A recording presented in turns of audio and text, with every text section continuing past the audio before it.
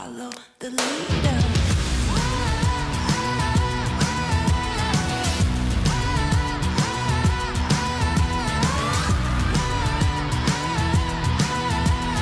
Hook, line, sinker, follow the leader. Bring you right there to the edge, make you sweat like you can never take the heat, but it's never too hot for me. I walk the walk, talk the talk, you know I'll never stop, 'cause I'm an animal.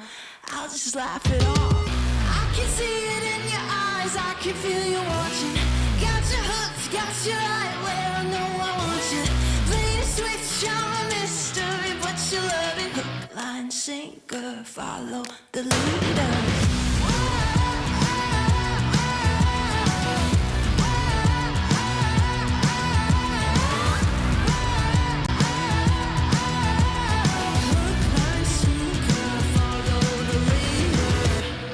Sitting pretty in the palm of my hand.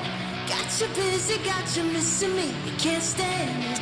Got you desperate, got you wondering where I'm at. If I'll call you again. Got you sitting pretty in the palm of my hand. Got you busy, got you missing me, you can't stand it. Got you tasting, got you wondering where I'm at. Hook, line, sinker, got that. I can see it in your eyes, I can feel you watching. Got your hooks, got you right where I know I want you. Play the switch, I'm a mystery, but you love it. Hook, line, sinker, follow the leader.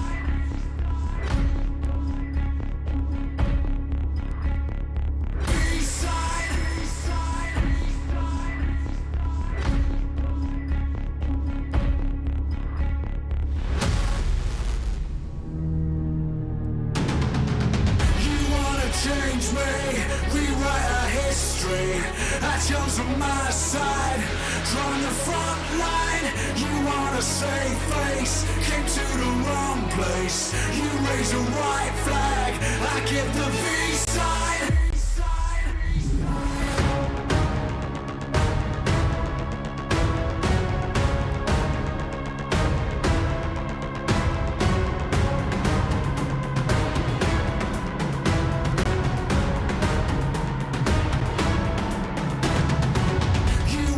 Change me, rewrite our history. I chose on my side, drawn the front line. You wanna save face, came to the wrong place. You raise a white flag, I give the peace sign.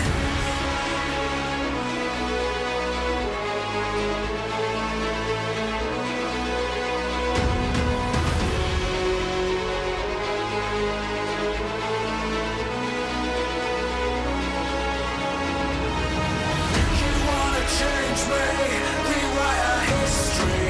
I chose on my side, drawn the front line. You wanna save face, came to the wrong place. You raise a white flag, I give the peace sign.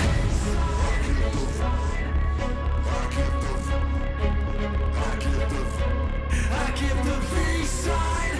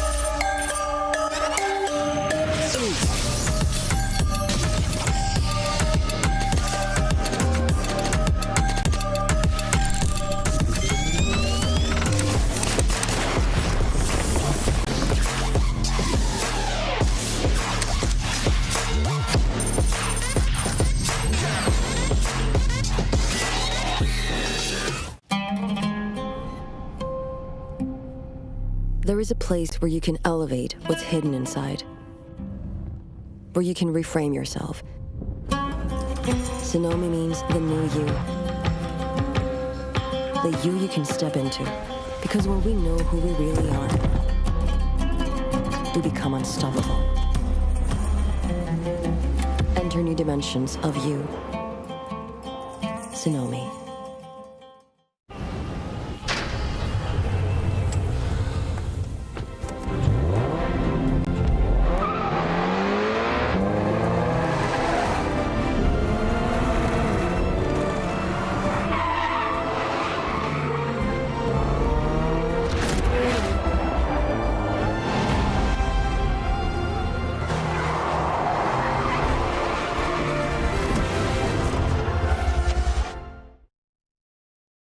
All new Honor Magic 5 Pro. Freeze even fleeting emotions in just milliseconds. Take marvelous night shots with lightning-fast exposure. The display reveals more details in bright areas with an astonishingly long battery life that just keeps going. The latest flagship chipset brings you exceptional performance. Unleash the power of magic. Honor Magic 5 Pro.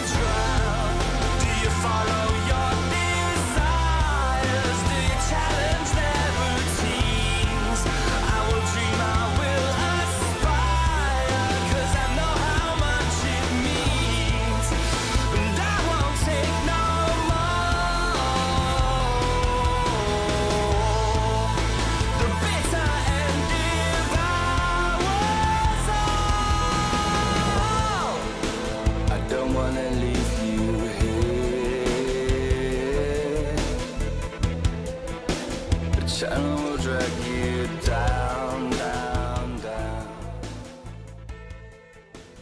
Living with vultures.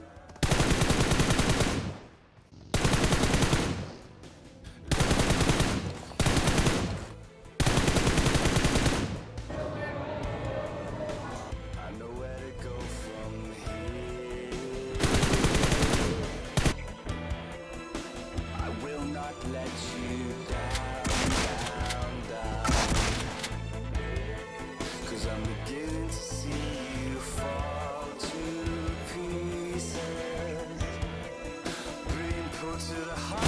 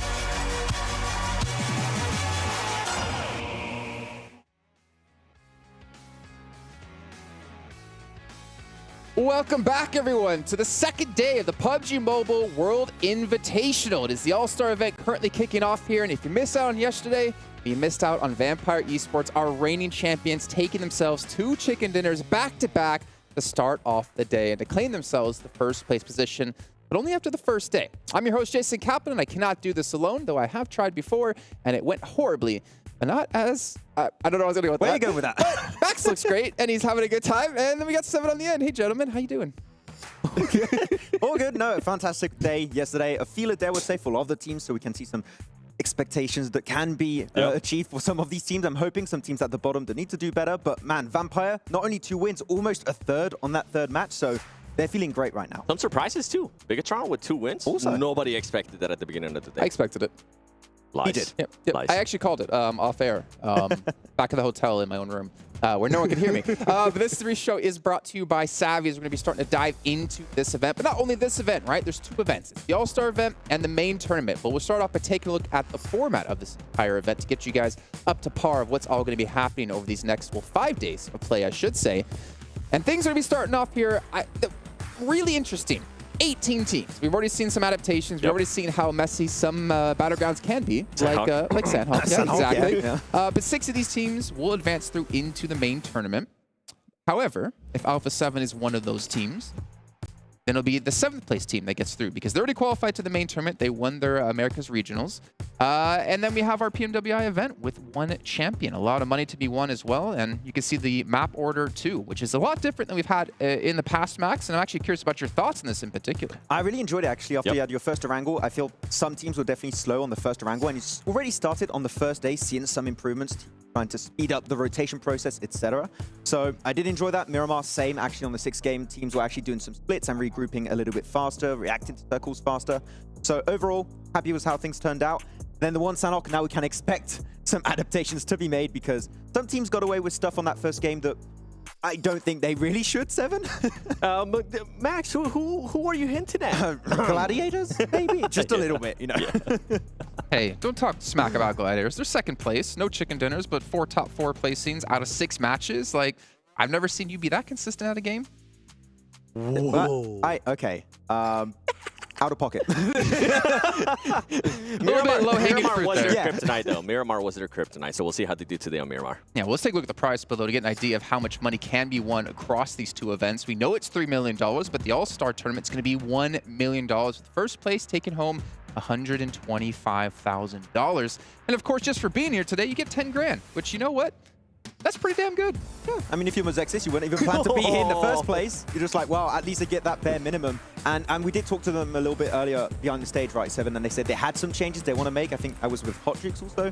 They want to make some big changes because first day didn't quite work out. But I mean, 10K minimum, that is not many tournaments that have that price point at the bottom. I mean, so for them, have. it was a team, right, that they didn't even know that they were going to be here until last week, so they have very little time to prepare. So hopefully now, with one day under their belt, they'll be able to come out and actually showcase what they're able to do. If not, they're going to continue to be there towards the bottom. And we'll dive into Mizex just a little bit after this as we take a look at the prize breakdown for our main event. It's $2 million, 400 grand for first place. Now, again, if you're at home using a calculator, obviously that does not add up to $2 million. But the important thing is that there's a lot of money to be won outside of that as well with our milestones, with our record breakers, which we'll get into when we get to the main event. It's not too big of a deal now because it's not relevant to the All-Star event.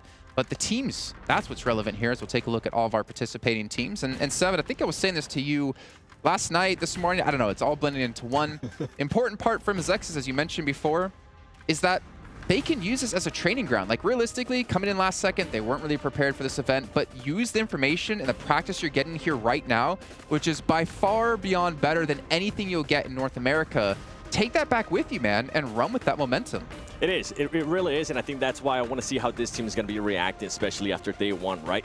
They were able to do some scrimmage, but not as much as they expected to. Actually, we got a chance to talk to Peralta, and he was like, you know what, man, I thought we were going to be able to scrim a little bit more. They didn't get a chance to do that, so maybe now after all those matches, after being able to VOD review, even though their coach is not here, so the players themselves actually have to do a lot of the VOD review, which is going to make it a little bit harder on them. I'm hoping that they're going to be able to adapt in a big, big way today. Yeah, I think we had some good fights from them actually on the Wrangle. I believe we had like a fight or two towards Millie Island and more specifically. So there is potential there. It's just I think they need to just kind of get a strategy to approach and adapt to all of these teams, which, as you said, not a lot of time to prepare. Hopefully the day of yesterday was like a glorified scrim for them, so they can bring that knowledge into today. Yeah, I think for me, looking at them, I don't necessarily care if they get super far into the matches. For me, it's more about like, can they contend in like the 4v4 battles against some of these teams? Because you're looking at some of these teams who are like the Lionel Messi of PUBG Mobile. Like, it's going to be very difficult for them to compete. But if they can, which we did see a little bit of, that's a good sign. Then they have to work on more of their macro play and the rotations. I feel like they need a little bit more confidence too. We saw it yesterday, especially. We saw some teams that just weren't confident, willing to take a fight. Yeah. Come to mind, iKURD. I mean, Miramar, you remember? We're looking at it, okay, just like, what really are they doing?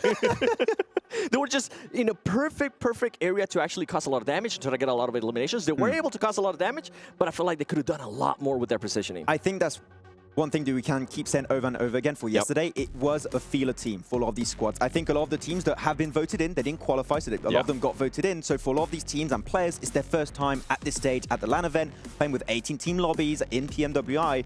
So that first day, teams are like, okay, this is what we have to do to be able to contend at the highest level in PUBG Mobile Esports. So yesterday, some teams might have struggled. I think that the leaderboards might be all over the place today. Then you have the defending PMGC champions STG, where they ended up performing really well. It's just a normal tournament, Seven. It's just a normal no, that's $3 million Vampire. tournament. Oh, sorry, I thought you were going on them. No, not yet. I want to see more of STG. I mean, the defending champions of the PMGC, yeah, they did get voted in. Yeah, they have had a bunch of excuses coming into this tournament. They're currently nowhere to be seen. I want to see more of it. Yeah, I mean, there's nothing really to add. It's just prove it on this second day, right, for STG. I mean, there were some things that were said in the spring season that didn't quite work out for them. Apparently, all the wounds have been healed, literally, for the team. So that right now, we need to see better from the current reigning world champions. Wounds. Always could be new ones. Never know. Yeah. I agree. Let's not jinx them. Definitely want to see more of. Let's take a look at our schedule to get you guys up to date with what will be coming your way today and, of course, over the next few days as well. So starting things off on Sandhawk, like we mentioned before, it's going to be the exact same map order every single day. So one Sandhawk into 3 Erangels into 2 Miramars. Now, obviously, this does allow teams to kind of get repeats, get extra reps in on the same battleground one after another, where in the past it would always be a different battleground after another. So it allows you to make those adaptations. And I guess even technically the tough part is if you have like a good match, or I guess maybe a bad match, like you You have the ability to just kind of rethink things, and then, okay, we're going back into Erangel. You don't have to think ahead to be like, okay, we're going to be going into Vikendi next, so let's prepare for Vikendi. It's no, let's just figure out what we did wrong and fix it for the next one. Yeah, and if you do well, just ride on that high, right? And which is what we saw from Vampire. Got himself a chicken dinner, got himself a second place right after. So if things are working out for you, you can just keep that ball rolling as you have multiple games of the same map in a row. Yeah, and then the opposite of that, right? We had Bigetron, first Erangel. I think they ended up 14th place. Second Erangel, they ended up 15th place. And on the third one, they finally got everything together, and they ended up with the first chicken dinner of the day. Okay. Well, we'll see if they can do it yet again today. But for you guys at home, we want to hear your thoughts about the show. So make sure you check out a link in chat and make sure you fill out that survey because we appreciate it so much. And Seven said to me, if you take a picture proving that you did actually take the survey, he's going to send you some UC and also follow you back on social media. Right, Seven? Yeah. How much UC are we talking here? Yeah, like one? One? Yeah, that's solid. You're such a gracious guy. 777. Well, That's more you should have said brand. 7 instead of 1, No. to be honest. 7's slow. But let's maybe turn our attention towards maybe some of the teams who had a insane start yesterday. We'll take a look at overall so you guys get an idea of how they did as well. We talked about Vampire placing first. Well, 78 points. I feel like, unfortunately, that doesn't do justice to how far ahead they were in the beginning. But then again, if you're going to maintain winning like they did throughout the entire day, it'd be very tough to hold that kind of level of play. Yeah, it could have very easily been 3 chicken dinners for them. And most importantly, they've gotten themselves top placements. We're talking top 5s on all different maps. They had that chicken dinner, of course, at the start on Sanhok, that first chicken dinner on the first Erangel, followed up by second place. And Miramar, they got themselves a 5th place with 5 eliminations, where they had some nice approaches to rotating in. That game 5 was a bit tough when it came to Circle for some of the squads, so I do like that they got plans for all of the maps that have been working to some extent. So I feel like it's just going to continue. It doesn't seem like a forced playstyle. It seems like something they're very used to, and they're just going to keep cruising for the All-Stars. Yeah, for me, I was looking at the second pitch. I saw Aton Esports. I actually got a chance to talk to them as well, and they were like, man, Bigetron was really causing some issues for us yesterday. We saw it, especially in Erangel, right? That we kept seeing some hot drops there that were willing to fight when the zone wasn't even near them. I'm hoping that they're going to be able to adapt, and they're going to be willing to make a decision. Do we want to continue to fight Bigetron early on, or do we maybe want to back away from a fight? Like we saw Gaimin Gladiators do yesterday against Alpha7. They lost a player early on, and they were like, you know what? We actually don't want to get into an ego fight right now. Let's just back up, and it ended up working out well for them. Okay, well, we are getting very close to kicking off our first match of the day, but I'm hearing we have Hot Jukes and Banks here for a quick little story to tell us.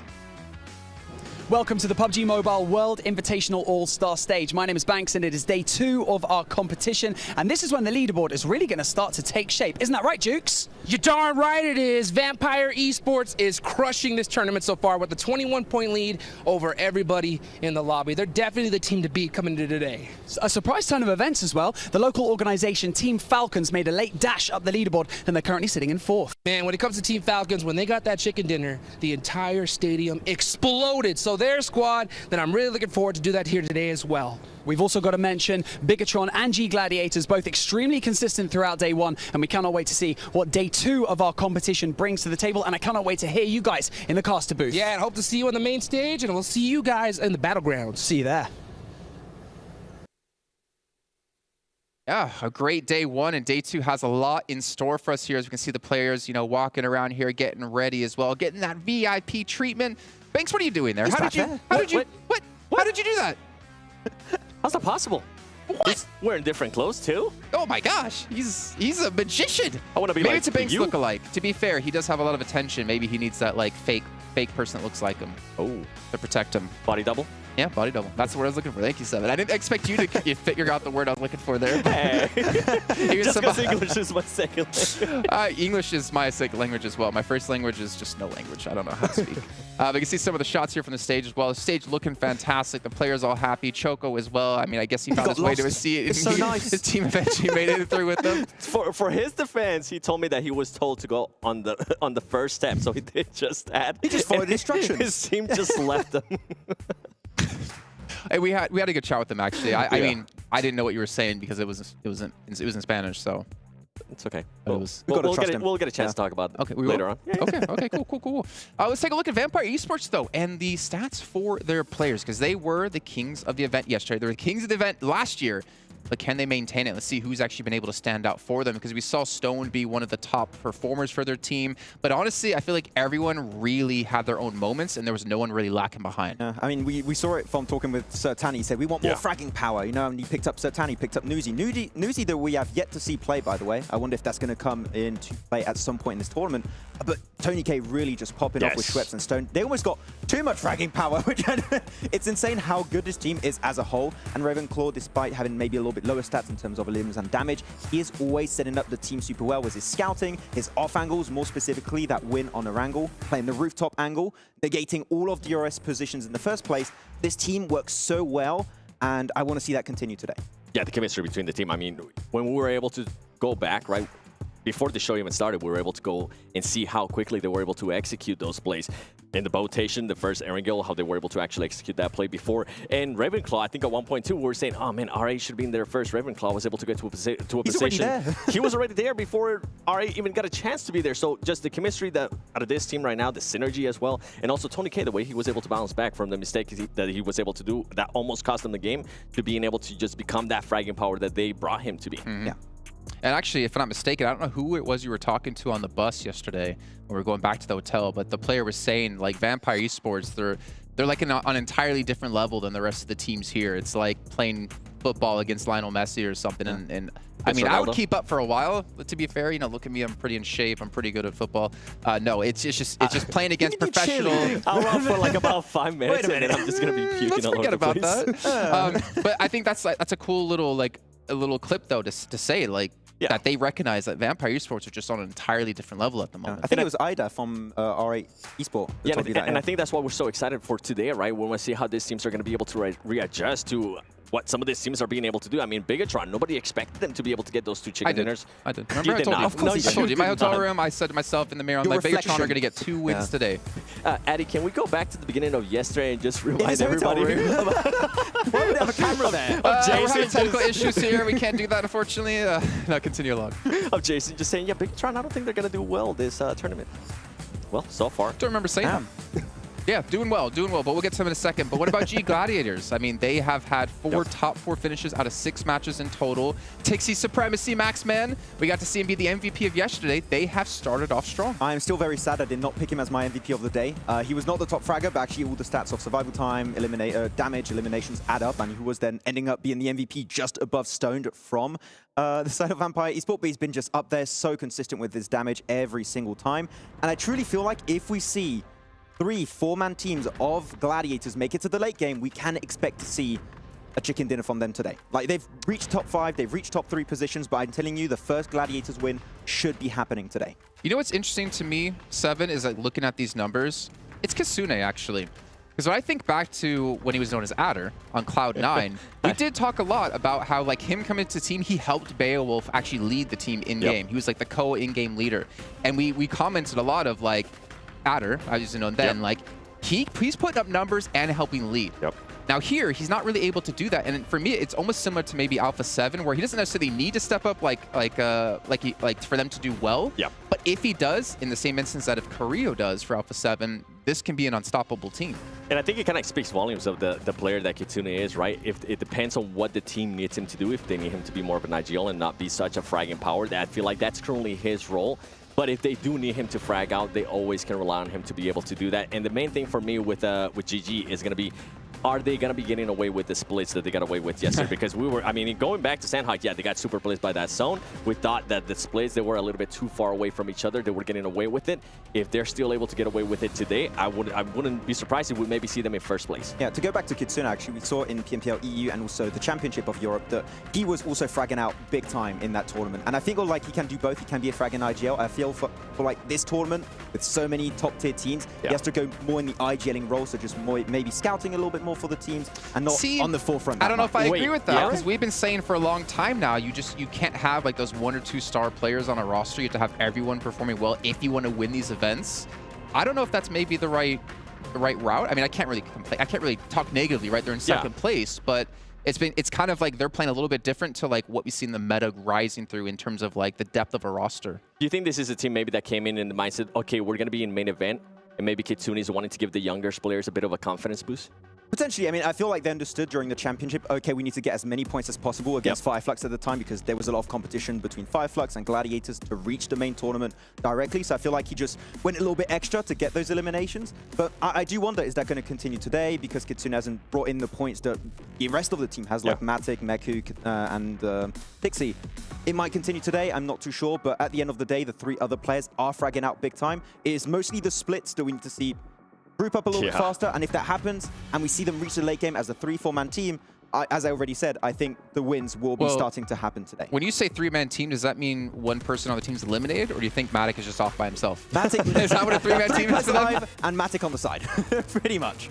That's what I say. When you guys were mentioning, like, yeah, you know, see if they can regroup quicker. I'm like, there's three things guaranteed in life: death, taxes, and Matic being off by himself. That's pretty true. much, yeah. Hey, it kind of worked out for them yesterday at some points, though. Versus Vampire, actually, you got a lot of extra information and nice angles, but sometimes when you're split like that and you're only doing a solo split, if you get knocked, you're done. Yeah, and if we're expecting this team to be in the main event, they're not going to be getting away with that with some of the teams that we got coming in. Yeah. Let's take a look at the 2 heavy hitters for the rosters, right? We have Tixie coming in from G Gladiators, and we have Stone coming in from Vampire Esports, and a little head-to-head here. Now, Tixie obviously going to be leading quite a bit in damage, but I feel like the comparison also extends to, like, Vampire. I think everyone is, like, putting up damage, putting up the limbs, and then for G Gladiators, obviously we have Tixie kind of behind.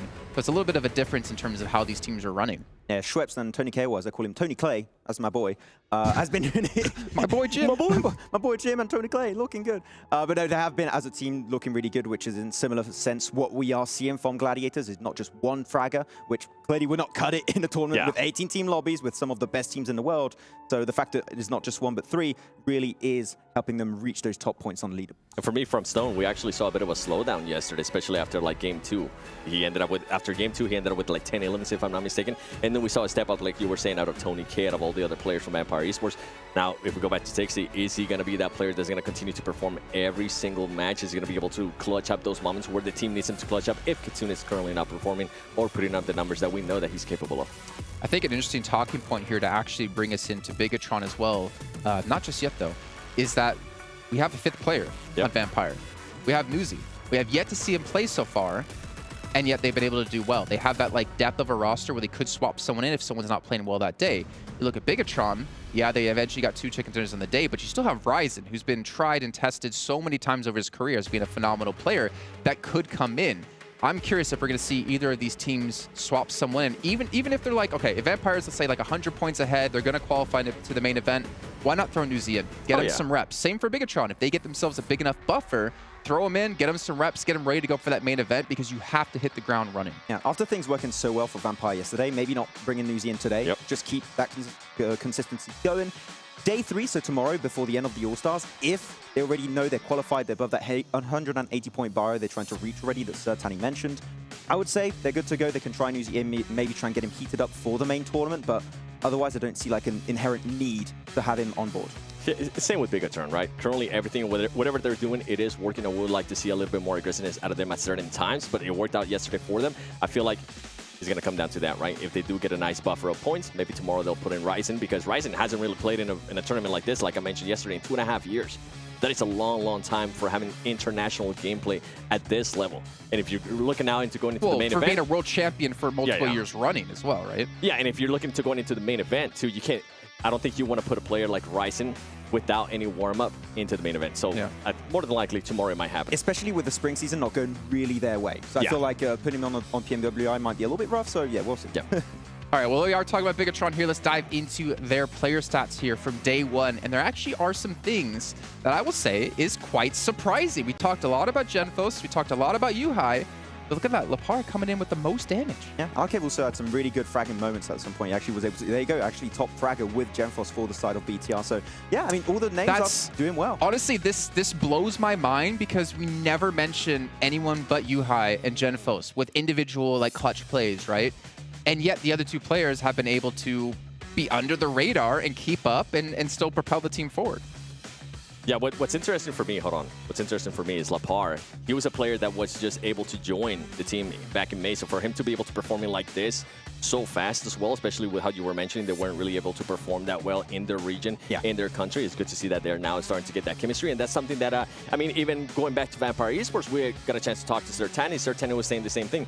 It took the two new players a little bit of time to get into the groove. They ended up winning now their PMPL in Thailand. And now we're seeing what they're able to do here in the PMWI. So maybe it's a little bit of giving Bigetron and the new players more time to adjust. And that might be one of the reasons, too, why they're currently not playing Ryzen. It's what we mentioned on the pre-show yesterday, actually. Like, on paper, this team is good. We need to see that synergy start to build. And we actually saw that on the last few games of yesterday. So I want to see that continue. And if the synergy keeps growing at this rate, who knows? Top 6, they can remain up there and maybe actually reach the main tournament and play with Alter Ego. That'll be fun. Fun, or it's going to be a bloodbath. Probably that too. Yeah. Probably that, yeah. Well, things are heating up here in Saudi Arabia. We're going to take a quick little break here to get things ready to go for our first match. And we'll see you guys in just a few.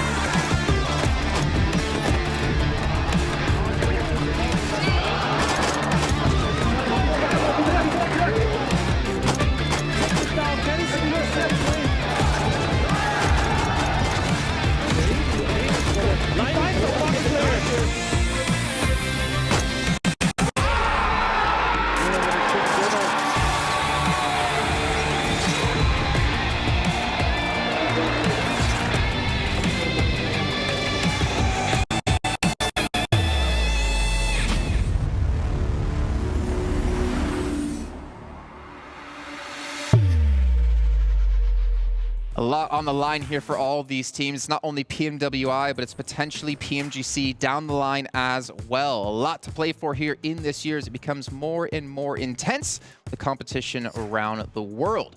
But gentlemen, as we get closer to our first match here of day 2, it's time to take our attention towards maybe a player to watch, maybe someone we're really going to focus on here to see what they can and can't do for their team.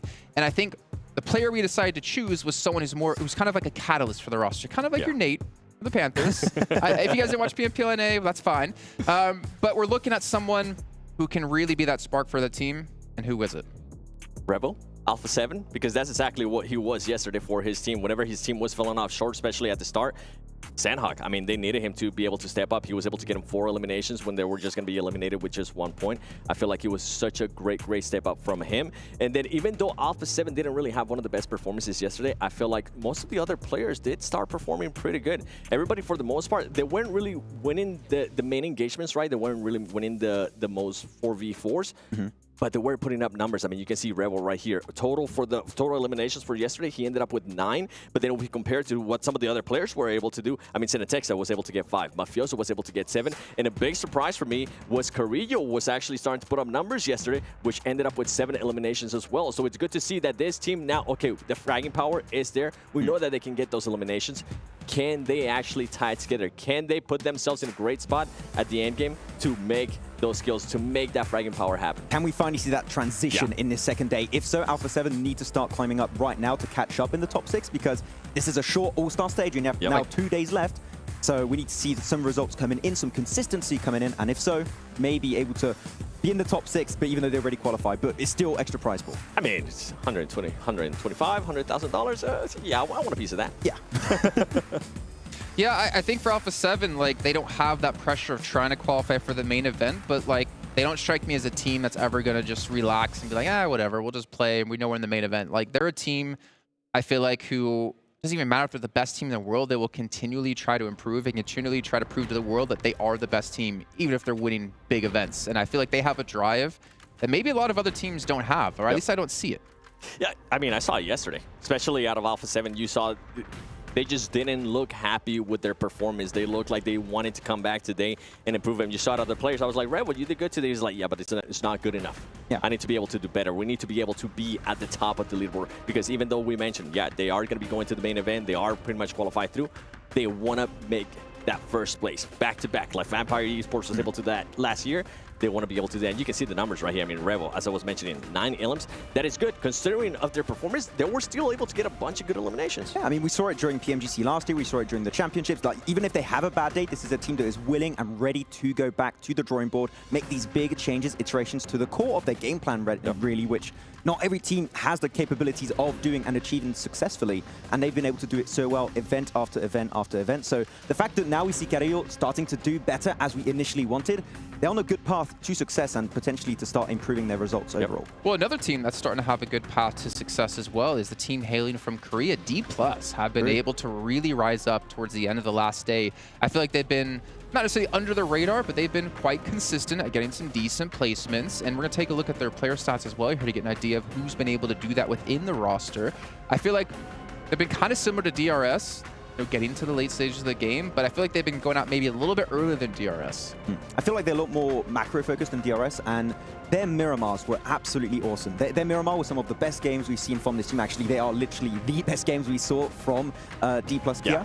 I want to see that transition into Sanhok potentially, even though it's only one game, but mainly Erangel. If we start seeing D+ Kia getting good, consistent points on Erangel, I'm going to be completely sold on their performances. Because we've seen last year's PMWI, what the team and the players can do.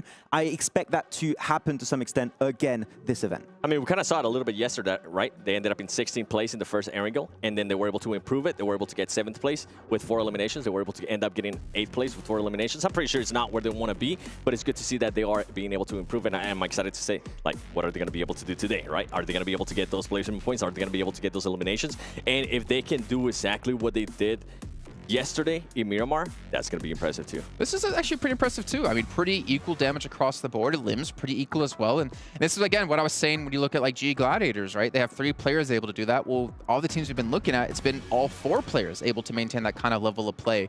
So that's actually kind of interesting to see that maybe it's off the back of Tixi right now that they've been able to, at least in G Gladiators' case, be up this high. But, you know, D+, I'm happy to see them. I talked about, for me, one of the most improved regions is going to be Korea and Japan, and I think we're seeing it yet again. Yeah, and I think one of the first teams that started to build the DBS meta last year. They were like, oh, they're playing the DBS, this is original, and then everyone started playing the DBS, so they kind of set like the march for the teams and like the meta shift. But Forrest in particular, one of my favorite players of the region, doing a little bit slow right now, but that's fine. I expect him to do better. He had some great moments at the end of yesterday on Miramar, as we already stated. So Forrest is going to keep doing better. Seidan had some great clutch individual moments. So yeah, D+ Kia, I feel like they went back to make some iterations for Erangel more specifically. And today we can hope to see even better and stronger results. Okay, well, what about DRS? We just kind of compared them and D+ a bit. Was it you or was it someone else when they got on the bus yesterday to head back to the hotel? Someone was saying, like, get more eliminations or something like that to them. I think it was me. I don't think it was that you? you, Seven? You're smiling right now. Is that you? It might have been. It might have been. I mean, just because it was one of those teams that we wanted to see more eliminations out of them. They ended up with the 2nd place finish going into the first Erangel, but it was only 4 eliminations. And yeah, it's only 4, but we know that they were able to maybe do more. I mean, remember, Sem9. They decided to back off from Sem9 when they would have been able to commit because Vampire Esports was starting to third-party Sem9. They decided not to do that. They decided to back off. He ended up, they ended up giving them the 2nd place finish, but they could have ended up with maybe 4 more eliminations, bringing up that tally. I think they're still trying to find their footing. They went for very macro-focused play that we mentioned quite a few times yesterday, right, Seven? And at the end of the day, they were trying to be more elimination-focused. They were going for breaches, trying to defend their compounds from time to time. I want to see if that's going to be transitioning once again today. If they can find that perfect like marriage of elimination points and of course of placement points, that could be looking really strong. It could be indeed. It's gonna be interesting for them because I feel like they're kind of similar to G Gladiators where they get to the late stages, but then they just can't back it up with eliminations. And we saw there, right? Just one player able to really rise up and get the double digits. And this is kind of what I was hinting at with Alpha7. If they can just get to that end game, if they can just stop dying so early on, because we saw the average survival time for all the Alpha7 players, and it was about the same time. It was about 18 minutes and 40-something seconds, which was quite different to what we saw from G Gladiators, right? It was all over the place with the players and their average survival time. If they can keep their playstyle of playing super passive early game and just trying to maneuver their way through all the teams, all the different compounds that are occupied hide. And then when you get to that late game and you have to start taking fights, that is the tipping point I want to see from DRS. I mean, you mentioned it on Sem 9. If we just see them go for that push and they beat Sem 9, I think they win the entire game. So if we start seeing them being more aggressive at the late stage, they can get some wins. They need to have that confidence. Exactly. Yeah. Okay, well, gentlemen, thank you so much for your inputs here as we did start off the show. Brought to you by Savvy for our pre-show. But we are going to be heading to our break, and I promise you that when we get back, we're going to have our sweet opening ceremony, see all the teams come onto the stage. We'll be kicking off our first match of the day. And if I'm wrong, Max will shave his eyebrows. See you soon. No. Nice.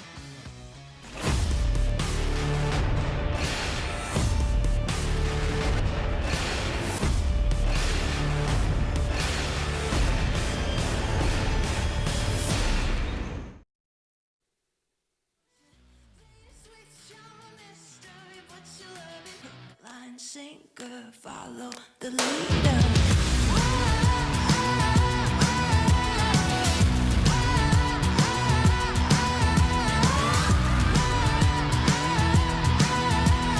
Hook, line, sinker, follow the leader. Bring you right there to the edge, make you sweat like you can never take the heat, but it's never too hot for me. I walk the walk, talk the talk, you know I'll never stop, 'cause I'm an animal. I'll just laugh it off. I can see it in your eyes, I can feel you watching. Got you hooked, got you right where I know I want you. Play the switch, I'm a mystery, but you love it. Hook, line, sinker, follow the leader.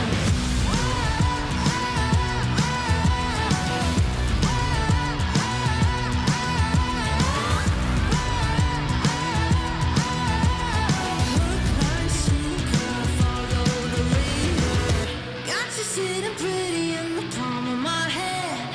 Got you busy, got you missing me, you can't stand it. Got you desperate, got you wondering where I'm at. If I'll call you again. Got you sitting pretty in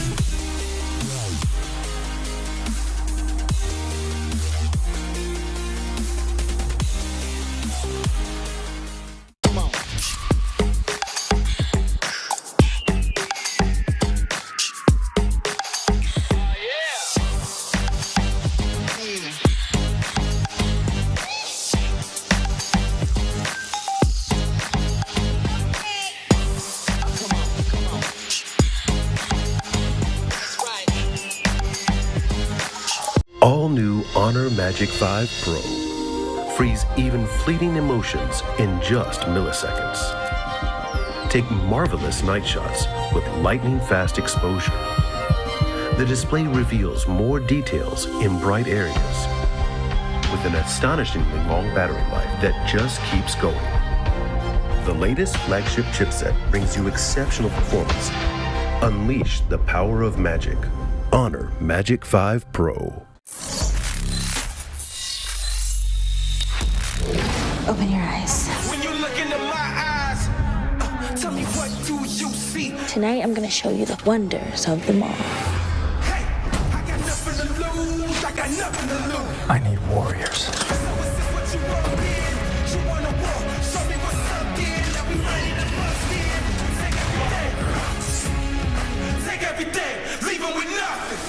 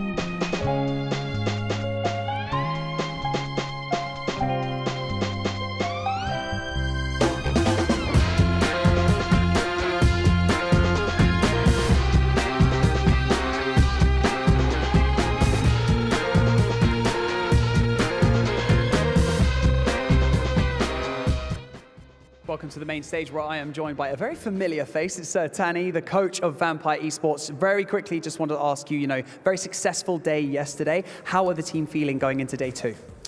Yeah, I think they can make us more confidence because just as I told you guys yesterday is when we unlocked the chicken dinner earlier, that make more confidence to us because it's, everything can happen in the offline tournament. So if you have a good start, it will be good on the tournament.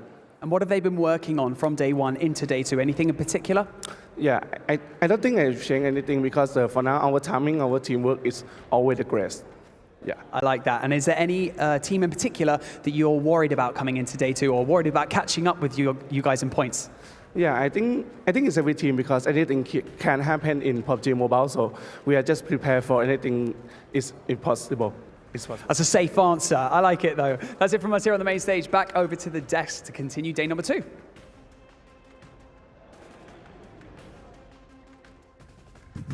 That you could tell he's media trained.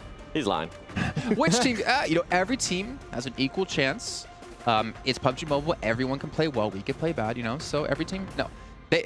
Come on, Sir Tani. Be a little bit more confident than that. We know you are. At least he's not saying like, which is your biggest rivals? Ourselves. At least he doesn't go that direction. At least he has saying that there are some opponents on the battlegrounds. What's your biggest weakness? Just losing. Just dying early. Just not getting points. Yeah. Okay, well, as you can see, Max Ben still has his eyebrows now, but we do have some trimmers here in the studio. And Max Ben, for the sake of entertainment, which one do you want to go for, right or left? None. Wait, can we do a line? Yes. Can we do a line? You want a Korea line? Like the notch? Yeah. Negotiable. if Alpha7 gets a win today. No, wait, no, that's your team. No. Okay, which team? I've never heard him say no so fast. No. Which team? Which team? He's the same as X. I have never been more of a Mazexis fanboy than I am right now. Mazexis, you got 6 matches today to do it. And if you do, a notch in the eyebrow. I'm about to go coach them. Okay. I'll be right back. Okay, we want them to do well 7, so maybe you shouldn't. I'll actually do it. As you can see, we got about 8 seconds left until we head onto the stage to kick off our day. It's day 2 of the All-Star event here at PMWI live from Saudi Arabia. And let's get things going.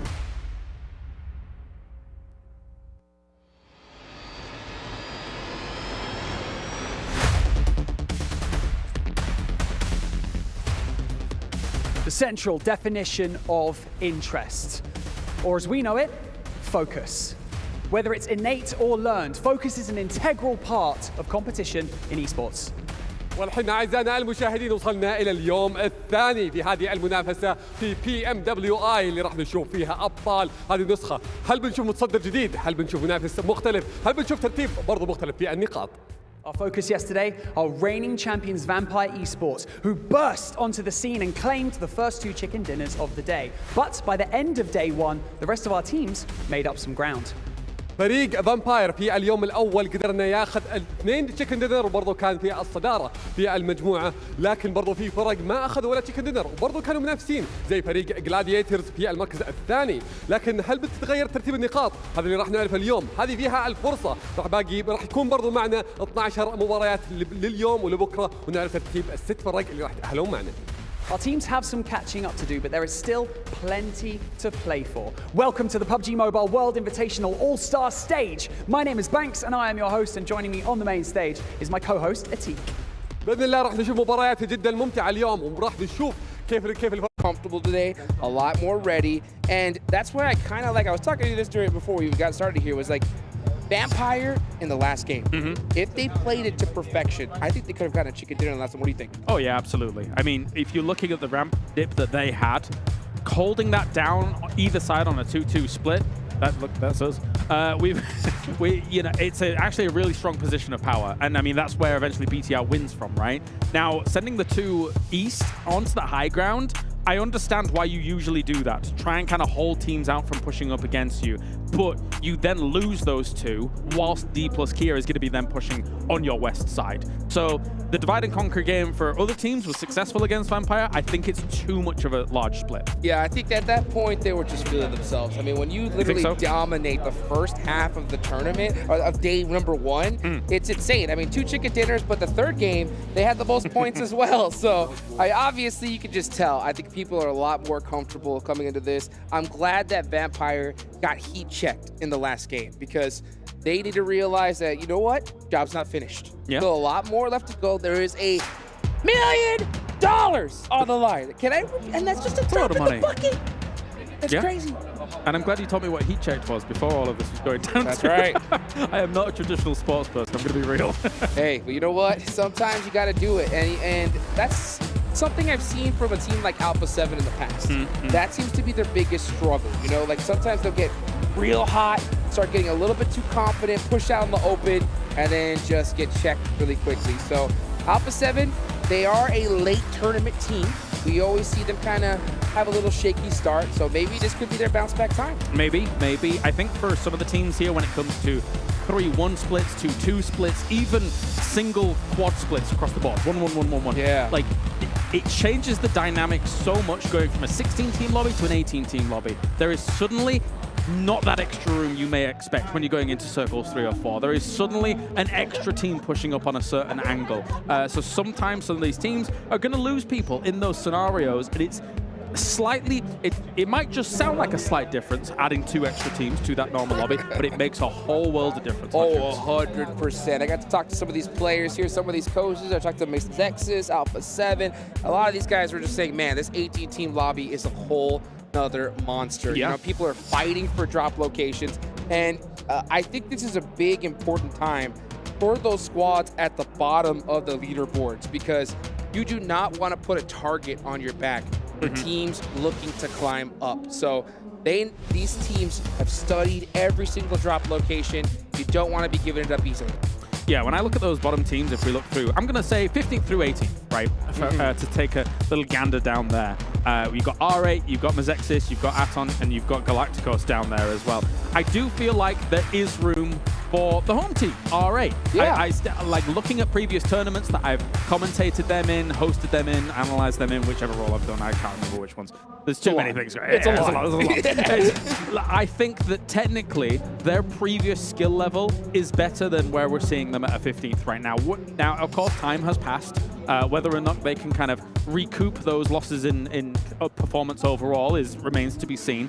But I've seen the potential in the past, so I'm hoping that maybe there's a bump up here today. And you know what? There has to be, because it is crazy the difference in prize pool as we go up to every single level. I mean, you talk about like just a difference from, you know, 6th place, 7th. It's like you get an extra 10 grand each way up, and of course, $140,000 for first place. Yeah. That is huge. Not to mention, of course, maybe even that good ticket to PMGC. That's going to be the goal at the end of the stage, but we're here right now. So hopefully we see that bounce back, because the last thing I want to see is at the end of this tournament, squads that have been struggling, now that they have nothing to lose, finally start playing like themselves, and then we just see them pop off. And of course, that first hurdle that they've got to overcome is Sandhawk. As we're getting geared up to that, you could see everybody in the lobby just waiting for the game to begin to get things raring to go. Yesterday, our Sandhawk produced a Northwest Island finish. We saw, of course, currently is in second place, Gladiators holding high ground, but a very wide split, and not really attaining huge amounts for it. Like a 4th place with technically 9 eliminations is decent. But when you hold that high ground on that Northwest Island, oftentimes you think to yourself, we've got this. When you get a circle coming up the other way, you feel to yourself, we've got this. But they didn't have it. Right? Yeah, I mean, that's literally a dream scenario if you're a team that drops in that location, because if that zone goes there, you know you're going to get some points on the board. But at the same time, you know, when you have that high ground, it's so hard to give up. You know, you're like, oh, I want those eliminations. But that's why I kind of like Vampire's drop location, because they were so... Ruins? They were so quick to drop in Ruins. Once they saw that zone pop, boom, straight up the bridge, and they were able to go ahead and pull a chicken dinner out there. If I recall correctly as well, it's also Falcon's kind of contested drop spot over by Ruins. I mean, whether or not we see that kind of go down again, obviously we've seen it in scrims, we've seen it multiple times. And Ruins is one of the hardest hot drop locations in all of Sanhok. Reason being is because you have loot straight away out on the outside, on the ruins as you hit. And we've seen multiple times Vampire's been able to get DBSs straight away, bang, bang, bang. Oh my days. Unfortunately, Falcons is then down to 2 players. And when you have a hot drop like that that can end your game in literally 20 seconds, it's a little demoralizing. Oh, yeah. I mean, that DBS has just really changed the game here. Once you hear that kuchung, kuchung, you better keep your eye out. And, you know, once talk about hot drops, boot camp. We had a hot drop there as well. FaZe Clan suffered a little bit there. In that scenario, I think they lost 3 players right off the bat. And hopefully we see them either decide to share boot camp or maybe even pick another location. Do you think we will actually see a team decide a different drop spot here in day number 2? I think they'll still keep challenging. The thing is, for teams on Sanhok especially, when it comes to boot camp, they do see it as a high-value location, right? It's very central. Technically, it gives you great opportunities to move to the other islands whenever you need to. A lot of loot, too. Yeah, a lot of loot, a lot of loot. Lobster building, great stuff. Yeah, I mean, that's where we usually see the battles truly go down on boot camp. But I don't like the hot drop. Yeah. Because oftentimes, I mean, I think usually we're, in scrims at least, we did see FaZe doing pretty well there. But with an 18-team lobby in Sanhok, which, by the way, 18 teams on Sanhok is oppressive. It's almost a suffocating feeling. Teams will hear that fight pretty swiftly and then come over and get you for the eliminations. We saw that a lot of times, teams just constantly rolling into boot camp. So you've got to, if you're going to take a fight in boot camp, you better finish it quick and then Scarpa, get out of there. Absolutely. You got to have that internal timer, just instantly get off, because after just that, once that, you know, it's about 45 seconds, that third party's coming in hot. Oh, yeah. So that's definitely something to consider. And honestly, let's talk about this, right? What do you feel are the advantages for Vampire coming into today with such a lead? You know, I think one of them I'm going to say off the rip is that when you do have that lead, you want to avoid those hot drops. You don't want to lose people earlier on. But sometimes when you're the top team in the lobby, a lot of teams are like, hey, let's not hot drop these guys because these guys are crushing it right now. We don't want to lose players earlier on. And that could help them in the long run of this tournament. So without knowing the full internal dynamic, I think that the way in which Ravenclaw is probably passing on information to the rest at present is very strong. Looking at how he's moving and looking at kind of the angles he's taking in order to be able to feed that down.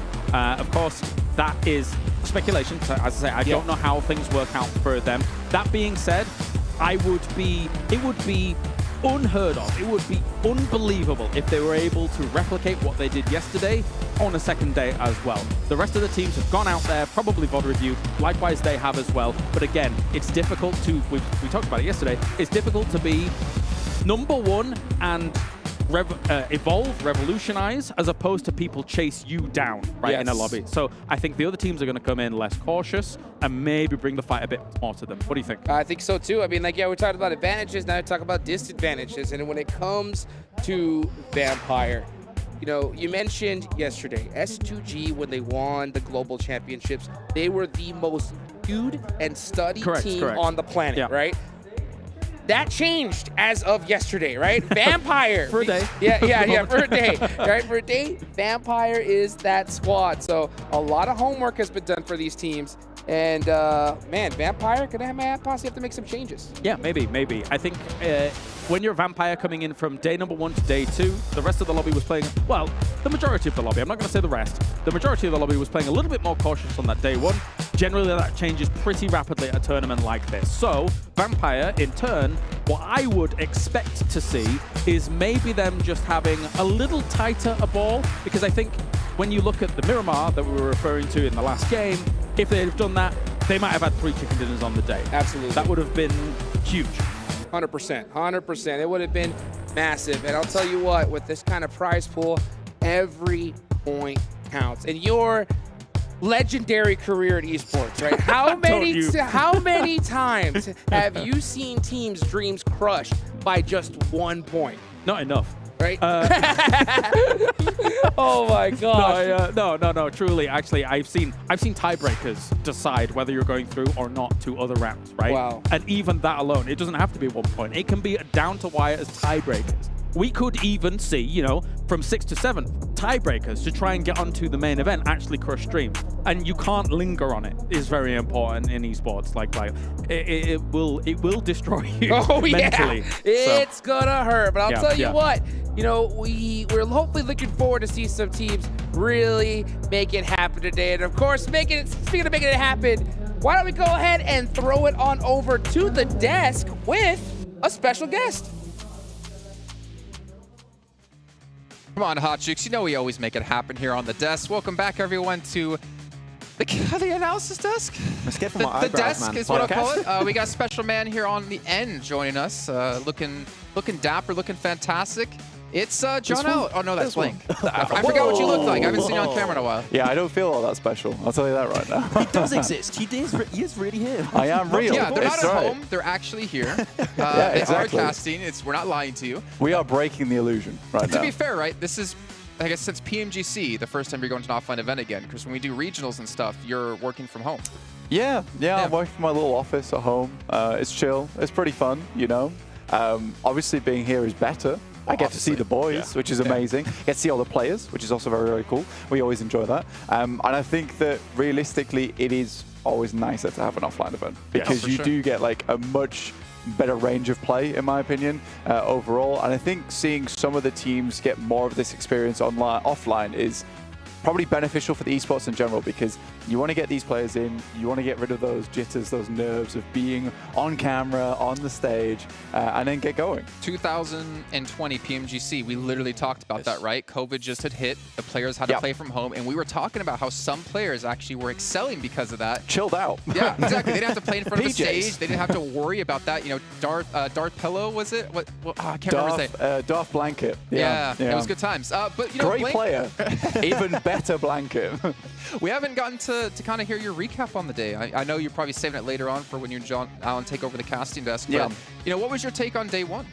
I think my take on day one is that Vampires did way better than I thought they were going to do, honestly. And Tony K in particular did way better than I thought he was going to do. I thought he was going to come into the team and he was going to be a great addition.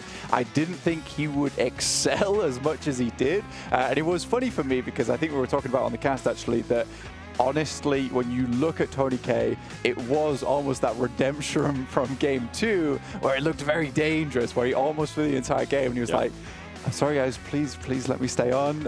Don't pull a newsie on me, don't put me on the bench, please. For the love of God. Too soon. Yeah, I know, maybe too soon, But I think that what they have right now, this is a good question to ask, right? Is I don't know if Seven, you particularly think that, do they need to bring in newsie at this point? I think that with Ravenclaw, Stone, as well as Tony K, it's just a great roster overall. I think they've got every little bit of the piece that they need for a fantastic finish. Yeah, I think with the way they're going right now, I would rather them just keep the roster the way they have it right now, build that point cushion, and then going into tomorrow, maybe put them in, give them some experience, because if they continue to perform this well, if they continue to perform this well, they are going to be going to the main event, and you want to have your sub at least have some experience here, at least have some warm-up games. Or just cut him. Don't let him play. So to be fair, right, like we did discuss that earlier on, right? We did compare Newsy and Ryzen right now. Bigetron, looking good, but they do have that 5th player that if anyone's not performing well on that day, they could sub him in. I'm actually curious, Blank, let's hear your thoughts on like a 5-man roster, but like a viable 5-man roster, not just like someone you put on the list just so they can go to Liquipedia and be like, you see, I played in this Not event. just a coach, just put like as a sub player. Not just like Max at the PMCO. Oh my! I love that. Bang, bang, bang. You know, you're all dropping the jokes on me. I mean, look, let me go to the original question first. Is what I think of an actual 5-man roster, and I think a 5-man roster is really good. You think you take a team like Nexus from Europe in particular. They've got a 5-man roster at the moment. They switch people in and out from that roster, and I think it really helped them in the long run kind of build up to what they were looking for in the finals. And I do think that if you have a player like Octavian, for instance, bit of a streaky player at times, doesn't really turn on until the end of the tournaments a lot. It's great to give him a little bit of a break and let him come in feeling refreshed when you really need it, when you need that clutch factor. I think it's less ideal taking out your main fraggers. So for instance, if we're talking about Vampires, you wouldn't particularly take out Stoned because he is just overall a very consistent player they need as that initiator into a lot of those compounds, a lot of those buildings. But having a 5-man roster, I think it does give you a lot of flexibility in these games of how you want to play things out. Say you just want to skip out on a Sandhawk, one of your players, they've really played out their mind, Tony K, you can just let him step out, maybe get a Newsy in. And I do think if we come back to Newsy, he was a great player back in the day. When he played on Infinity, he was one of their star players, right? I think when they played from that northern edge, he really definitely dominated in that play style. And I think that, you know, maybe if we come back to that edge play style, maybe we will see Newsy. If they make it to main tournament, I think Newsy will be really good there. Right now with 18 teams in the lobby, it's not easy to play that edge. After especially their success of yesterday, it's not like there's a need to change something. So far, if it ain't broke, don't fix it. And I feel like that's the case for them. BTR2 had some good success yesterday, so Ryzen also doesn't really have to be brought in unless they fall off significantly today. It might remain like this. I would like to see Newsy come in and see him how he would react if he has to support, because we saw what happened with Tony K, right? What happens if Newsy actually can support even better than Tony K and still put up the fragging power? That would be super interesting to see, actually. Is it going to happen, though? We don't know. Big question mark. But if it does happen and he can actually kind of perform the same way as teammates have, then that roster is even more scary, because 6 games on a day, that's quite a lot. Leaving a break period for some of the players throughout a day can actually be really impactful for a squad. And if anybody's having a bad day, I mean, you can always try to replace him with one of the other players. I mean, that is the benefits of the first, right? Well, see, I think there's one thing that you guys aren't not really taking into consideration, though, when you come into these 5-man rosters or 6, whatever, how many people on a roster, is that there's a lot of interrelational stuff that can break down. So let's just say we're a 4-man squad, right? You got Kalaris, who's the 5th man on our team. If he's not being put into games, is he going to become salty? Is he going to become angry that he's not getting game time in? Is that going to affect the team? Is he going to just leave the roster and find somewhere else? Or is he going to be an asset to the team to be there, act as an analyst, be there with the coach? In between matches, go talk to me, like, hey, I noticed in this rotation you're doing things wrong, or hey, these teams, because he can watch the whole game from the arena or something, these teams are doing this, be careful. I think it depends on the mindset and the mentality of that 5th player, if they want to be an asset to a team or if they only want to be a star. Do they want their team to win, or do they want themselves to win? I think that's crucial. Comes down to their ego too. Yeah, for sure, man. I think, you know, having that 5th player who's actually able to be an asset to the team, as you said, it's a great way to place it, right? You know, they can actually come in, help out behind the scenes. And I think that if you're on a team, sorry I keep coming back to Vampire, but it's just because they are doing so well in this tournament. It's a lot easier to have that mindset when you're absolutely murdering over on the tournament, right? That's the big thing, Jason. And I think that if you're lower down, having a 5th-man roster, it's not so easy to be that guy. You probably do want to try and play because maybe you can do better. Yeah, and obviously, like you're saying, like different tiers of play, right? Your top team, I mean, I'm not gonna lie, I'm the type of person that I would be, you know, I would help them out. I don't care about being the 5th man on the team. I don't care about playing. If our team's winning, my name's in there in the banner. I'm getting to celebrate. And more importantly, I'm getting my cut of the prize pool. Exactly. I'm more than happy to be and there. You're chilling. And you're chilling. But what if the player feels like they are currently hitting their peak and they're not getting that game time? And the one I'm referring to is maybe Ryzen. Ryzen comes back after 2.5 years. He's now not getting game time. He's like, okay, maybe I start looking at some of the other teams. You know what? Lexi and Suxy in that new team, they just won that PMPL Indonesia. Do I maybe want to go reunite with them? Do I want to try to something out? It's funny you say that as well, because I do think that right now, although BTR are doing quite well, I think they are missing a star player on the team. Yes. I think Gemfos has done a really, really good job to make himself seem like the star player on the team, but he never was playing that role in the first place. He was always playing a very good support backstop role. The fact that he can look so good in BTR right now is a real testament to how good he is as a player, but I think he still needs someone to support. I think Luxi and Zuxi maybe last year, they were a little bit wild to even try and support in the first place. Gemfos was really pulled very thin. It just stretch Armstrong between both those players, trying to figure out who he wanted to support in which case. But I think if you've got Ryzen, he's a very easy player to follow. So I do wonder if BTR will pull him back onto the stage, because I think it will be quite important. Yeah, apparently there's some discussions with the coach. Apparently it's been a topic that has been discussed, so I wonder if that's going to be changing eventually. I hope so. But Ryzen, as you said, very easy player to follow, so I there's a lot of question marks. We don't really know what's happening inside the mind of the coach because he's the one for BTR that makes the decisions. But no talking for you. They can take it away. When you're talking about star player in BTR, and I feel like the one that everybody's expected to is not even GenFoss, is actually Yuhai with the performance he was able to put up last year, right? Yeah. Being able to come back to the team. But he's truly not showing that star power just yet. So I wonder if maybe by the end of this tournament, he will be the deciding factor, be like, okay, you know what, Yuhai, maybe we're going to start building up that team around you and bringing you what you want to have. And then that's when Ryzen, that's when Ryzen ends up maybe end up leaving. Yuhai was on Secret, right? If I'm not mistaken. Yeah, back on Team Secret. And then he went to BTR. Yep. Went to BTR. We looked at BTR back then. We're like, wow, they picked up like a really heavy fragger, but he didn't really. I don't know if he was allowed to play that role or if he had to like switch things up. But he. Go ahead. Well, you're ready. You know, it's actually really interesting for instance, because I kind of wanted to get into that topic as well, is that he got brought onto the tier, and I think it was a very, very turbulent time for BTR. They were struggling when it came to tournaments, and I think the reason you don't see Yuhai performing maybe his highest right now is that guy must be so burnt out from last year. He must be so burnt out from last year. There's time and time again where Yuhai was really carrying the show for BTR. And I think you come into this PMWI, finally there's been some roster changes, and I think he's most likely happy about this because there's going to be a rebuild. And I think that GenForce and both Yuhai man now, because he's the man of the lobby, they're a great foundation. They're a really, really good foundation. I think they can only build up from here. The Flame is a really, really good coach, and I'm sure he can do good things in the future for them. Ever since Michael Boy left, BTR has been like, they had a little bit of a rough time to really get that roster. And now that Yuhai has got this entirely new roster, he's been able to shine a lot more, especially alongside GenForce. There's been more of like a back support player. So this roster's been working out great so far. Everyone is bringing somewhat of the heat. And so far, I would say this is the strongest iteration we've had of a BTR roster in a long, long time, actually. And you gotta remember, I mean, with Yuhai, he was part of the Geek Fam, right? He was loaned out to Geek Fam. He was able to perform really, really well. And then when they decided to actually bring him in, that's when the Twins were like, you know what? I think it's time to move. And now Yuhai is currently in that place. And not only have they actually had those switches within just the roster, they have actually ended up switching the coach. LaFlame is actually no longer in BTR. He's now with Luxy and Suxy. So I feel like it's just the team now is starting to readjust. And I'm hoping that at some point here, Yuhai steps up to the plate. Yuhai steps up and actually shows what he is capable of. And the reason why they brought him back, the reason why they were like, everybody at Geek Fam was like, wow, how did Bigetron allow him to go to another team when they weren't really performing the way they needed them to? The amount of times we like saw a roster change in BTR and we're like, that's it. BTR, they're going to be back to the old power. Every single time they have roster changes, it seems to be like the mindset we go to, which to be fair, you kind of expected.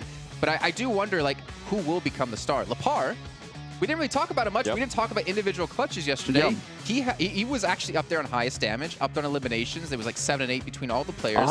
He's gone under the radar quite a bit, but I kind of wonder, is he going to be... Is that like his maybe like mode in the team, or is anyone going to step up to be like the new star of the team like the Twins used to be? Yeah, I think it's difficult because when you see Lepar as a player, you doesn't have that like big name behind him, right? You've got Yuhai as well as GenForce, been around the scene a long time. Lepar, on the other hand, we've not really heard too much out of him, and I think he's definitely gone under my radar. But after yesterday, definitely taking a better look at him, really, because he has put up some really good performances to keep them in the running of this tournament, which is not easy in All-Stars. There is some great teams here, but there has also been some really questionable plays, in my opinion. I think that when you look at it, I think most of that does come from the 18-team lobby, but I am finding a lot more often that I think a lot of these coaches and a lot of these analysts have the same idea. We're seeing very similar rotations from a lot of teams, all trying to sneak in behind a lot of these other squads through the blue. And we had massive traffic jams yesterday. So I think if you're an analyst, you were kind of scrambling. After yesterday's games, you were looking, how can we switch up some of these rotations? How can we figure out to get to a different side of the map? I think Alpha7 did it really well, but their execution in the late game was very poor. But I will say that they definitely had some of the better early game rotations. If you looked back on yesterday, you know, from minute 1 to minute 15, you'd be like, Alpha7's a great team, guys. Let's just ignore the rest of those other 15 minutes because they really were making some of these standout rotations, and no one else was really doing that. I think people could definitely learn from Alpha7, despite them maybe not having that scoring to back it up. Well, that's why you put Revo as a player to watch, right? Like, we talk about you know, sparks within a team, who can really rise up the roster and get them going, and we saw Revo as being one of those players. We did, and I mean, not only Revo, I was impressed at what Korea was able to do, something that you and I have been keeping an eye on for the longest time, especially after Americas. We're like, this is not the Korea we expect to see. The Korea in Loops was like, he was like the stone. I don't know what you want to call him. Like, he was the star player in that roster, and he was you say like dragging him down.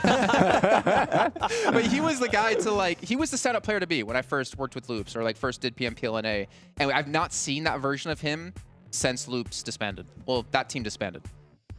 I think he's got with a roster now with just so many star players that it's kind of hard to stand out a lot more, and you have these other players that kind of had.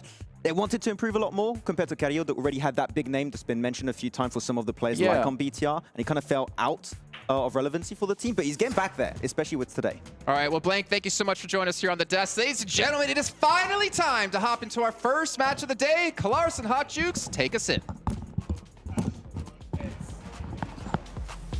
And so we begin. Let's get it going, everybody. It is Sandhawk, the PUBG Mobile World Invitational All-Star Group Stage.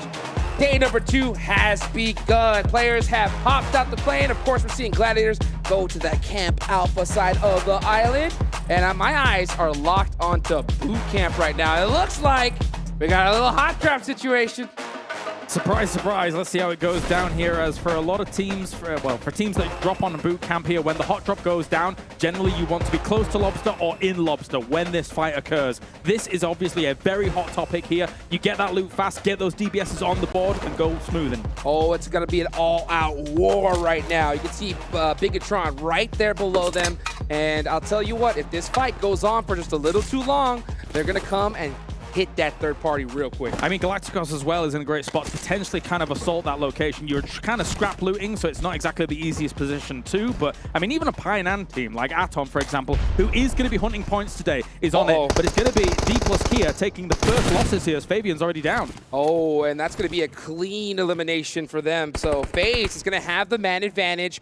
Let's see how D plus Kia is going to handle this situation. They got to keep calm, collected, and they really need an initial knock things here to even it out. And from their position, it's going to be really hard to get. Definitely so. Definitely here. A few nades in hand mean that a hot drop situation like this gets a little bit precarious. Through the window, not going to be able to hit. Oh, never mind. Satan falls. And with 2 knocked, that's a full-on push, baby. It's coming in hot. You know it. But they're still taking it very carefully. Uh-oh. Now, we did see a return knock there with a nice angle. To be from Osel. I'm going to say, I'm glad he has an S12K because in his hands previously was with VSS. And I'm going to be honest, that's not the greatest weapon in that situation. So the S12K will come in handy. Absolutely. And that knocked really just helped them buy some more time. Here he's going again. He does have that S12K. Oh, the pre-fire. DBS. Absolutely disgusting. DBS coming in hot, and D plus Kia. Oh, it's pretty much done and dusted. What could Forrest do at this point? If you're Forrest, you somehow have to bail. Like, you're just going to get destroyed here. And he will go down. That's D plus Kia finished off to start things here in the game. Now, that is BTR slowly encroaching on this position, but they're not fully committing to it. There was 2 southwest of them. The other 2, though, they're at Trifecta, so they're safe. And we talked about this earlier, right? When you have those kind of fights, you got to do it quickly. Yes. And, all right. Oh, the circle. The circle has popped. Hopefully, we can kind of get a look at the map feed here in a second so you can see exactly where it's going. And just for you guys to guess, there's one team right now screaming in the air with joy. And what do you think that is? I'm going to go with Gladiators, perhaps, as we take a look at the replay of this. And unfortunately, Alpha7 already having 1 knock Revo going down. That's really going to hinder their campaign as they'll be wanting to approach rapidly because a circle like this, far west, coming in from Kampong, coming in from Lakawi and these locations, it's going to take a while. And then there'll be a barrier to entry for teams holding you out. Yeah, with this first zone, I'm surprised to see Vampire taking so long to rotate up like they did yesterday. And I know you guys can't see it, but Young Galacticos seem to have got a little bit of ahead of them. and might just beat them to their spot. So that's going to be interesting to take a look at here. And we're starting to see teams already swim. They want to get to that island as fast as possible. I mean, Galacticos was blitzing north of Vampire. I mean, they had that quarry split. You can see them here. Now you can see Vampires moving towards the bridge quite quickly, and Galacticos has had to pitch up in some of the compounds. There's also iKURD in this area as well, trying to kind of zoom on past all of this. But you got to be very careful when you make these moves, as Galacticos is going to go for the spray, but will be knocked. What a shot there. iKURD Esports still with their full team up, playing it very tight right now, looking to take advantage of Yangong.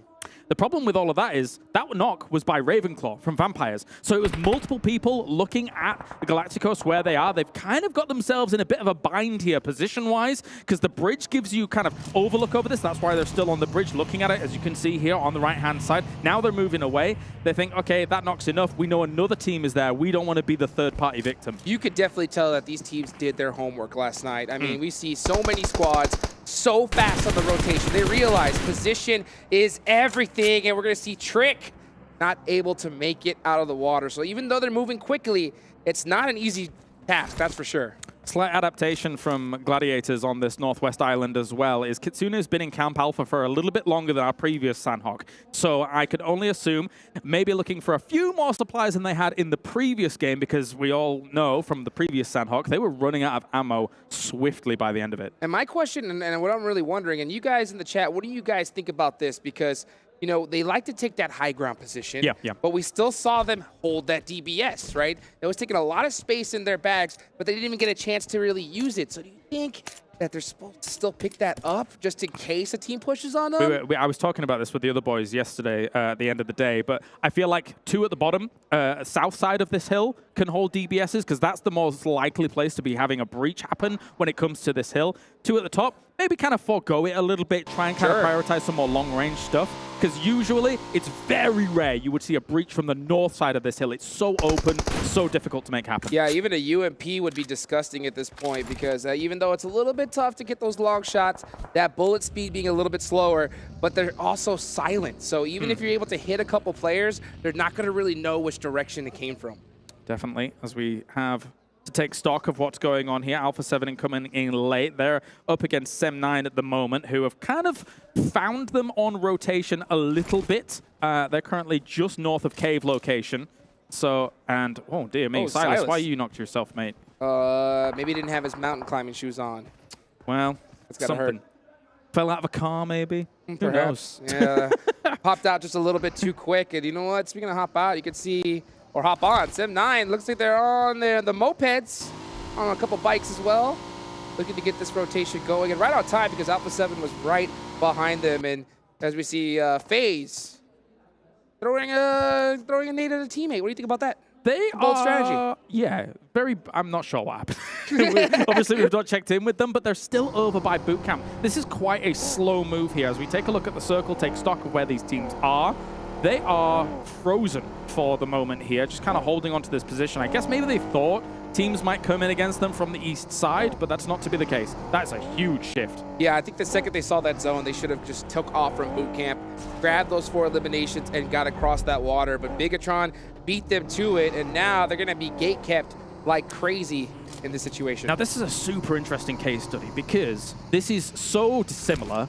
not too dissimilar at all from our previous Sandhawk. So Vampire will be moving up that west coast on this island. Will anybody use that information to their advantage to maybe try and punish them wherever they may be? Looks like Galacticos is going much deeper than they previously did as we jump on with Aton, who's taking some shots. That's a great point. I mean, if anybody did their homework last night, I mean, this is the exact same circle that we saw. Basically. So you should have a good idea where most of these teams are going to head. We're starting to see that feed light up right now as R8 are seem to be pressured by both Bigetron and S2G. That's two teams you really don't want on you. Bigetron going in deep as well, up in that northwest side here. So could let's be cutting see off Vampire.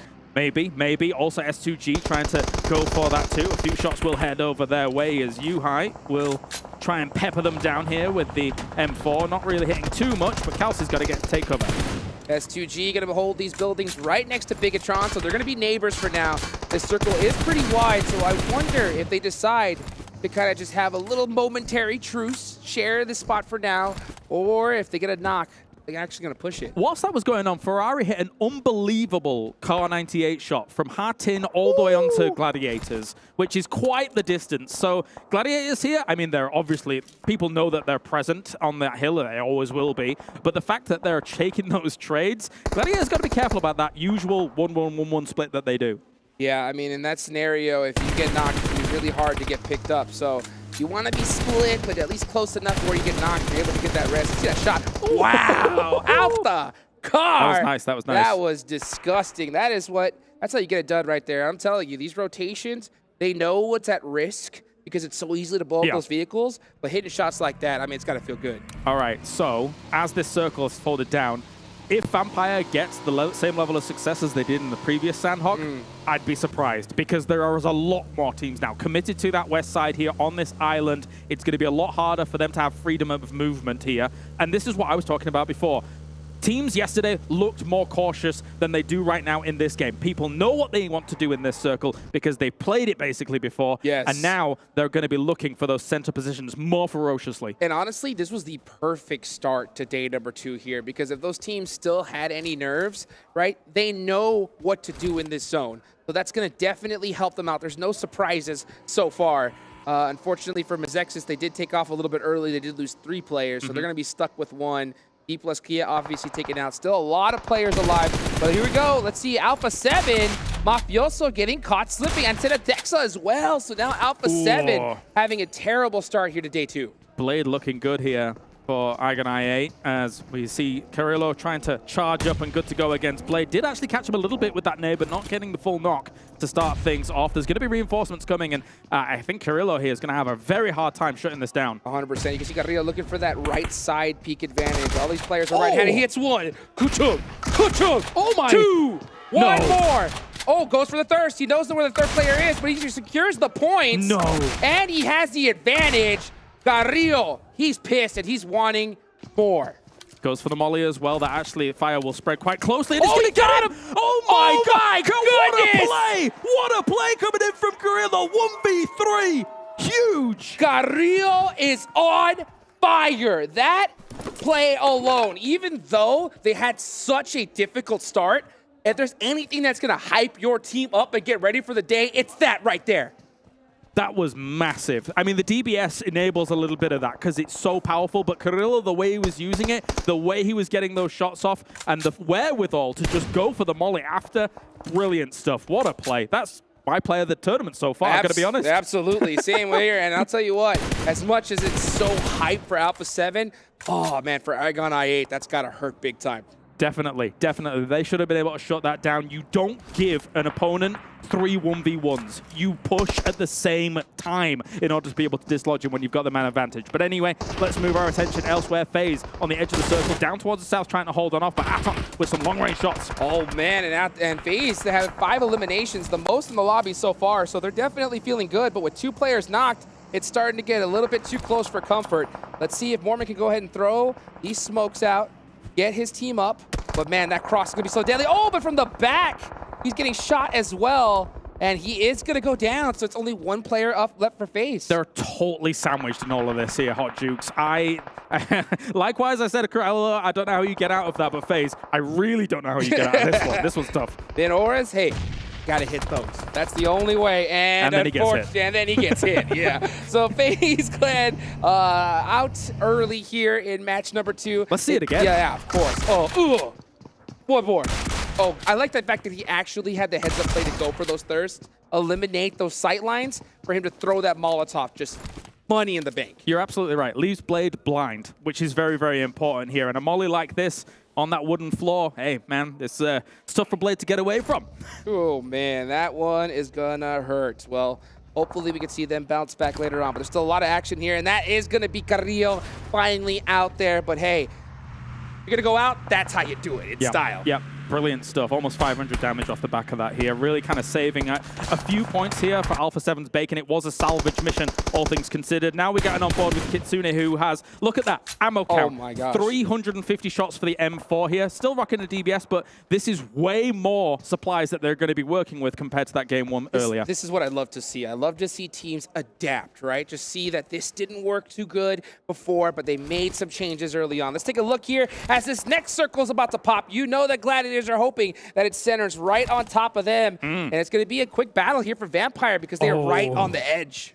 All right, now the question is what does Gladiators do with their split? Because this is way too much against way too many teams on a hill like this. It's a great position of power, yes. However, you're going to have crunch down soon in this game. How are you going to adapt to that? Absolutely, and which hill, which mountain do you decide to take? There's so many different angles. We'll see how Gladiators decides to handle this out as we see a lot of teams going out to Papa Blue. There's only 30 seconds left on the clock. They're going to have to get moving quickly. I love to see Vampire hugging that zone, going all the way to the south side, but there's DRS, iKURD waiting for them. They're playing it very patiently, but again, they're going to be unfortunately hurt by the fact that there are so many teams that also made those adaptations heading towards that west side. Tony K looking for a bit of information here.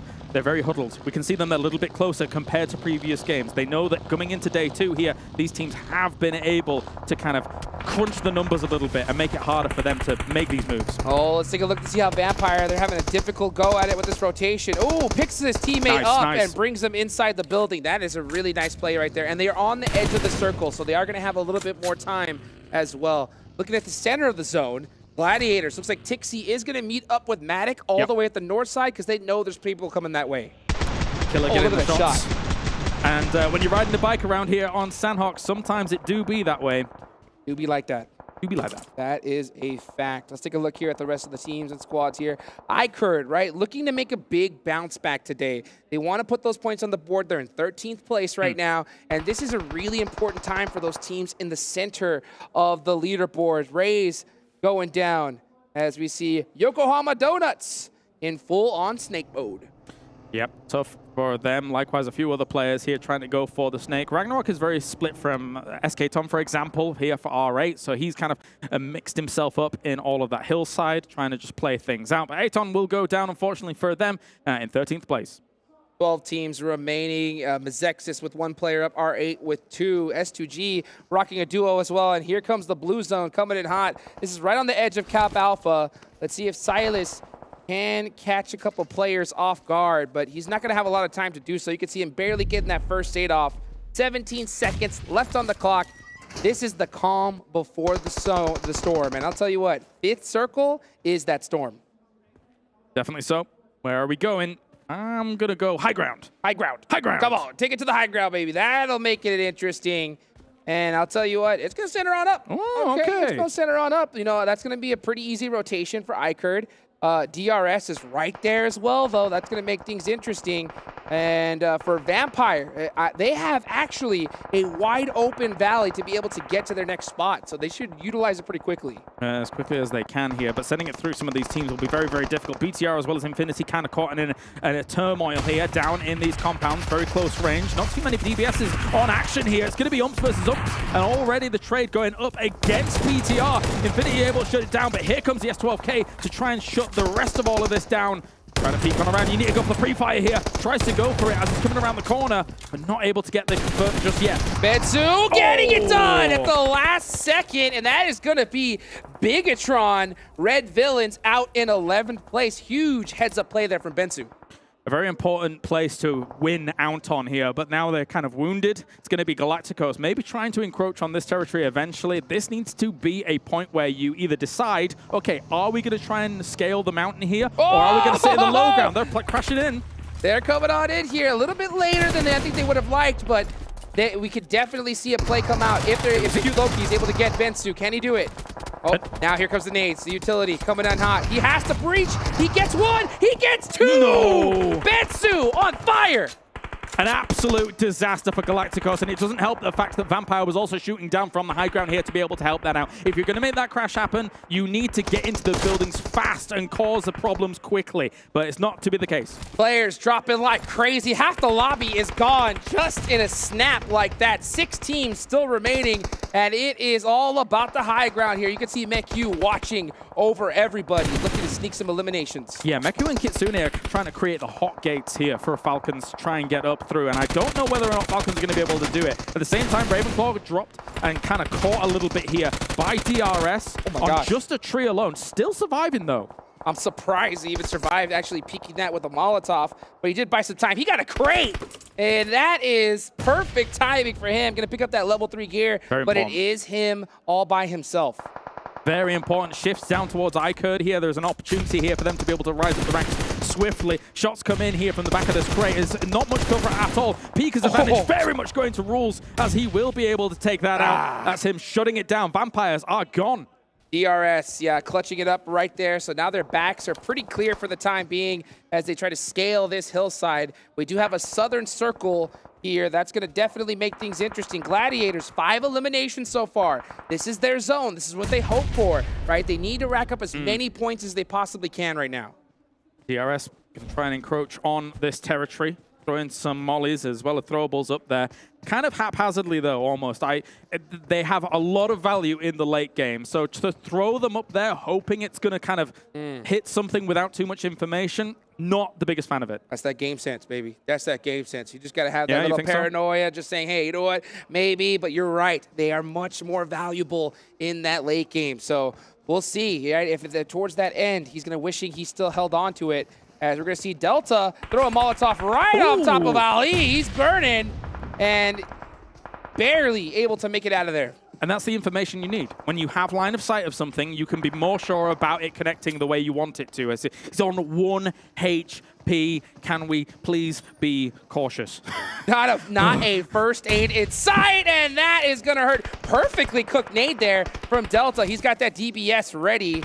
But he definitely knows that there is that off angle held by Ali. So he has that intel, doesn't want to make a mistake here and push out, you know. That shot right there is going to shut it down. Here comes the push on the ARAM. Can he hold it down? He can't. From his perspective, if he was hard holding the left angle and wasn't ready for the right angle, that's unfortunate there for iKURD. Considering they had such a good compound, DRS has been able to breach this strongly. Now, here's the problem. Gladiators is the dragon waiting in the wings. This is their territory. Will DRS be able to hold them off to secure the victory? Yeah, and they're pretty split up right now, so it's going to be pretty tough for Gladiators to do so. Not to mention they lost 1 player. I got to give a huge shout out to Infinity IQ, right? They do have 7 eliminations, and they still managed to survive and get some good placement points from here. So a really big heads-up play for them. Definitely. Nades go forwards here from Tixie. He's not working with a huge amount of util, just 1 smoke and 1 molly left. And again, now they're working at a man disadvantage. They did lose 1 earlier as Meku was going down. Rules OG on that off angle, that is going to be huge for his squad. You can see he's trying to get that intel, those sight lines. But, you know, looking over here, we see Tixie with that high ground. The next zone does pop, and it is dead center on a DRS. Also, unfortunately for Gladiators, the 1 snake remaining. He's on the low ground, but he is on their side of the circle. You can see him crawling at the bottom there, just at the very edge. But yes, you identified it perfectly, Hot Jukes. The off angle from Rules. Right now, Gladiators is anticipating only the compound being taken. Also, Killer's spot is like a landmine. It's like a trap set for them whilst they push up into this area. He might have seen his head just then. Uh-oh. Yes, he spotted him. I think he might have seen him. Yep. Killer YT all the way up front here. Tixie with his last grenade. The bounce! No! The bank is open, baby! And Killer YT going down here is going to make things that much more interesting. The fight has even. Tixie pushing up with the DBS. The jump down from Delta finally hits the shot right when it needs to happen. Very important here, however. He's given up a little bit of that high ground. Now Gladiators might try and strike here through the smoke to use the high ground. It's going to apply a little bit of time, but it's not going to be enough here. Kitsune also goes down. That's going to be DRS here, looking to sweep in, finish off Matic, and get themselves the victory. Gante pushing up Matic. The man advantage is too strong, and Gladiators go out. Infinity IQ, second place, just like that. That's why you never give up, even as a solo here. Gonna charge up for the nade, but they knew where he was with the molly. I think another one, oh, it just went flying past him as they're gonna go on the hunt here, finish off IQ, and that is gonna be DRS. What a victory for them, coming in to game number 1 of day 2. So huge. DRS Gaming clutching it up, and they did it in spectacular fashion. Double-digit elimination points for them. They did what Gladiators were wishing they could do here at the start of the day.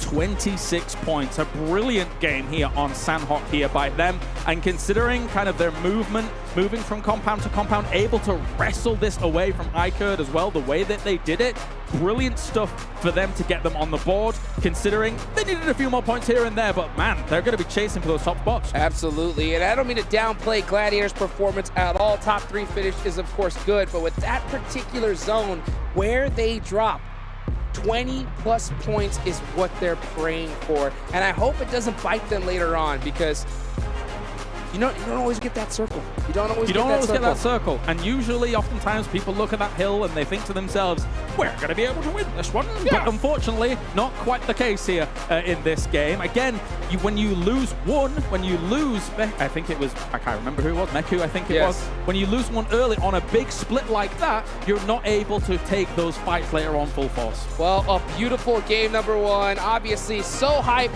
for DRS, but let's go ahead and take it on over to the desk so they can break it down. You know what, gentlemen? I feel like we should be charging for our analysis, man. That bus ride yesterday, seeing a DRS, just get more eliminations. It worked. Yeah, I mean, we said early game, just play the passive game. That was already great how they played it throughout yesterday. They were just able to weasel their way through into a really strong compound. And as the game continued, they started getting more and more aggressive every single circle shift. And the way they just wrestled that building away from iKURD, textbook. It was so good. This is the DRS that we needed after what they showcased yesterday. And even before they actually even took onto iKURD, I love the 2-1-1 split that they had, because they were covering iKURD, and on top of that, they were able to get those eliminations on Vampire, which allowed them to actually end up pushing with all their full players to iKURD. Just beautiful gameplay out of them, and finally seeing that aggressivity, right, that you wanted to see, Max. Yeah, exactly. My word, exactly. You just literally took my I didn't know you know French, Seven. I know. It is an English word. Sure. It does exist. It's in the dictionary. Le croissant. I don't. Yeah, it should be too. Yeah. I thought for a second, not just a French word, but yeah. Inky-tune. That's 3. Not sure if that one is. No? He's trying to take a look at the match rankings so you get an idea of how many points all the teams did get, as DRS sweeping the lobby, doing a phenomenal job. And fun enough, and I'm not going to jump into it too much, kind of outshining another star play we had early on in that match. We can see here 26 points here for the team from Nepal. A fantastic job by them as we look down the rest of the list. Infinity IQ at 13, Gladiators at 12, iKURD at 5, Falcons at 5, 4 at Vampire, 2 for R8, 4 for Donuts Pharaoh, and 2 for Yangon Galacticos. So there's a big discrepancy in points, which could help DRS push even further into the rankings. And I think we're in agreement here, Seven. We're looking at this game. A lot of the teams that we criticized as being slow on the first game yesterday on Sanhok, I think did some really clear VOD review and were able to catch up and speed up their process. One of them are even here. Even though they didn't get the placement points that they needed to, I do need to give some props to Bigetron Red Villains, because they ended up actually being a little bit faster, and they were willing to take on those engagements that previously they didn't want to take on. I mean, ultimately, right, they didn't end up getting the placement points, but it's good to see that they're now starting to readjust that as well. And yesterday, it hindered them in regards to what they were able to do. Today, they were at least able to get on some early on illness. Yeah, not just them, actually. Yangon Galacticos, a team that we haven't talked about too much, I believe actually, throughout this tournament. Actually, I got to do that to them. Actually did outspeed Vampire, which is hard to do on their rotation from the southern western island of Ruins into Camp Alpha, at least one of the compounds around Camp Alpha. So Yangon Galacticos, if they do a DRS and start being more aggressive in the late game, we could also see them start to slowly rank up higher on the rankings. And I think that's why we saw Vampire actually not have one of the best games here and not being prepared to take on to DRS towards the end, because Bigetron as well, they took that one of the spots that that Vampire Esports was able to take on yesterday. So you can see now, after one day, all these teams were doing their homework. Everybody was doing that VOD review, and Vampire Esports better bring something different today. Yeah, you see no changes. Yep. It's kind of a godsend to actually see almost the exact same phase 1 zone kick off right off the bat, because you can kind of, as you said, look at the analysis yesterday and predict how teams are going to rotate. I mean, we did see some teams rotate a lot earlier than we saw before. I think Bigetron was one of them, as we mentioned, we're watching. And I think even Alpha7 made their way across a little bit quicker, but we did criticize them yesterday on taking fights they didn't necessarily need to. Yeah, I still think rotation would have been good. But yeah, yes, that's my 2 cents. I'm with you. Okay, I'm actually with you today. I felt like the rotation would have been a little bit better. They were already committed to actually go for that push. They were just too slow. And even at the end, when we saw Carrillo actually bring out that great play, they had no heals.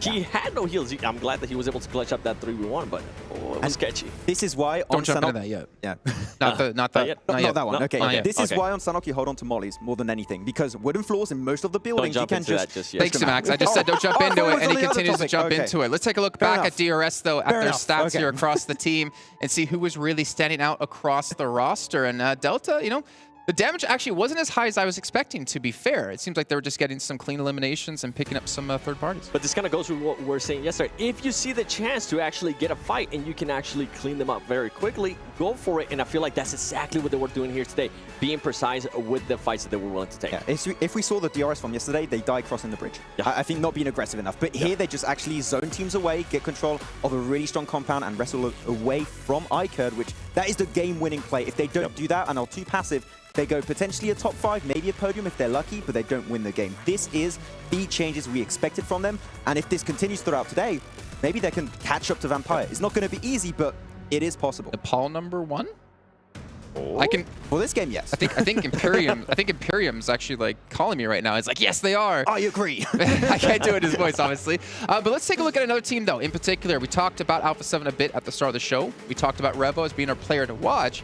However, we might have to actually change that. Let's take a look at their player stats and you get exactly what I mean. Because Carrillo, that step, that 1v3, I'm calling it now. It's the chrono clutch of the day. For sure. It has to be.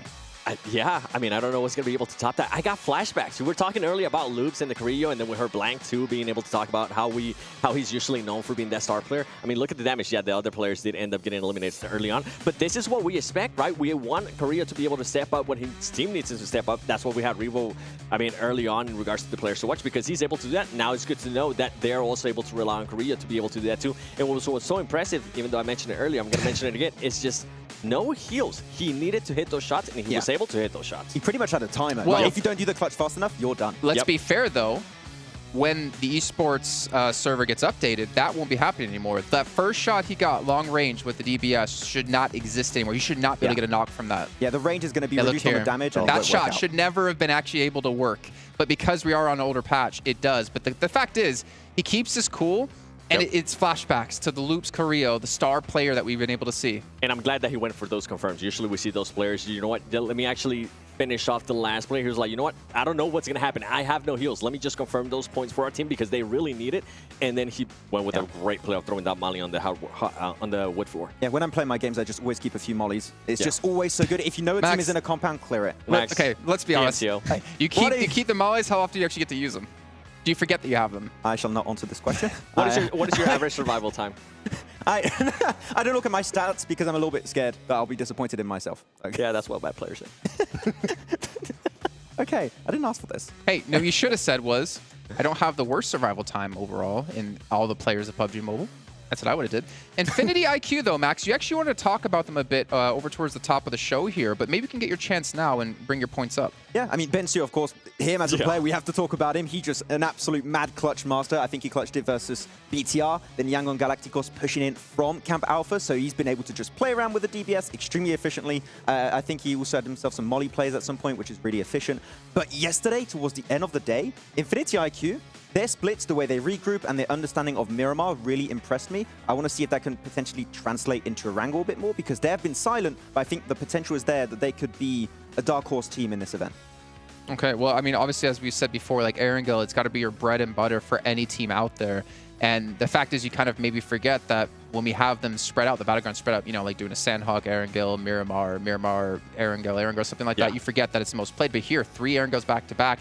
This is where you have to get the majority of your points. Exactly. I mean, Vampire worked out great for them so far. They got a chicken dinner and second place at the end of that second game. But if we can see other teams try and get points over there and they start being consistent, I feel like Vampire will have a hard time retaining in that first place. I think for me, one of the teams to watch going into the Erangel and the back-to-back-to-back Erangels that we're going to be having here is going to be Bigetron, especially what we saw out of them here in Sandhawk. Even though, once again, it didn't work out in their favor, they were a lot more aggressive, and I'm looking to see if they're going to be willing to take that fight early on with Aton Esports. I know Aton Esports was actually quite upset to a point that, man, Bigetron is just becoming such a pain. I think we might actually need to establish who's going to be landing in just Naya. And these are two teams, just like with Alpha7 and Gladiators on north of George Floyd. They're not willing to coexist. So it's just going to be one team there. I mean, now for BTR more specifically, we have seen them do well on each different map. They got themselves chicken dinner on Erangel, chicken dinner on Miramar yesterday, and now actually doing way better on this one Sandhawk game. So it seems like overall they got a game plan for every map, which is working really efficiently. So it can continue going. Well, you mentioned overall. Yes. And this is completely hard shift into it. Take a look at the overall rankings, actually get an idea of where the team's currently standing. You can see Vampire going to be in first place at 82, but DRS, third place off the back of that last victory that we just saw happen. 30 eliminations, 22 placement points. And the list, it's a little bit of a gap starting to develop here.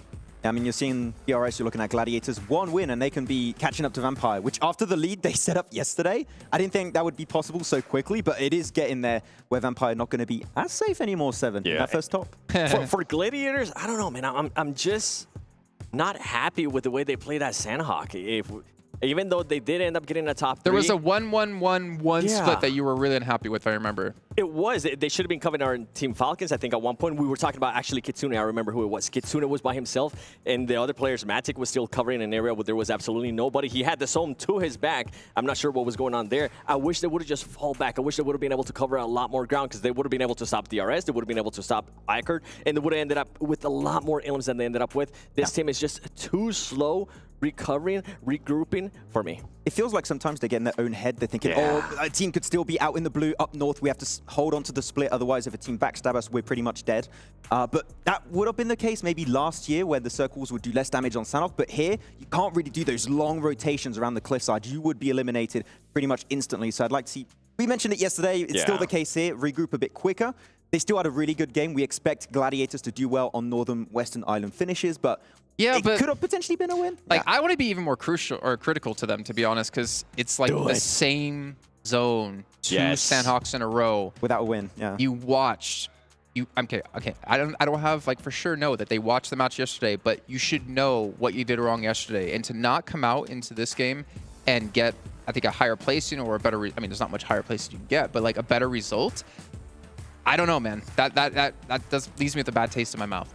It does, and I mean, that's kind of why I bring them up, because we see them do the exact same thing. Yeah, it is a top 3. Congratulations to them, but come on, like, you got to be able to adjust. You got to be able to regroup your players a little bit faster. You got to be able to take advantage. Yeah, you were able to get some elims. I feel like there could be more, and they're just living it out there. I feel like this is because they have a game plan they have set in mind for a long time now for Sandhawk, and they're not willing to move away from it, which, no, they got some points. I can't argue. Okay, sure, it's not chicken dinner. We'd like to see it. But for them, this is a game plan that works for them. They're very comfortable with it, and they're just going to keep going with it. I don't expect a change at this point, because if they would have made a change, I think it would have happened here, because it's literally almost the exact same circle.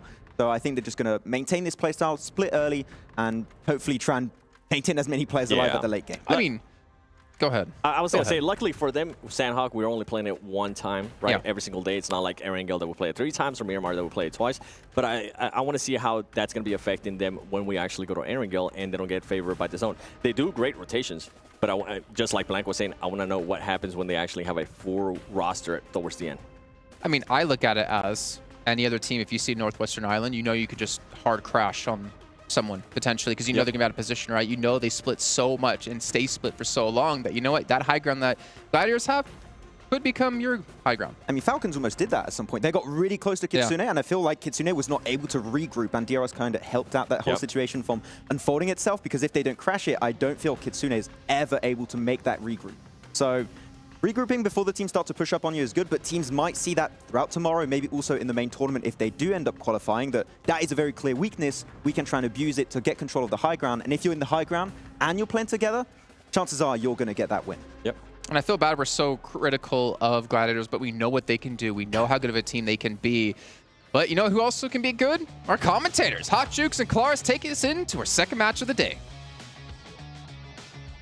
Oh, you're darn right we're good. That's right. Let's get it going here. Match number 2 about to get started. And Here we go.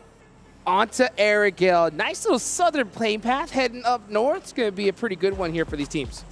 Good for a lot of teams to be able to reach where they want. Maybe sometimes North George and George is going to be a bit of a stretch. They'll have to take the cars up there as things do go on. But because of that, and the way in which S2G splits across Ruins, Sunken, Rozhok, and things like that, they might be a little bit more cautious about how they go through that drop, whilst teams might be scrambling for cars around them. So I might be looking for that for the moment, but we'll see how things go down. Yeah, that's always the most annoying thing too, especially with 18 teams. Those 2 extra squads could definitely make it more hectic. With a circle like this, if you want to go there, you find that vehicle, and if you land on another team, it is tough. I wonder to see what Alpha7 is going to do, because they normally like to land that North George spot, and this is going to be a stretch for them, but they do have that secondary location of Lipovka. So and it looks like that might just be where they're headed.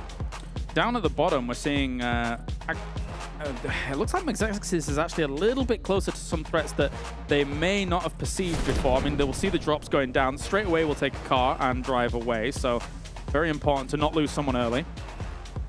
Let's see where the Sir Sone's going to go. Okay. This southern circle. What do you feel about this one, Yao? I'm going to predict northeast of Quarry will be our finish. I mean, quite far northeast. Between kind of Gatka Quarry, but I mean, it could have gone anywhere. So it's a stab in the dark. Okay. All right. You know what? I'll go with Chopsticks. Right? Yeah, I'll go with Chopsticks. That'd be a cool finish to see here. Let's see what Vampire's up to. They like to go to that Primorsk area, but it looks like they got a boat. Yeah, they got on a boat. And yeah, it looks like they landed Ferry Pier. Got on a boat and are headed straight to Primorsk. Interesting. Yeah, you don't want to be lingering around Ferry Pier too long with that split of Gladiators. So get that vehicle and get out of dodge, as Primorsk is actually a great launching point to be able to play this circle from. You've got checkpoints. So we're going to see Vampire loot out Primorsk, probably head up towards Quarry, and from there, use a little bit of that high ground to scout things out along with the hill to the east side of it. It provides you a decent overlook across some of the circle. One thing I love about Vampire is they never blind rotate. They're always just checking up to the closest hill, send a couple players, scout it out, and then just move little by little. But they have the entire field open for them here, so they can pretty much pick any secure place they want to be in this zone. As you can see them on the run as they storm the beaches of Primorsk. That's right. Of course, there's PMWI crates that you guys need to be interested in between July the 15th and August the 15th as well, so make sure to check that out on in-game. And also, you can check out the Esports Center that's giving you some limited time rewards as well, as that one didn't come up already, but I'm anticipating it. Babosh! Get him! That's what I'm talking about here. That's why we're the best in the biz, baby. And let's see, as S2G, they want to be considered, they want to get that title as well, as they're hunting down FaZe Clan. They had a really tough start in that last match, but it does look like S2G, after getting some return shots, say, you know what, yeah, all right. You guys can go ahead. So, as I was saying, they were potentially in trouble because of the way their split works, right? And the kind of playing path and where they could potentially have teams rotate past them. FaZe was going to be the one to kind of take up that challenge. And SUG kind of getting out of dodge free a bit here, because there was always going to be that potential lingering threat because of the factors I've spoken about. Yes, let's see what S2G decides to do. They're going to go ahead and take the bridge. Looks like they might start heading towards crates here. So, straying away from... Oh, actually, I think they're going to go for a vehicle. Yeah. Who's still in? Yeah, I think they're going to try to get another car. Maybe they're seeing that it's there, or turning around and chasing FaZe Clan. So, all right. S2G mixing it up. I'm scared. I don't know if coming back is the right play. Oh, my goodness! No! The trap has been set! Why? Why have we come back? Bye-bye. I hate to say I told you so, guys, but... I am shocked. I do not know what they were going for. I don't know what they were doing, but maybe they wanted to take the very scenic route to Ruins. Anyway, let's move on from that. We have Silas just going to loot things up now, and FaZe just basically gets a free elimination point straight out of it. I mean, I'm lost for words a little bit. I don't know why this occurred. Yeah, I don't either. That was a really... We'll leave it as interesting play. And not to mention, you know, FaZe, they also get crates. They're going to be able to loot that whole area as well. So a big dub for them and a good bounce back from last match. But, you know, S2G and all the fans out there, not feeling too good after that one. Still a lot of tournament left. But, you know, it's little mistakes like that that could definitely bite you in the butt. Yeah, definitely so. As we now have our teams moving on up. And it is going to be eventually Vampire moving up towards Quarry here. Still can't believe. But anyway, Donut's going to be trying to go for the rotate here, all the way past what we're seeing from Gladiators, who have got a pretty decent lockdown on the position that they're at right now. They're not the kind of team that would bridge camp, even though they know that there are some teams across in military eventually wanting to come over. So, I mean, let's see what they do. Yeah, Kitsune needs to dip, and he realizes that. I mean, he's all by himself up there. Yeah, he was able to scare off a player away from that location, but if they realize that it's just one, he knows that they're coming for him. So I think he's going to go run down, try to get that vehicle, and head on over to his team. All right, yep, we have Aton now moving on north of Gatka here. They've got a lot of room to work with. And when you're a team that's here early that has a lot of room to work with, because of the playing path, because of where it was, because teams had a hard time getting over to the west side, they should be quietly confident in the fact that they can pick up anywhere they want to go right now on this west side. But it then kind of becomes an edge location, so you've got to be considerate of how you're going to rotate back towards the east. Yeah, you know what? I think this is really a big moment for Aton Esports. They're all the way down in 15th place right now. They need a bounce-back game, a massive one, to put them in the running for this. So this is a zone that they pretty much have the lay of the land of. So I'm really interested to see how they finish here. Definitely so. Mazexis looking over towards what is usually quite an important compound on a entry or exit location here for military, but they're playing things out slow. I'm surprised to a degree that we've stalemated here, because it's very unlikely we have that second shift heading down towards military for the moment. And a smoke definitely gives away. Yeah. Okay, so he was caught in this position, and now they're looking to kind of get a rescue going. I think Hax is going to try to drive up into that smoke, but that is going to still be a little dangerous. We'll see if he does make it out away from here. Mafioso on the hunt for his next location for his team. And this is always interesting. I don't talk about it a lot, but you know what? By driving, one of the most underrated skills in PUBG Mobile. Oh, yeah. I mean, being able to rotate perfectly, the distance each vehicle is from each other, so important. If you're too far apart and that person gets into a fight, you're not going to be able to get to them on time. Too close together, and your whole squad can get wiped out. So something to think about. Quite honestly, it's cool that you bring it up, because it is actually like one of my favorite mini games in PUBG Mobile, which is actually just driving around. The mechanics are great. They feel really fluid and really fun to do. So, yeah. But yeah, you're right. If you're setting up a convoy and things like that, it's important to not be too far away from one another so you can rendezvous with each other, etc. But yeah, for now, everybody is doing that good old driving thing here and trying to get themselves to the circle. Yeah, everybody trying to pick up all the rides they can, because this is a very interesting circle. There's a lot of places it can go, none unfamiliar to these teams, but they want to have those vehicles just in case they want to set up a car wall or something like that. Let's see where the zone decides to go. Will we see the most toxic shift ever and it go to military? Okay, all right, cool your boots. Let's see where we are on the way. If we did see a military, I'm okay with it, because it would cause absolute chaos, but I'm imagining we are going mainland to get things going, and there we have it here, as we will go. You know, all right, it's going to be very happy. I think we kind of called it a little earlier. All right, they're going to be going end up in that north side. We'll see where it decides to go to. Vampire, to exactly as you mentioned, they're right there at Quarry, keeping an eye on the land. But, you know, AGONxI8, Mazexis, all the way down in military, having to make their way up, and Mazexis are paying for it big time. 2 players knocked. It's not looking good. No, definitely not. Again, when it comes to these kind of transitions that you have to make, brilliant little sprays coming in through the fields here to try and make it work. And yeah, Mazexis just cannot catch a break. They're unfortunately going to be going down pretty soon if they're not careful. Yeah, this is another level of tournament right here. And you can see them on the hunt. Bigetron Red Villains on the move. They had a great end to yesterday.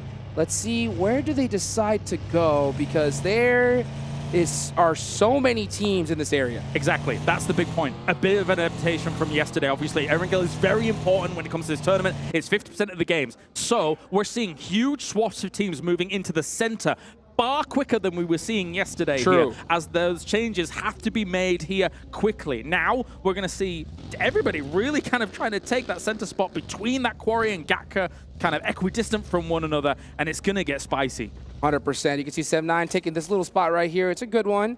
And they are surrounded by squads. So this next zone is going to really decide who's going to have that huge advantage for the rest of the match. Alpha7 all the way up in the north, right next to S2G, hugging the edge of the circle. But at the end of the day, Alpha7, they love that edge style play. Yeah. But is it going to work out for them? I'm not too sure, because we're seeing these center teams really able to make it to the late game. It's tough as an edge spot, right, in this kind of circle, because you've got the fields of Gatka, very open, hard to rotate through. But south of that, yes, some hills, but then south of that, what have you got? The fields north of Long Forest, as well as kind of east of that quarry location. So when you're playing edge, wherever these circles go, unless you've got central positions like those hills a lot of people were sending for, making those transitions later on is very difficult because of how flat it is. Yes, yeah, it is a complete open range in that area. And you can see Seb9, I mean, everyone is just, almost every rock, every tree is taken up here at this point. We could just see Infinity IQ deciding to take up this shack right here in the middle of the zone. That's going to be interesting to see. And looking at Gladiators. Gladiators, obviously coming off that Sandhawk match. They got the zone that they were dreaming of. Third place finish, but you can tell Tixie's hungry for more as he takes a shot on the Rules. Rules was down to 1 HP. Where are we going? As the big question here for all of these teams. There's some teams still in the blue, still scrambling for an opportunity to try and get themselves in. There's not too many barrier teams because, again, I think the edge play on this circle is scary. Oh my. Okay. Big problems for a lot of these teams. How are you going to deal with this? There's not much room. The Longwoods in general can actually house a lot of teams just north of that road from Ferry. So technically you can house a lot of teams there, but you got to get there fast. Oh yeah, as we can see, I love the fact that there is a lot more places to be in that beach area, but Mafioso is lighting up Aton Esports, and Fran having to decide, do I take this fight? Do I get these shots down range? Or do I take off? It looks like he is trying to help out his teammates, but it's just a little too late. It's a wild spray and not really connecting with much there, as Mafioso is going to lie down. He knows where Fran is, but for Fran, I mean, there's too many targets. They're actually driving up. They're going to aggress onto this here, as they know that they already have the man advantage. One down. Fran's going to have to back off here. I mean, he's got actually quite a few nades still left, but this, I don't know how much he's going to get done. Let's see. You can see Rebo out there trying to get a nade. They do have the band advantage. They're trying to get revenge for their teammate, Carrillo. Okay, some shots onto Zohan. Zohan forced to get out the vehicle, and he is stuck out in the open. So Aton Esports gonna have to make a crazy play if they want to survive. All right, well, big sprays still coming in, but not really been able to connect with much. Both teams here. Some smokes to kind of cloud the vision of any further onlookers. And yeah, this is, it's a slow fight, but, you know, nothing really happens. Run over! Okay, yeah. Yeah, Senethex running over Fran, and now Zohan is on the run. You got to get out and play for placement. You can't take this fight. Try to get some points, but that's the thing about this point system, right? It's so heavily in favor of eliminations. If you try to get any points at all, it's only going to be a couple. Yep, yeah. Got to salvage, got to salvage. Pick it up with the pan, nice. We've got ourselves Revo good to go here with the Pumpy as well, of all things. So maybe the potential for breaches down the line, as Infinity has a good farm compound here, technically, with the transitions that they were able to make, but it's very edge. So eventually they're going to have to dip from that as we take a look at the replay. And nice nades by Tixie. Yeah, you're going to have to dip from this farm compound and get into those woods eventually. Yeah, let's see where these teams opt to end with this zone and where it's going to go, because, I mean, this hard shift south definitely made things interesting. One team in particular we haven't talked about so far, Team Falcons. They're in 6th place right now. They're all the way to the east side of this match, so they're going to have to push through quite a few teams if they want to center up. A great team looking to advance on through that west side, and that's the cool thing. You can actually slow play the woods in this circle as well and try and dislodge teams as you go, and it's actually a really good location for a team that likes sweeping, likes fights, likes to come in from the edges. Not so much the fields, though. They're not great. Yeah, you definitely want to be in that woodland area, and it's all about timing when you're right there. You're hoping to catch a fight, maybe third party, a nice little fairy pier finish. And we're going to see a lot of movement here from these squads. And actually, Team Falcons are looking to make a push right now.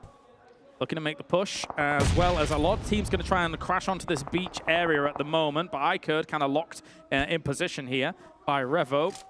You need to move away from this and kind of rendezvous elsewhere, because taking this fight on this side, okay, cool, you might get yourself some elimination points, but you need to find a position quickly for a circle like this. And here comes Team Falcons making the very risky rotation, pushing on past into the beach. This is a complete blind rotation, and they are getting picked apart. Yeah, those trench areas, difficult to actually push onto when they've got him on lockdown. One unlocked, obviously, but wild shots into the distance here for a Vampire to try and shut down iKURD, who would eventually try and push on against them. Looks like that is the place where Vampire decides to hang out. They're going to be on the beach here. It's a beach party in match number 2. Vampire Esports is looking to have some success here. Obviously, it's Sandhawk with a repeat circle. They weren't able to have that same success. So hopefully they can bounce back here. But this is going to be a very, very difficult zone to actually get a chicken dinner. Oh yeah, for sure. If you're not here already, it's difficult to push onto, as we have a few fights heading on from the north as well. I can talk about the beach a little later on, because still this fight's going to continue.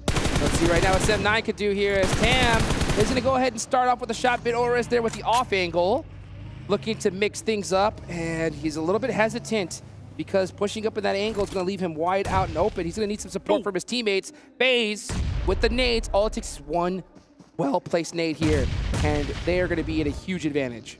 They're just soaring over at the moment. They hear the driving across as well, and unfortunately doesn't get quite the hint of where that boogie's going, only the visual cue of it. So throws the molly over towards it just in case somebody was being picked up, but not to be the case. Going to be moving away here. Meanwhile, in the middle of the beach, which, by the way, is slightly deceptive. It's a beach, yes, but it's not as flat as it used to be. There's trenches, there's damn vehicles there. There's a lot of little dips that you can play in this beach, and it can house a lot of teams. Oh, man, ever since this 2.0 update came out, it has made a party of things. And FaZe tried to get away from that fight, only to run into Bigetron Red Villains. And now it's just down to 2 players with a very blind rotation, trying to head towards the beach, but they have to know that almost everything is taken up already. Yeah, it's really difficult. You just have to pitch up again in the woods here and try and play from there, and hope the circle's going to come your way. But Moment is actually kind of locked down here by multiple angles. It's not only Gladiators looking at him, it's also S2G that are looking at him from the beach. It's very open lines of sight. Yep, and that is the name of the game here. Let's see what 7-9 could do as they're pushing through the edge of the circle. They're going to have to get past DRS. Killer does have that off angle, but he's in the vehicle. Does he decide to hop out? He does. And Delta, making some shots onto the bug. He gets one. And Tam is going to try to find a way in to the rest of his team. Yeah, 7-9 here, kind of dragging the wheels a little bit. It's kind of slow going here for them. They're going to try and maybe send Tam forwards, realizing it's difficult for them to all stay in that location and kind of weather the storm. They might be looking for an off angle here to try and deal with what's going on. Tam does secure a position into this next circle, as it does center up. So it is going to be right on that beach woods area. AGONxI8 are holding it down right now. Wow, jumped out, gets popped in the meantime. And this angle here from Naoto, putting in some work on AGONxI8. And with one knocked here and the position they have, I wouldn't be surprised to see a push. Very PR, a lot of buildings, a lot of rocks to try and take cover against. So the pre-fires throughout, I should say pre-fires, just trying to spray through the smoke, hoping that he's going to be able to clip something. Not hugely successful, but still putting pressure on against his opponents as well. You know, you can fall in front of him if you want. Fine. Here comes the nades. Naoto trying to pop one off. Throwing a pretty blind one right there. Not going to be able to get the connection. Blade's going to hold it as well. He knows where those smokes are. Yeah, and then finally, Missile throwing one right towards AGONxI8. Does connect.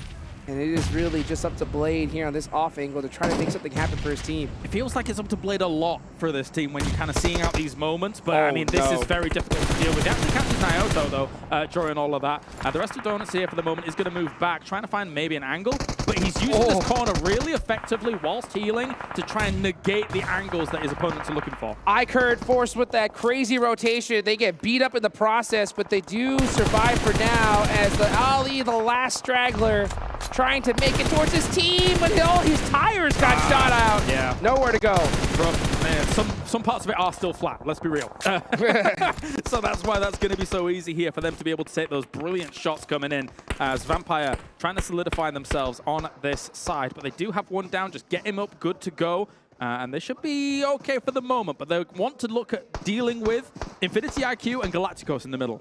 100%, not to mention you got Gladiators right there on the edge of this circle, just waiting to get into the thick of it. Bigetron now deciding we got to make this push. Here they go, starting to apply that pressure. They do those, they use those smokes to be able to push up an R8 for free. And now here comes all the utility. But one nade could spell disaster for Bigetron. They have to be careful here. Yeah, I'm glad that they found out around the building because they were giving R8 just one single angle to focus on there. So this is really important to kind of keep your opponents guessing. Ragnarok, looks like he had that VSS holding that one down. Oh, he spots one player. There goes the second knock. Full send here for Bigetron as they climb up.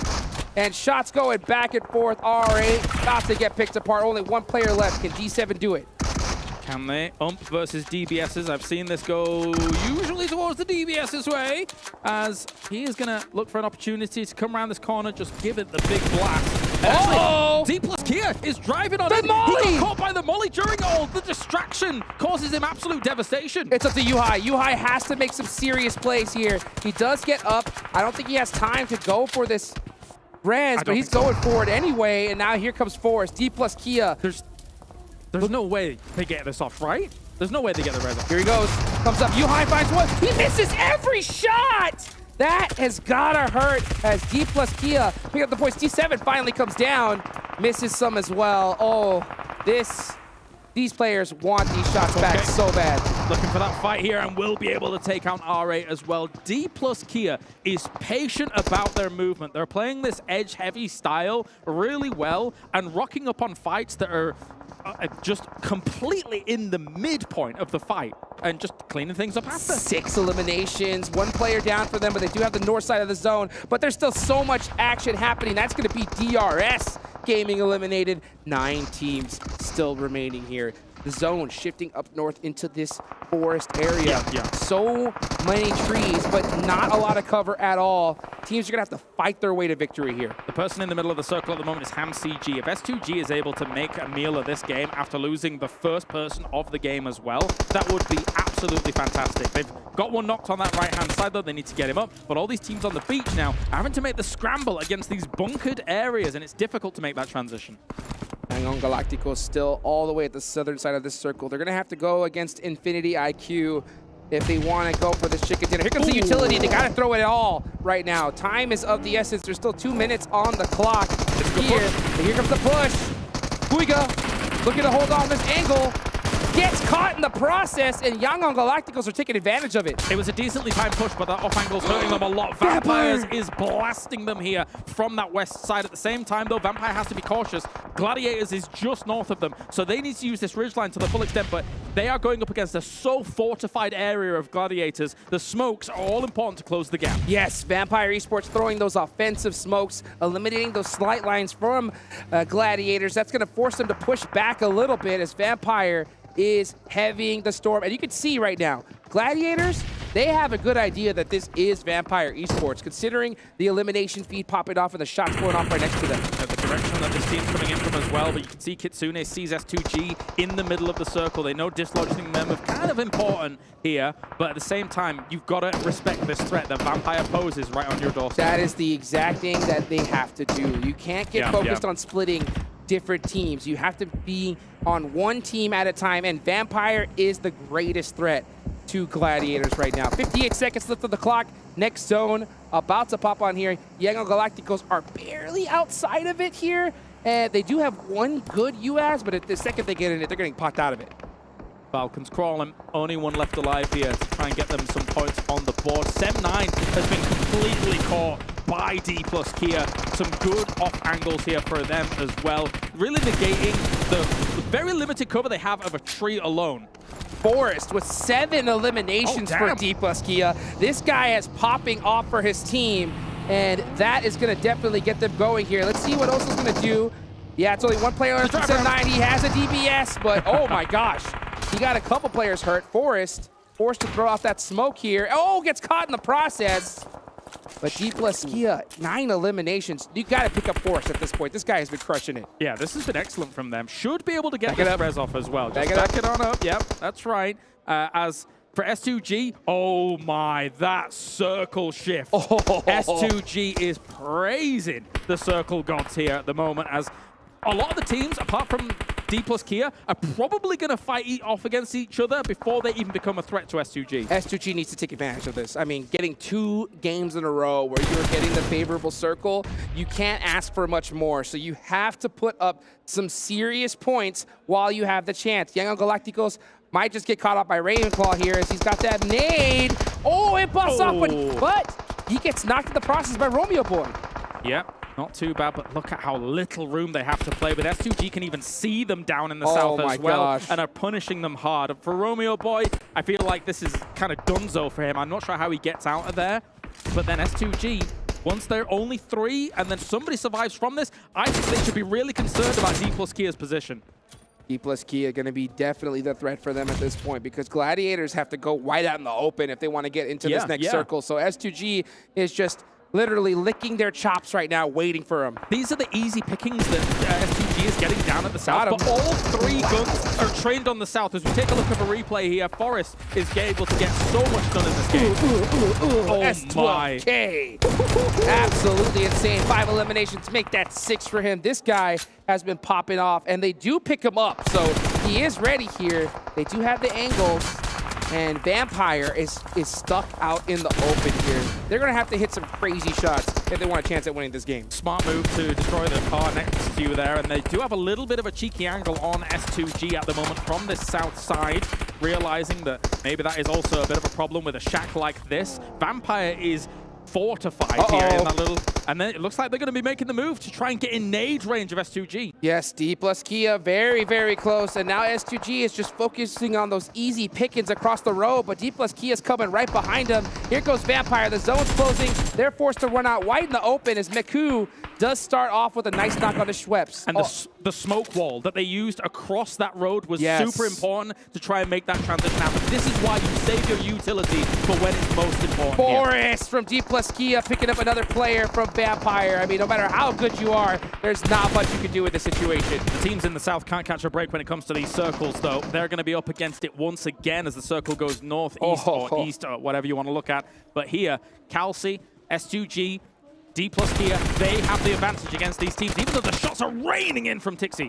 Vampire's just trying to make something happen, but it is just too much. Literally every single squad is focusing right in their direction. I mean, they are the first place team. Everybody wants to get them out as early as possible.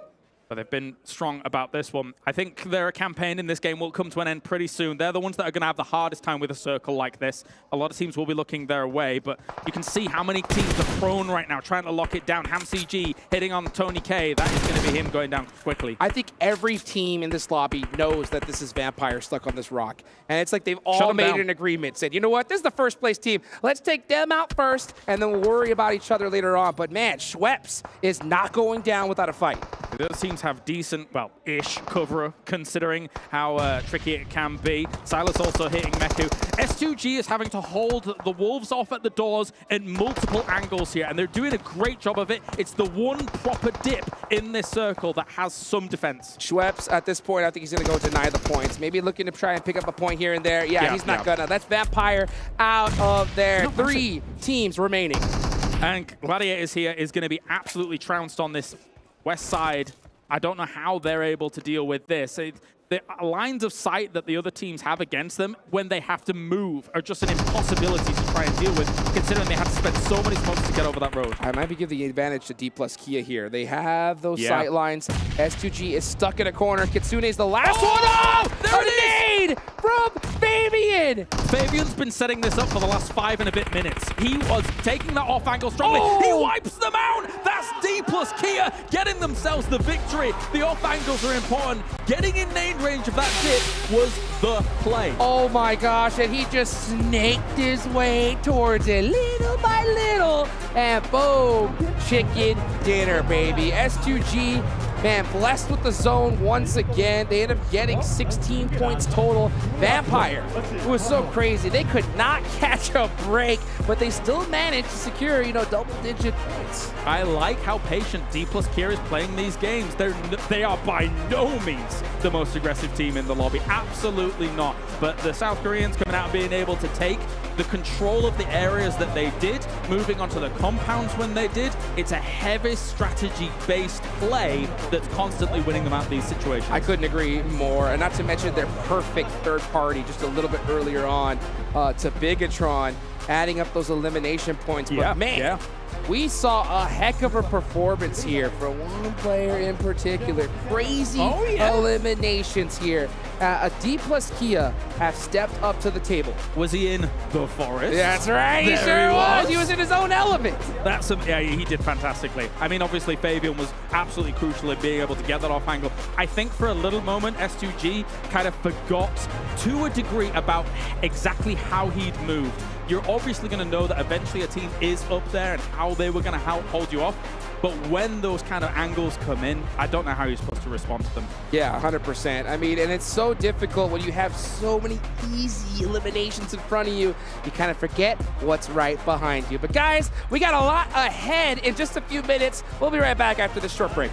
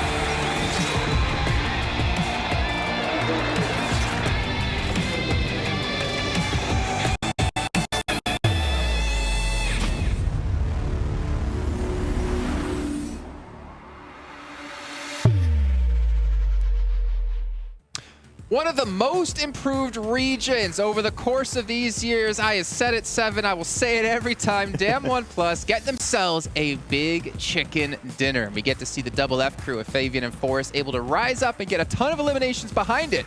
Welcome back here to the desk, everyone. I'm Jason Kaplan, joined by Maxman and 7 Worlds Gaming to break down that last game. And honestly, there were so many phenomenal decisions made by D+, especially third parties, that really set them up for success. So much to break down here, really. Fabian and Forrest were looking spectacular throughout the rest of this game. The moment they cleared Alpha7, I started thinking, what is going to be the next move for D+? And then there was so many situations that came up.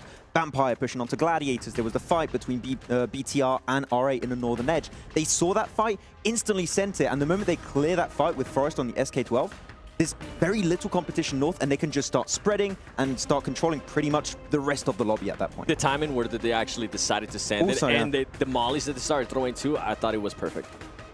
All right, let's take a look at the match rankings so you get an idea of the points that the teams did get for themselves. D+, much needed points as well to push it into top 5, to push it back into getting into the main event. 23 points for them. See 16 for S2G. See 9 for Gladiators. Vampire Esports at 10. By the way, for Gladiators, this is what? Their 6th time out of 8 matches they've been able to get top 4. And then we even get to see a team we haven't really been able to talk about too much, AGONxI8. Yeah, I mean, they speed up their rotation on Sanhok, and they're doing good here too. The pronunciation, by the way, on point here, Jason. No. I wanted to do it the way you told me not to do it. Oh, okay. You wanted to do it. Yeah, don't fair do enough. that. But I was like, Max is going to I was going to give you originality points, but but they did start speeding up their rotations early on Sanhok on game number 1, and here they did get in some interesting positions. It was a tough game for a lot of the teams that started to play the beaches, because moving away from those dips and those little hiding spots is tough. But Tixi, they were still in circle. Yeah. And Tixi was the lookout on the roof. Like, he had pretty much eyesight on everyone, so if you started to move, you're dead, 7. But AGONxI8 surviving for as long as they did, pretty impressive. It is, and you know what? I actually want to touch base with Alpha7. I feel like they keep getting unlucky with the circles, and they haven't been able to readjust, and it comes down to just their rotations. I still feel like they're being a little bit too slow with the rotations. They need to be able to speed it up even more. But overall, I mean, this was the play that you were talking about here. BTR, they were taking it to R8. They were able to just right here is when they started pushing, and I'm talking about D plus Kia, and it was at the perfect time possible. If you push too early, BT are going to be collapsing back onto you. You're going to potentially lose that fight because you're pushing into cars. If you come in too late, maybe the team has time to heal up, and you're also going to get eliminated. As you said, Seven, the timing was absolutely perfect. A few seconds off, it doesn't work out. And I feel like something that ended up helping out D plus Kia as well was that RA player, Ida, only had 21 bullets in his UMP. Okay, so I'm going to be a bit critical here. Okay, give me a second. He had 21 bullets in the UMP. Okay, not a lot, fair to say. He had himself 2 full clips on the M4, and he decides to spray down onto D+ with the 21 bullet UMP. If he played with the M4 at that moment, I'm pretty sure you maybe see D+ lose 2 players. I'm not too sure what the... I'll show you a replay later, and I'm telling you, if he plays the M4, D+ maybe don't win that fight. Replay from when? From that fight. Of BTR. All right. Okay. I'll show you. I don't know. I still feel like... Trust me. Hey, whatever you two do back in your hotel room is completely on you guys, okay? I don't need to hear about it. Let's take a look at D+'s player stats, though, here in this last match, because we got to talk about Fabian and Forrest yet again here. Forrest, 1,000 damage. Kalaris, I'm going to need a soundboard from you. I'm sure that came through our microphones, because I'm pretty sure I heard it. A massive play out of him, and I mean, you see him get 8 eliminations. Obviously, a lot of them coming in when they did go for the third party, but Fabian, the nades to close out the game, fantastic job. Yeah, I think Kalaris mentioned it during that game. He was trying to set himself up for that, and the moment he got close enough, and he knew that STG were taking... 5 and some odd minutes. Yeah, exactly. To be accurate, the moment you get close enough, and he knew that the entirety of STG were just so close to one another, one nade was going to be enough. He got 2 knocks on the nade. The execution is strong. The funny thing is that, like, we were talking about, oh, S2G position's so good because they're in that little dip, right? They have protection from their backside. But what helped them get that far also was their downfall, because it allowed Fabian to actually push up and get the nade in. Exactly. I mean, there were so many teams that could have potentially won that one at the end, but it's just down to the utility. We keep saying it many times. If you still have that utility in the late game, it can turn the tides, and in this situation, it did exactly that. To give S2G some credit, though, they did end up going for that risky play, and it ended up working out for them because they were able to survive so many teams shooting at them, and they were able to also use their vehicle to discover, which was great. Yeah, I mean, not many teams really know the kind of like terrain, the small little dips, and the fact that they knew that dip was there, they got there as early as they did. A few second delay maybe on that move, maybe doesn't quite work out. So yeah, S2G, good push, but Nade's pretty strong. Yeah. Well, during that last match as well, when we were watching 7, we noticed a little graphic pop up on the left-hand side, and we're like, ooh, it was Kitsune with 600 damage done. And I know you want to take a look at Gladiators' player stats here, but tell us why. It is because this was a player that we're talking about. When are we going to start seeing, right? We're talking about Tixi, we're talking about Menku, we're talking about Matic. They were being able to put up numbers. So now Kitsune, I don't know if he heard us or what happened, because he was able to put up 600 damage, only being able to convert that into 1 elim. By the way, you mentioned it too. Tixi, being able to have that roof, being able to overlook everything. I feel like that ended up working out for them. Although, you know what? I do have to play devil's advocate here, because this team had the circle for a very, very long time. I feel like they did end up playing that right, but I just want to start seeing more out of them. I want to start seeing a little bit faster rotations, like when they had to push out. Even though they did have, SGG looking at them, even though they did have to worry about Vampire Esports. I don't know. I still feel like they're leaving some to be desired. They're not quite there yet with the potential that they're capable of. I actually believe it was fast enough this game. I feel like the timing was pretty good. I feel like they went for the right positions at the right time. Sanhok is a different ball game entirely, right? We want them to be faster there, but for this game in particular, I don't really have anything to criticize. For me, it's just a clean game. They went from point A to point B really efficiently. I love how they kind of like coexisted with Vampire the moment they start pushing in, because Tixi was getting naded. He couldn't hold on to the rooftop position anymore. The moment he gets pushed away, information is lacking for the entirety of Gladiators, so they start going north. Vampire take control of the south, and then they kind of work together as a 8-player team and start lasering all the teams trying to leave the beach late. So I feel like that was a good plan that they didn't continue the fight, because otherwise maybe a third party comes up. And I feel like we're going to find the answer too for, can we see Gladiators with a 4-man squad there towards the end? And this circle forced them to actually be all full players alive towards the end. What about Yangon Galacticos? I mean, Max, we haven't really been able to talk about them too much. They were last place coming into this match, though I would imagine they've been able to move up the leaderboards just a bit. I think Mizexis was the team right above them. Starting to see some life in them. Yeah, I mean, I feel like the circle kind of helped them not have to move. I get that fact. It was the best game ever. No, the moment they have to leave the beach is when, of course, with the lookouts of Vampire, Gladiators working together is not going to happen. The circle did somewhat come their way, but the Sanhok of earlier really gave me a little bit of hope. We can see more from this team because they start to be a little bit faster. I feel like they're adapting to this lobby a bit more. They understand 18 teams need to be a bit quicker on the move. They started doing that. It's still a slow process on a short-term tournament like this is maybe not going to be enough, but there are glimpses of hope here we have seen from Yangon Galacticos. Well, even another team, Viral, Donuts Viral, we were able to see them actually take down DRS, so it was great to see them come out of nowhere. Not out of nowhere, but again, I've been talking about like South Korea with D+, Donuts Viral as well coming from Japan. I wanted to see them, you know, show what I've been kind of building them up to be, and I think we're starting to see a little bit of it. They're starting to get a little bit more, I don't want to say confident necessarily, but they're, I think, willing to maybe take some more fights. Yeah. Which is, I guess, would be confidence, so... Yeah, it's fair to say we haven't seen enough yet from Donuts Viral. So we're hoping to see a little bit more, I think, in terms of taking fights. I think they're not willing to do it yet. Yep. Actually, I'm going to move on to another team, which I wanted to see do well Alpha this 7. game. No, if 7 started that sentence, fair. I wanted to see AGONxI8 do well. This is exactly where they drop. This is a position they are super familiar with, and they just started playing edge when... It's their drop. I was expecting them to center up, be in a position where Gladiator actually ended up being. I was a bit surprised. And also I realized yesterday, Ghost wasn't playing, which I found a bit weird. He's a really strong player for the team, so they still need to sort things out on their side, I'd say. Yeah, Gladiator played that well. By the way, going back to Vampire, I feel like Vampire, we started seeing flashes of Vampire yesterday in the first 2 games. We were like, oh, okay, they might actually have a chance at winning this. They didn't end up, the circle didn't end up working out in the favor, but just like what you were saying with the Gladiators, I'm glad they decided not to fight. I'm glad they decided to coexist and just start lasering everybody that was nearby. Although, when they actually decided to go against Galacticos, I backfired a little bit because they did end up losing 1 player. Yeah, the thing is, as I already mentioned, if Vampire Gladiators fight in the compound, Yangon Galacticos third party, 100%. Yep. There's no way that doesn't happen, and then maybe they are able to cross the road with a smoke road, just like what Gladiators ended up doing to get that off angle onto Vampire and Yangon Galacticos. So the potential was there, but the fact that Vampire and Gladiators were just so aware that other teams around them were willing to strike if they went for the fight was really what enabled them to make it so far in that game in the first place. Yep. Happy to see as well that these having like a second drop location becoming very important here for these teams, because obviously with the playing path we had happen, heading over to George was not really going to work out too well for them.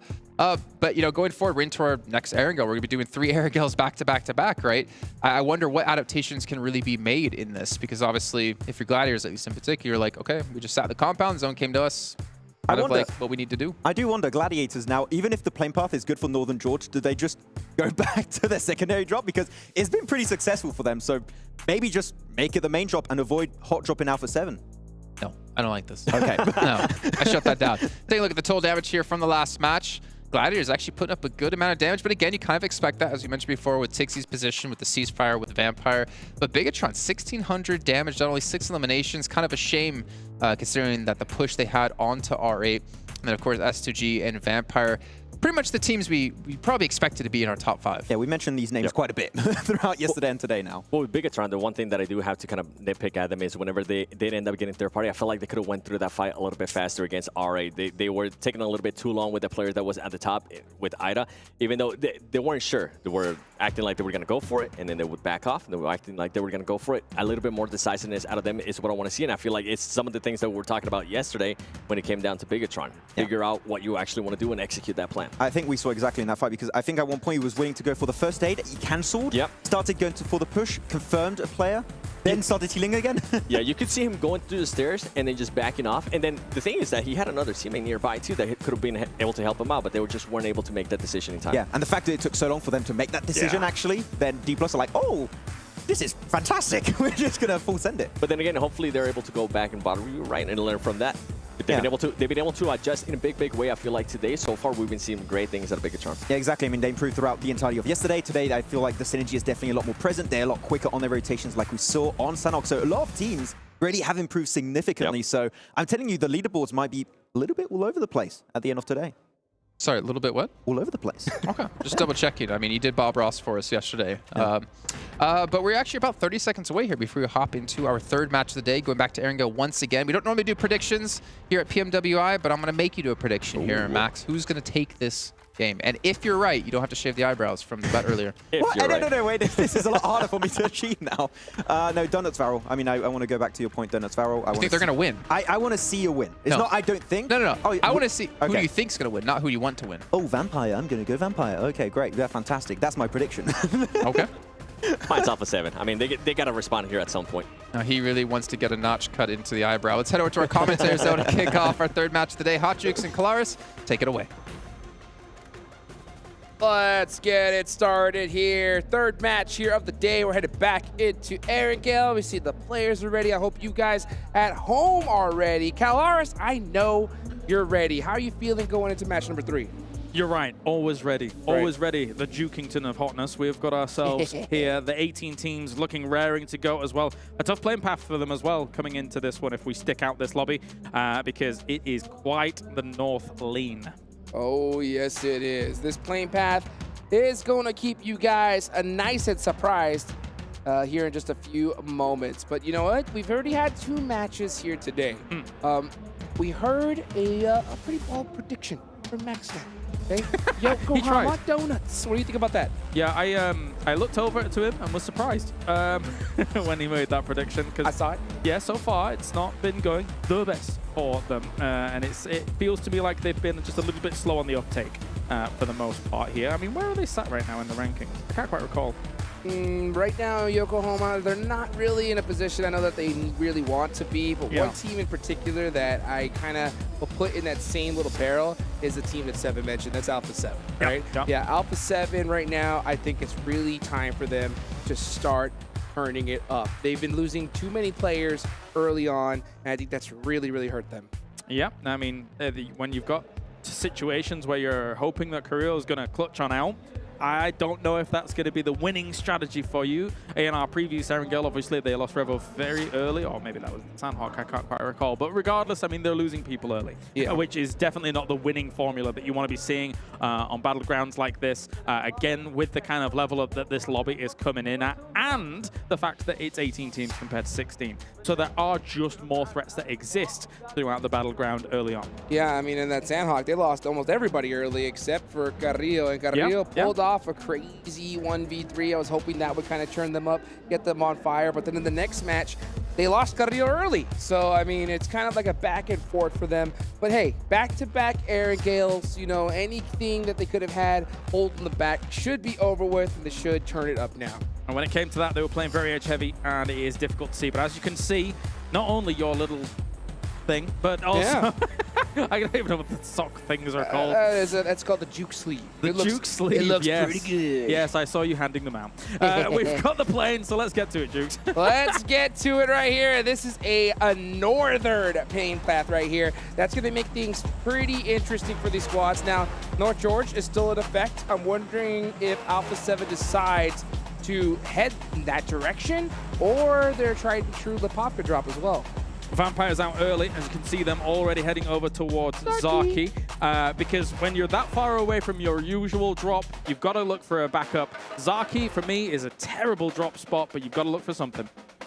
When is it? You know what? I've always been saying this for the longest time. Oh, no, I know what you're going to say. Zaki end zone is on my bingo card, and it has been left open for far too long. Am I casting with Imperium right now? It's the dream. It's the dream. Zarky finish at Erangel and Cave finish on Sandhawk. Oh, no, please. Yes. No. Yes. I mean, you've got the tunnels on Miramar as well that you could potentially go to, and then you've got that situation where somebody's on the top, somebody's on the side, and then it's like, well, okay, I guess we just heal and hope. Right, hope and dreams. No, you know, no. That's what we have here at the start. Some of these teams looking to make their dreams alive. Take a look at their highest damage. Tixie, man, he has really turned things up here. Longest elimination ARAM, 387 meters. That's far. Yeah, that was very far. I think before, 363. I was looking at the stats earlier. Tony K was able to hit a long one, but now this circle poses problems. There is still the chance it goes to military here, so I think we'll probably see 2/3 of people taking up the kind of mainland area, and then maybe a third moving down towards military, but actually maybe less than that, because it's still a lower chance that it's going to go there, but if it does, it's going to cause problems. Oh, absolutely. And if the team that decides to head there early, they're going to be laughing it to the bank if that zone does go in that direction. And plus, that loot, military loot is quite delicious. Now, for this particular circle, you know, Vampire are going to have a heck of a rotation trying to get here. They're going to have to go through, they have to be very careful, sleepfrogging their way to safety. DRS are, they have been pretty off and on so far in this tournament. Whereas DRS standing so far on the leaderboards? They are going to... Oh, yeah, there they are. 4th place. So they have 62 points. A good game here. They could definitely breach the top 2. I'm glad we came to this location first when it comes to gunfights, because this, as a choke point on a circle like this, is extremely important. DRS is no stranger to the idea of taking the shots at these locations to make sure they can try and control these locations. Because if you're a DRS right now, you loot Milta and you sit here until you get full confirmation that you need to go north or south. Yes. So get rid of Infinity. Oh! And Sem's already getting rid of people as well with the handgun. Busting out the pistol here, and he is looking for some more unknown. No way. Oh my gosh. There's no way. There's no way he makes this alive. You can't hide. You can't fight. Oh, he got the buggy. Wait. Second thoughts. Oh, he's going to go for the finish? No way. Is he going against the guy with the AK with a handgun? It's the M7, and M7's beating him up bad. The rest of his team is coming, actually both sides of the squad. Here comes Kenny with a Bizone, trying to get some shots on the ARAM. Oh my gosh, unknown. Did he end up getting that knock after all? I believe he did. Yes, he did. And the third. Okay. Yeah, it was kind of back and forth there. It's close. That was a little while. Oh, Gladiators getting taken out by Mezexis. Inactive, getting a nice early elimination for him. Yeah, the barrel will do so much damage in that previous fight, but that was a kind of crazy situation. iKURD still trading off against Sem9, though. The reinforcements coming in. Very, very important, very effective. See right now, Young Galacticos going to take the hill. Trying to catch AGONxI8, slip it. Oh, wow, he actually hit some of those shots. Oh, what? Bison boys. Oh, that is how you do it there. And he's going to go ahead, secure that inland. Yes, get that point. And yeah, AGONxI8, they don't want none of this. They're going to take off. They got nothing, literally nothing. Not surprised. I mean, this location in general, it's not really going to be the highest of priorities, so you just want to get out of there with, unfortunately, your tail between your legs as you lose people and then try and fight another day.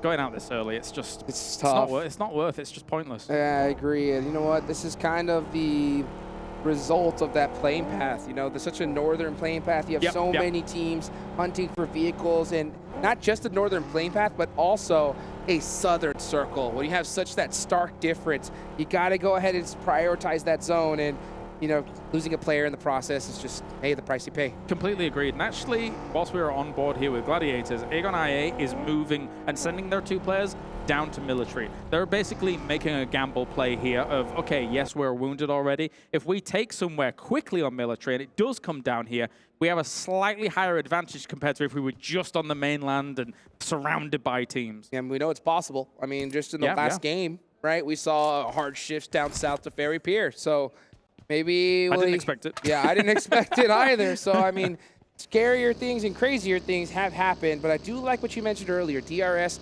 holding that bridge, you know, to hedge their bets. That is something I want to see from them, but it looks like they decided to prioritize Milta. Still looting. You know, they've got time here, which is all important. As long as they kind of keep their ears open a little bit. I know you can do that. It's weird. So, you can actually eventually see that. But replay on. Eku getting sprayed on down. These long-range Bison fights, man, they're hitting. They're hitting those right there. The Bizone coming out heavy here in the World Invitational Allstars Stage. Again, everybody, $1 million is on the line here, and it's crazy to say that that is just a drop in the bucket to how much money they're going to make, and not just a few days away, right? But also later in the year. I like the way you say it, Bison. The Bison. It's like how Max would say it, Le Bison. Le Bison. You know? Le Bison. Yes, I'll tell you what, man, that is been doing pretty good so far. You know what? It's the tried and true, and it's like that UMP where those shots are so far away. They come out silent. They don't get those audio cues or indicators to the players. They don't know where they're coming from. And it's weird with that bullet delay, those Bison shots. If you just hit that little spray, boom, it's like instant knock. It feels like there's no recoil in it as well, which that's true. Also helps things out, I think. Yeah, I would agree. It's pretty good, but Vampire here going to be strolling on a long way. They have got a long way to go for these kinds of circles, and they're rocking up alongside Gladiators as well here. So top 2 teams against one another on the transition. As Gladiators has already lost one person, of course, against Mezexis. So they're not going to be wanting to take fights too early. Yeah, I'm going to be taking a look at Vampire's rotation. We're going to see that all the way up top. Vampire Esports.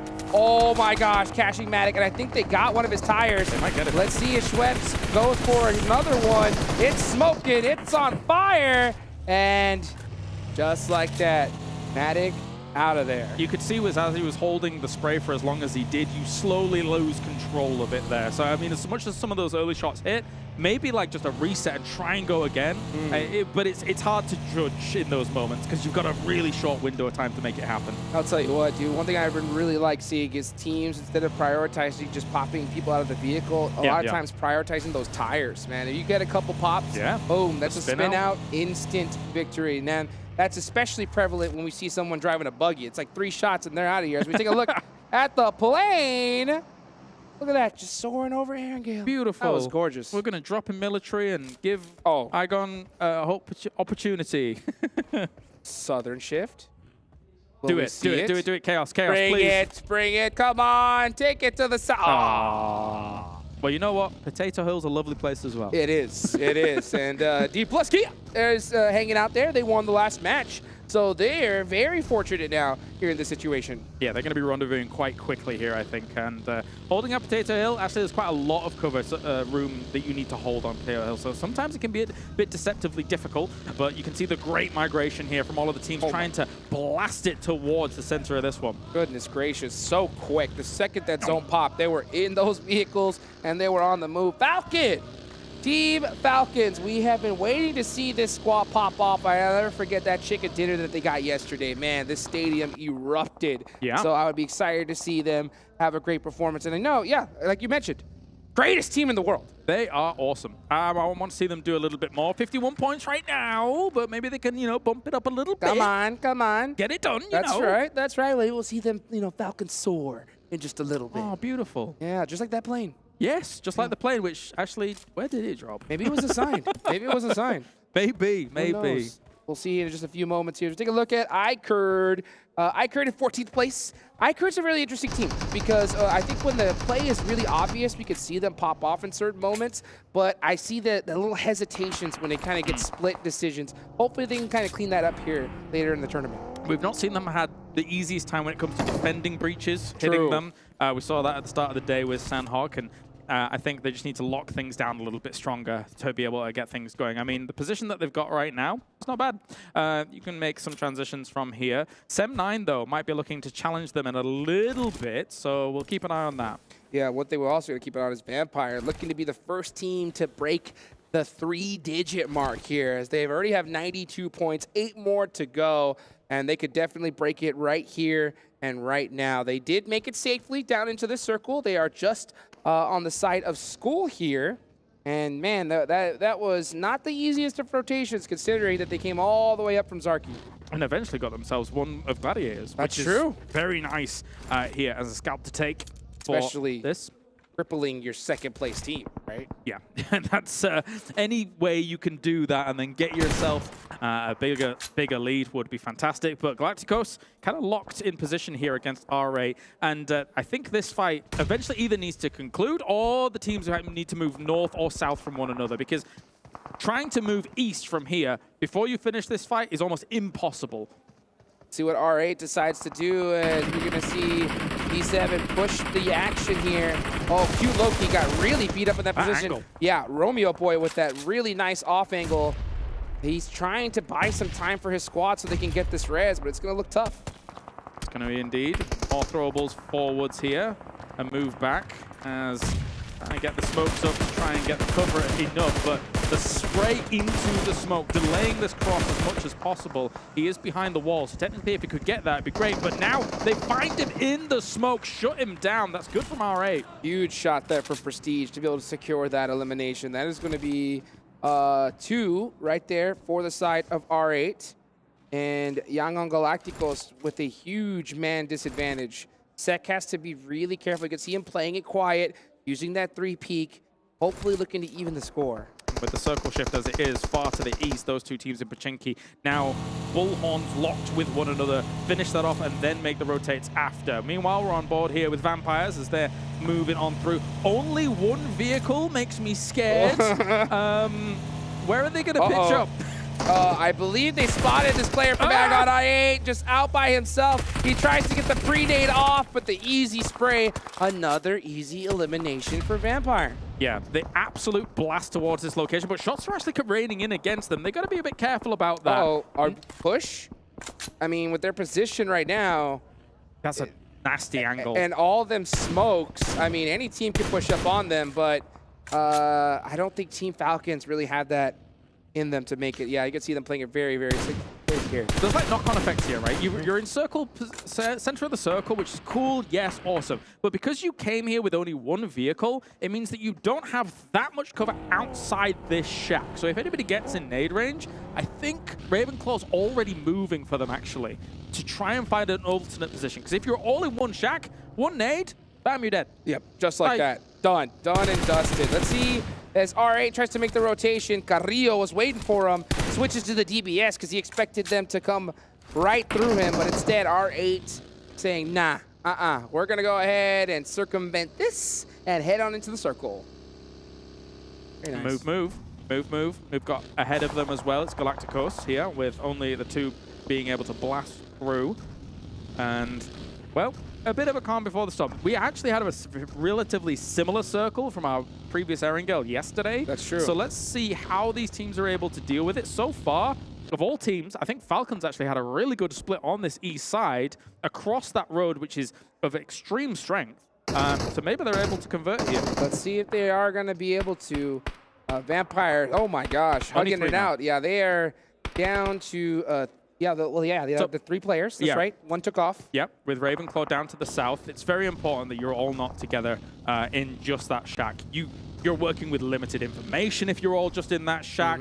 And Ravenclaw, of course, is the guy that they're normally sending out to gather that for them. Well, they're so heads up to be able to center up in this circle. So no matter where the zone goes, they're going to be most likely in it. And yeah, okay, all right, a nice little southern shift here. This is honestly a great zone for the Falcons, but they have to watch their backs. Downhill is a lot of this combat going to be here in a few moments' time, as well as iKURD's driving past the position of Vampire. R8 skirting past the Alpha7 position. And, well, R8 is sending it, blasting it through to this small building. It's only the one building here, mind you. Right. So. Alpha7 taking a nice checkpoint as well. They're going to be set up pretty here with all 4 up. They got their eyes on R8 and on the rest of these teams, possibly looking to catch a straggler on the rotation. Still a lot of teams not in this zone, and they are quite late to the party as everybody instantly took up most of the major checkpoints left in the circle. Definitely. Obviously, D+ Kiera's got a great compound. I mean, we've already seen them have success here in Erangel just before.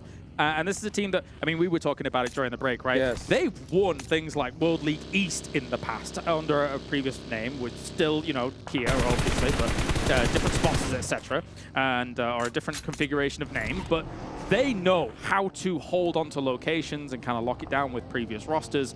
And I think they could have some success on this compound too. Especially with how they were able to sneak up on S2G a little earlier. It looks like FaZe Clan is a part of that same energy.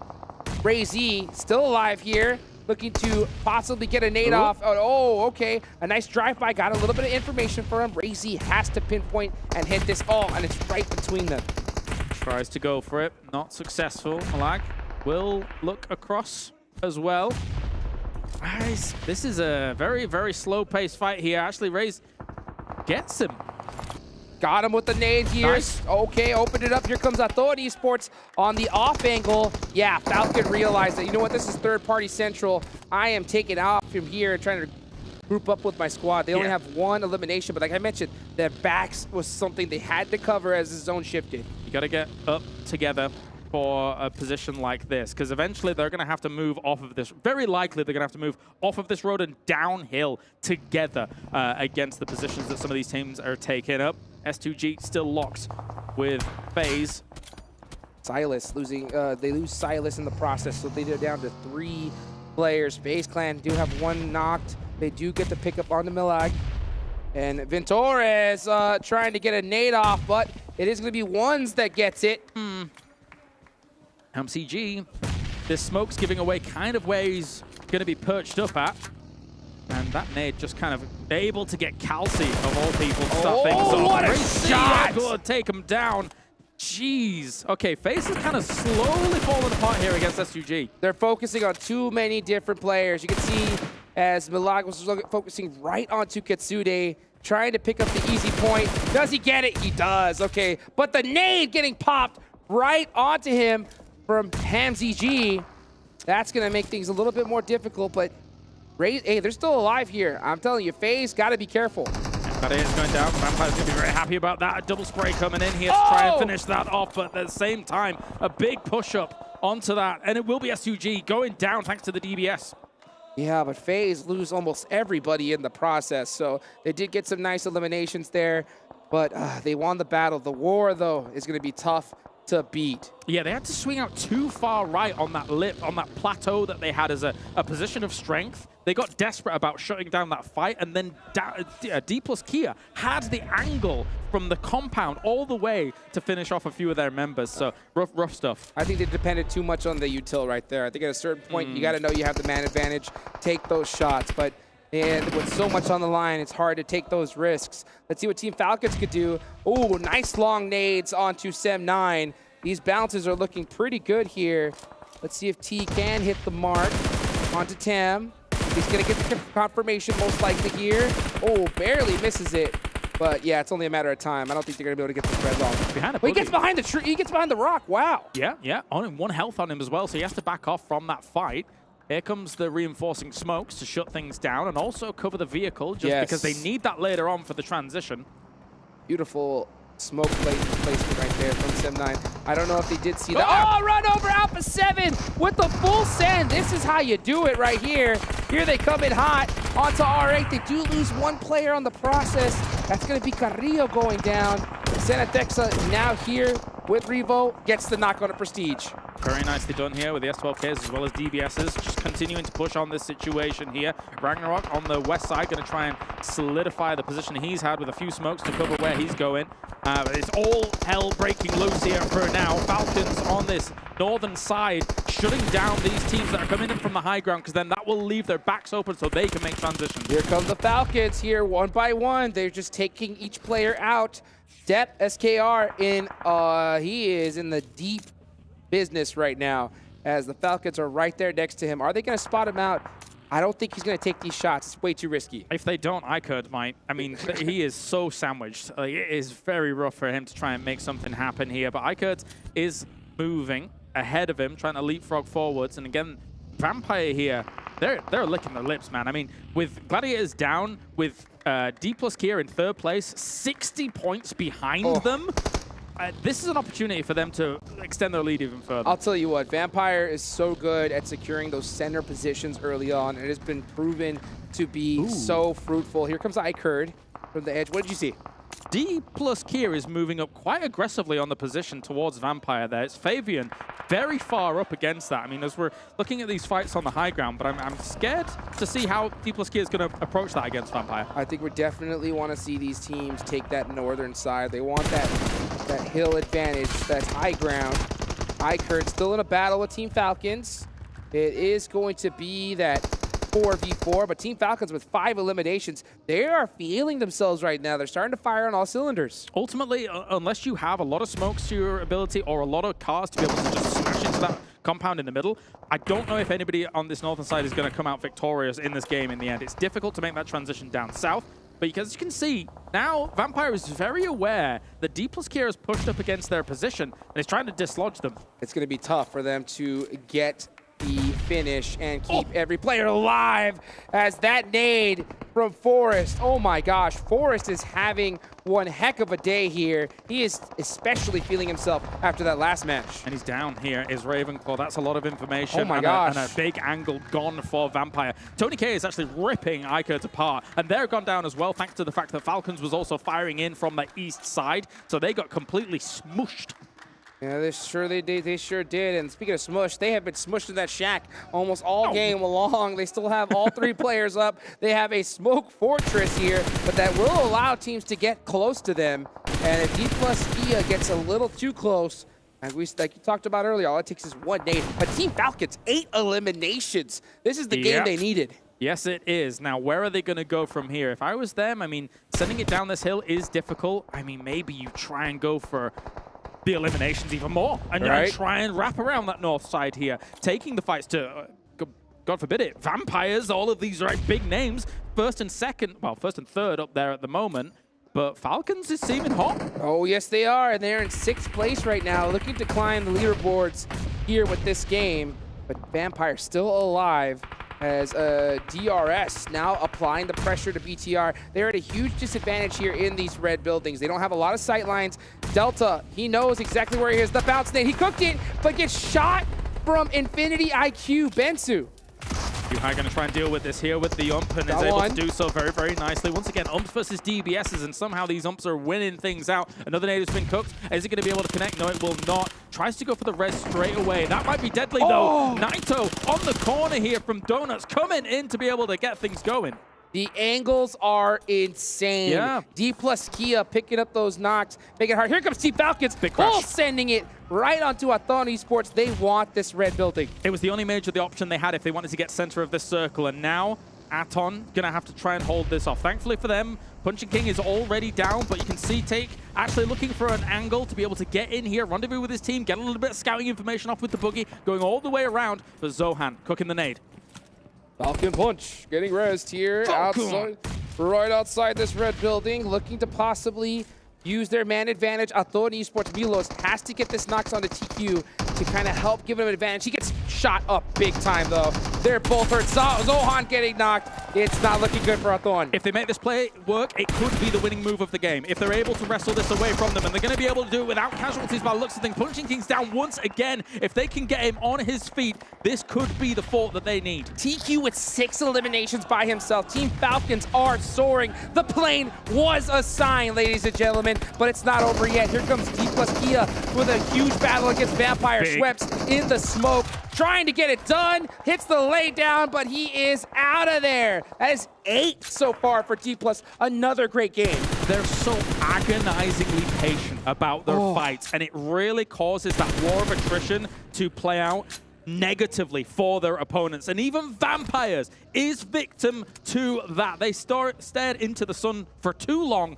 And D+Kia, man, they're looking great in the middle of day 2. They have the high ground as well. They are not inside this next zone, but they have all the information that they could possibly need to get down safely. And they have all 4 up with some vehicles. So they are definitely a threat. Peralta laying down outside of the zone all by himself, just looking to annoy some teams. But the question is, how are they going to play this circle, D+Kia? Of course, Falcons was up on this high ground as well. They realized you can't stay up there for as long as, you know, those teams that are kind of stalled things out can. So Fabian's going for a big wide wrap here. I don't know where he's going, though. Yeah, he's trying to secure that rock to try to get some intel. He's going to lose his buggy in the process, and most likely this game in that situation. So the other 3 are still alive. I think probably the push on the Falcons is the play. Maybe. Fabian was basically sent out as a feeler. Okay, I'm going to go here. I'm going to see who has lines of sight on us. Let's not commit everybody. Naruto doesn't burn out. Barely survives with that nade. How is he still alive? I don't know. This man is on another level right here as DRS Gaming is looking to take him out, and they need to do so quickly because there's 53 seconds left on the clock. They want to secure this position. Yeah, and you might be careful about the off angles against you here because Alpha7 can see you against this building. Molly does actually get caught by the fire. I think he should be able to heal through this to get things going. The low toss nade coming out to be fruitful, gets another elimination. So that is going to be 4 for him. He jumps out, but right into a DBS shot. That's DBS territory right there. You don't walk into that. But at the same time, Alpha7 here trying to find themselves a position of power as D plus Kia has now moved onto this west side. Fabian as the kind of feeler player to try and figure out if it was safe. Figured out, okay, actually we can make this location work as long as we've got some car cover against that east position. And the off angle from DRS takes out Alpha7. Nice, so now nice. that's completely clear. That is huge for D plus Kia. 9 eliminations for them and 10 for Team Falcons. No. This is going to be a battle. Look at that shift. D plus Kia has been blessed with this, and it's going to force Falcons to move to the one remaining building that is north of them, and it's really not that big a building. This might be a D plus Kia double victory in 3 games. Oh, can you hear that? All I hear right now is the clicking of teeth onto nails. This stadium is at a standstill right now. They want Team Falcons to get this victory, but it's going to be difficult. It is literally D plus Kia's game to win, but DRS putting a lot of pressure onto them, and I'll tell you, Peralta with that off angle could make things that much more difficult for them. Up until that knock, did you know what I heard on the wind? What was that? The word "Kamsamnida." As the Koreans here were very, very happy with how this circle's gone for them. But I mean, with a knock like that, it shows actually how vulnerable that location is. Again, if you don't have smokes, if you don't have that car fort fully set up and good to go, so they might be slowly expending their utility with those smokes slowly running out. Oh, but look at what they do have, the zone. And sometimes that is all you need is that and some 5.56 in your bag. How about a crate, too? That'll help out as well. It will. I wonder what weapon they got from that. But at the same time, big transition trying from Exexis here. They actually saw him on the left-hand side of that smoke being able to move. I guess maybe the scope was actually blocking a little bit of that vision. That's right, and that is going to be a D plus Kia. The AWM comes into play right here at the end. So one shot, headshot could be coming up here in a second. Fabian with the crazy sprays. The buggy is still on fire. Wow, D plus Kia are getting picked apart. It was kind of important that Fabian stayed alive there because he is alone and he was their slight off angle compared to the other 3 members. Forrest is at the front, also knocked. Falcon has taken a perfect opportunity at moving out as quickly as they did to try and apply the pressure to their opponents. Oh, nice finish there from DRS. Nice steal. All the pressure is on D plus Kia. Everybody is looking at them. And meanwhile, okay, finally, Team Falcons look to the left. They take down Rules OG. That's going to leave 1 player up left for DRS. Team Falcons looking to take the dub. They moved out at just the right time. That's it was another brilliant stuff. All of the spray's going to come in here, try and deal with this. They have more angles than D plus Kia. This is going to be difficult for the South Koreans to be able to get on out of. Sprays through the smokes. 1 left. 1 player left. It's Forrest. The legend. There they are. Goes down. It's Team Falcons with the victory. The stadium erupts right here.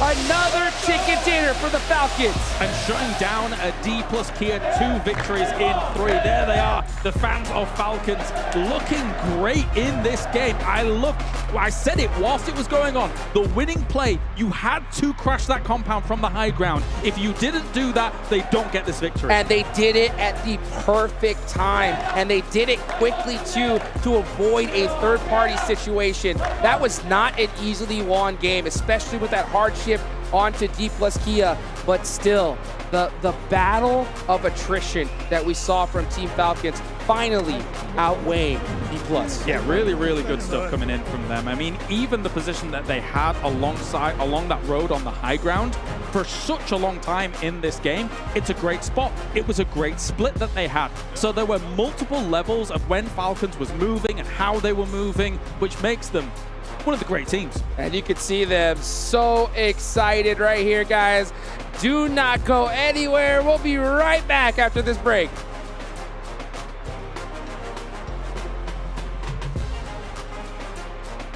All new Honor Magic 5 Pro. Freeze even fleeting emotions in just milliseconds. Take marvelous night shots with lightning-fast exposure. The display reveals more details in bright areas with an astonishingly long battery life that just keeps going. The latest flagship chipset brings you exceptional performance. Unleash the power of magic. Honor Magic 5 Pro.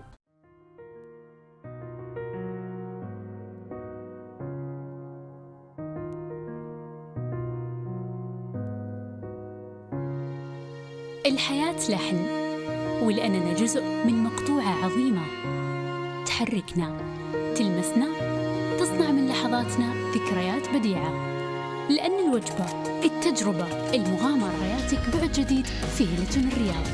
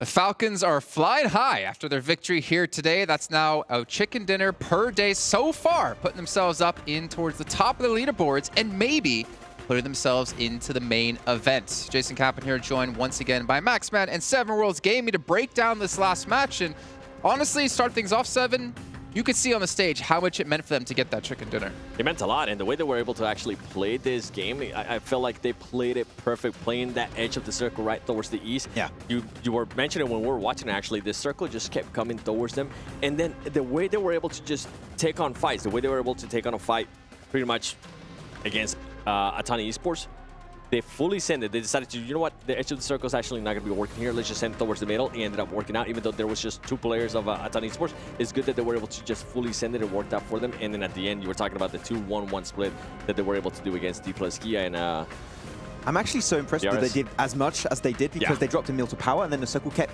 shifting east a lot of the time, and I thought, okay, they might just be idle, chilling in their position, not doing much with it, but actually they were super proactive, searching teams that might have a position and an advantage against them later on in the game. And as you said, at the late game, that split, especially sending Acer up north, was a great response to where D+Kia were playing from, because if they don't have that off angle, potentially D+Kia send a player where Acer is and they win the game.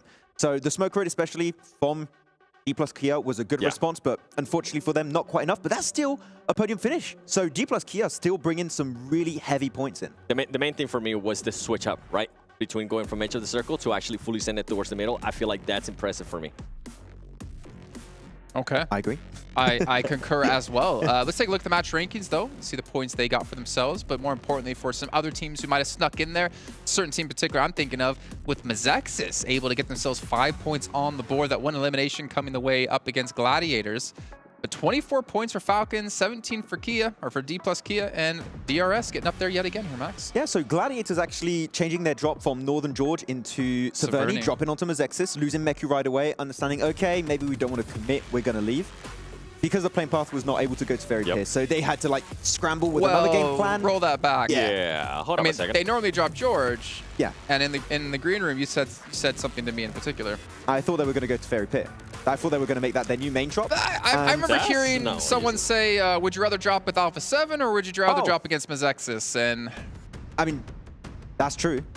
It backfired, though. I would prefer to drop on Mazexis, but it did backfire. I mean, this is a position they're not super familiar with, and they got really surprised. I mean, they went up against a DBS, so maybe the loot had something to do with it, because face-to-face against a DBS, as you just barely finished looting, easy. Fair to say, not the best situation to be in, so it didn't quite go their way. In a way, though, I'm glad they didn't end up getting the circle. I'm glad they kind of had to work for the rotations. It didn't end up going their way, but at least they're going to be prepared for it the next time. They ended up losing the players to Mazexis, and then on the rotation, they also ended up losing a player to Vampire Esports. Overall, I'm glad that they're just not getting blessed with the circles over and over again, because then if you're a team like that, you just get used to it.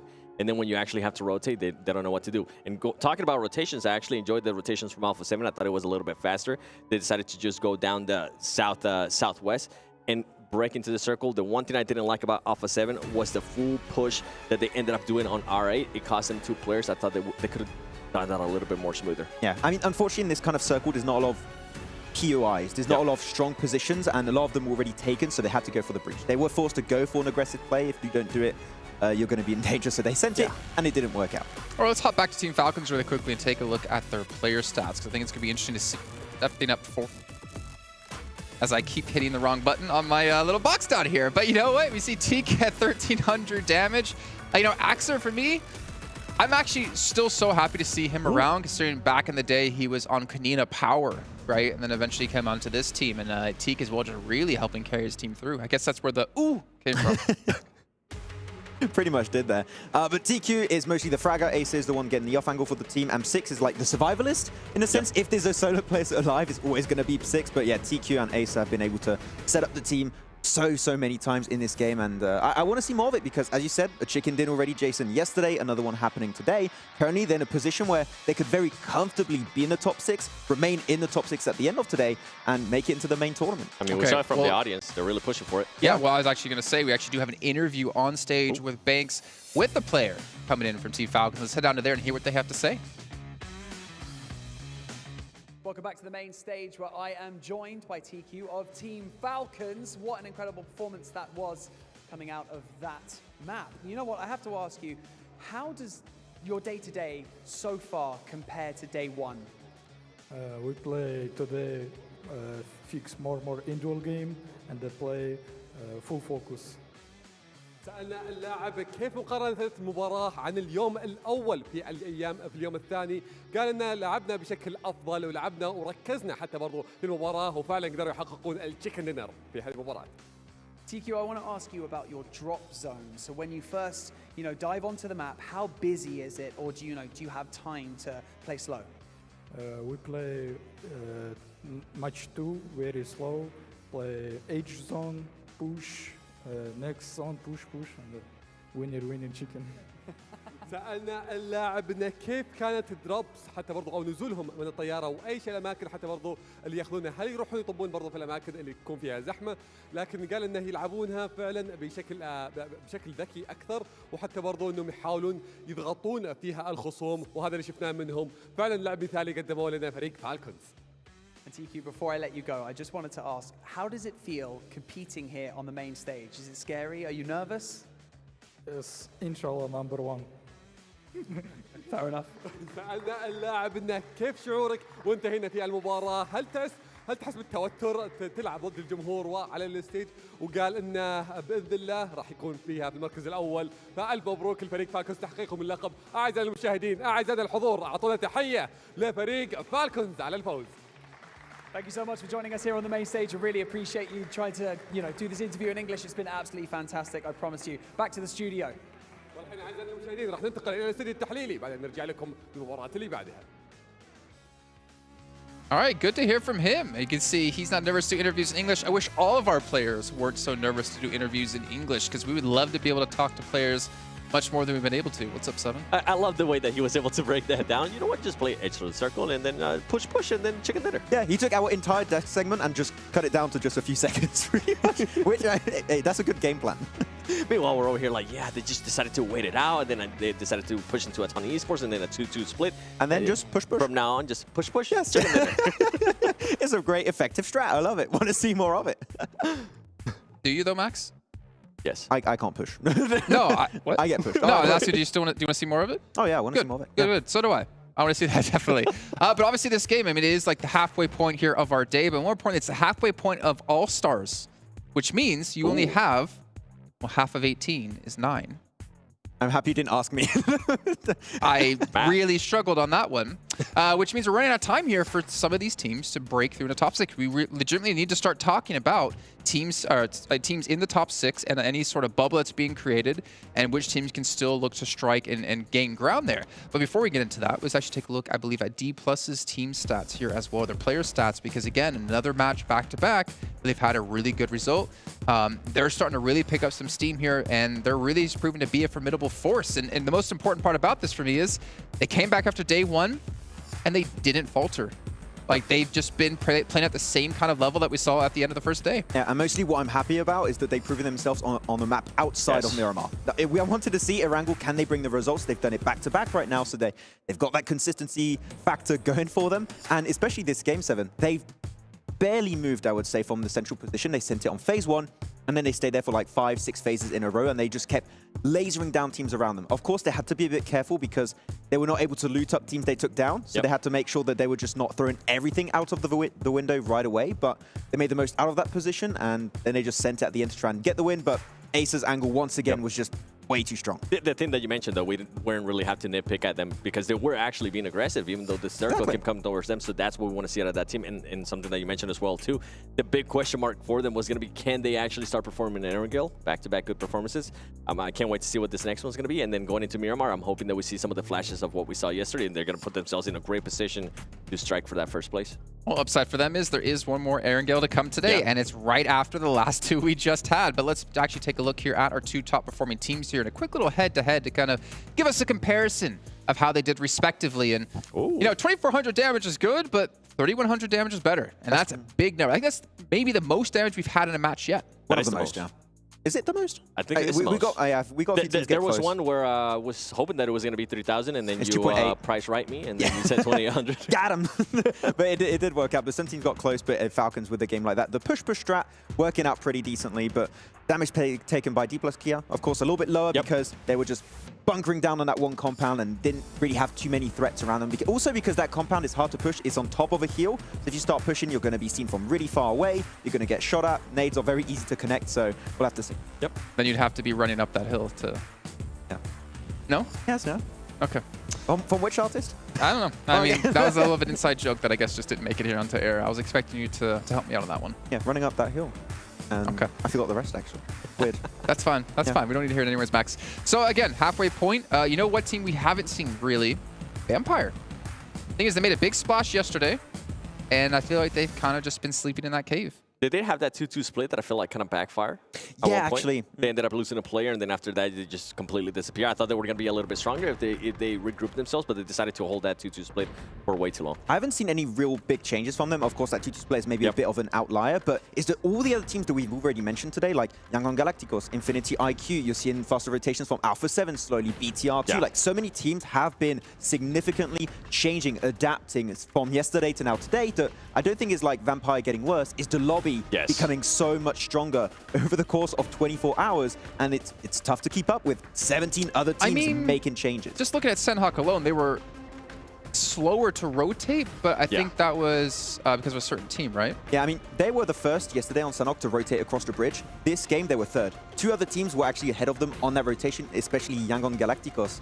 So it was tough to make the catch-up, because once you start being a little bit slower than other teams, you can't really pick the compound you're initially aiming for. You can't start gatekeeping, zoning teams away, and it's just falling apart. Once again, not because they're doing poor plays, it's still really good, but teams are so much faster on the move. Yeah, I think I have to agree with that. The teams are just starting to readjust with what they saw that they were able to do yesterday. I mean, in Vampire Esports, they have been able to put themselves in great situations. Going back to the first Erigo, right? Remember, they were coexisting with GG, and that worked out great until they actually ended up fighting. It didn't work out so great for them, but I feel like you're saying everybody else is starting to step it up in a big, big way. Well, really quickly, while we have some time, because I'm hearing the next match is almost ready to go, why don't we take a look at Vampire yesterday versus Vampire today in their stats and get an idea of how things have been going.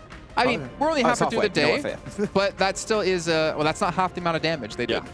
Yeah, it is under, so that's the big one. Wow. Oh, wow. That's a way bigger fall-off than I initially expected. I mean, of course, when you don't have those strong positions and you don't increase that survival time, you're not going to be able to put out as much damage and eliminations as yesterday, which it kind of is expected. And to be fair, right, going at the end of the yesterday, we're coming into today, we didn't really expect Vampire Esports to come in here and get two back-to-back chicken dinners like they were able to do yesterday at the beginning of the day. It's those teams starting to readjust, but that eliminations, I think maybe at some point here, they still have a gap in regards to points, in regards to the overall. I'm hoping we start seeing Nuzi. Yeah, I mean, Nuzi would be actually a good pickup right now, potentially. Just see how that's going to be affecting the entirety of the team. We'll have to see how that's going to work out. But they are, with yesterday, pretty sure to qualify if things don't go completely wrong. But the fact that teams have already started to adapt, the main tournament, they might not have this start. So main tournament might be rough for them. You hear that, gentlemen? The music's playing, it's rising up. Things are getting spicy here at PMWI. We have our fourth match of the day coming your way. It's going to be our final Erangel of the day. We got some brand new commentators to come in. We got Jenna and Blink to kick us off.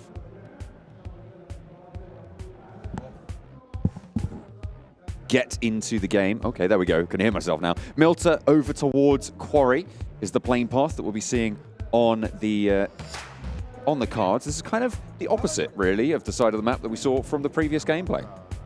Yeah, man.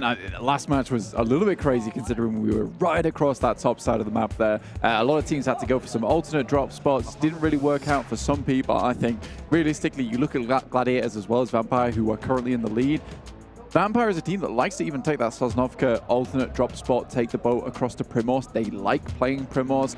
And you've got Gladiators who like play up towards North George and Ferry Pier. I think Max on the desk was talking about how, you know, you would have liked to have seen the guys from Gladiators take that Severny drop anyway versus Mezexis, which makes sense to me, 100%.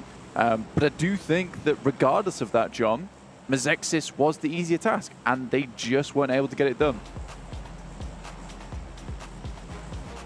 South side of the island now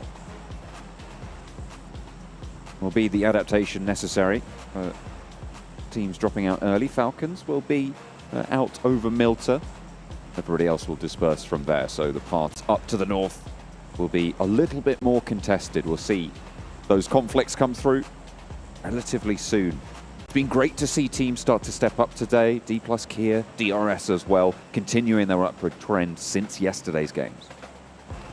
Absolutely. I think the D+ Kia, they have done a great job today, and I think it was only a matter of time before we start to see them step up a little bit. You do look at D+ Kia as a Korean team that really coined that whole playstyle of just going center, taking that center position and having a great time from that spot. It worked out really, really well for them overall. I do think that looking at D+ Kia, though, a little bit more closely, they are less struggling towards that edge play in the end game. I think they were finding it a little bit difficult yesterday to get towards that center position, but I think they've cracked the code now. They just need a little bit more time. We have to remember that this is a region that doesn't often play international events as well. So the fact that they are coming into this one, they have got a lot to learn. They've had a lot of homework to do as well from their pretty inclusive region, which just contains them and Japan a lot of times. So I think they've done a fantastic job coming into the day, getting that homework done, getting that analysis in, and now they've figured out how to play it. Because every time they do come to these international stages, we do see the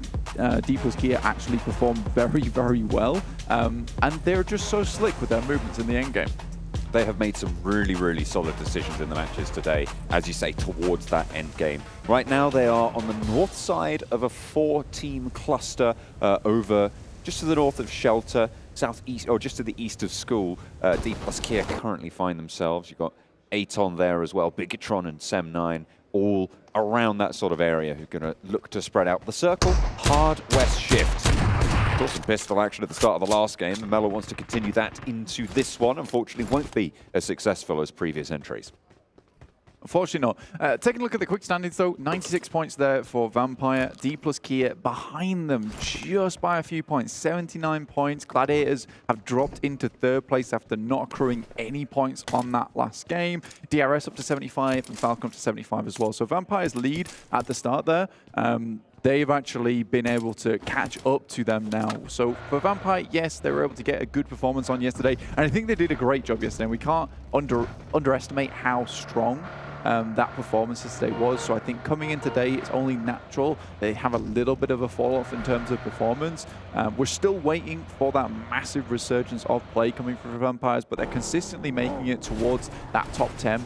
I think they've got a lot of good finishes. Gladiators, on the other hand, they're just struggling towards that final push. A lot of times we see them make some very good decisions, hold it down. They're all about that control a lot of times, but unfortunately, they are having the same problem that DRS were having yesterday, which is just not enough aggression. They need to be shooting at more people. They need to be taking these shots, taking these engagements, and having more presence, because you can have all the control you want in terms of information, but what they don't have at the moment is that firepower, which DRS have fixed now today. They've had some really good games. They're less passive. They're more confident to take these fights once they find their way in, because they are very slippery at the moment, able to find their way in all over the place of the map, which is just showing a great sense of macro from this side. It's something that we were expecting coming into this tournament, is that the whole lobby has a lot more power. It is so stacked across the board, right? So you're seeing these teams that are just able to swing from absolutely any region and play out those corners very, very well.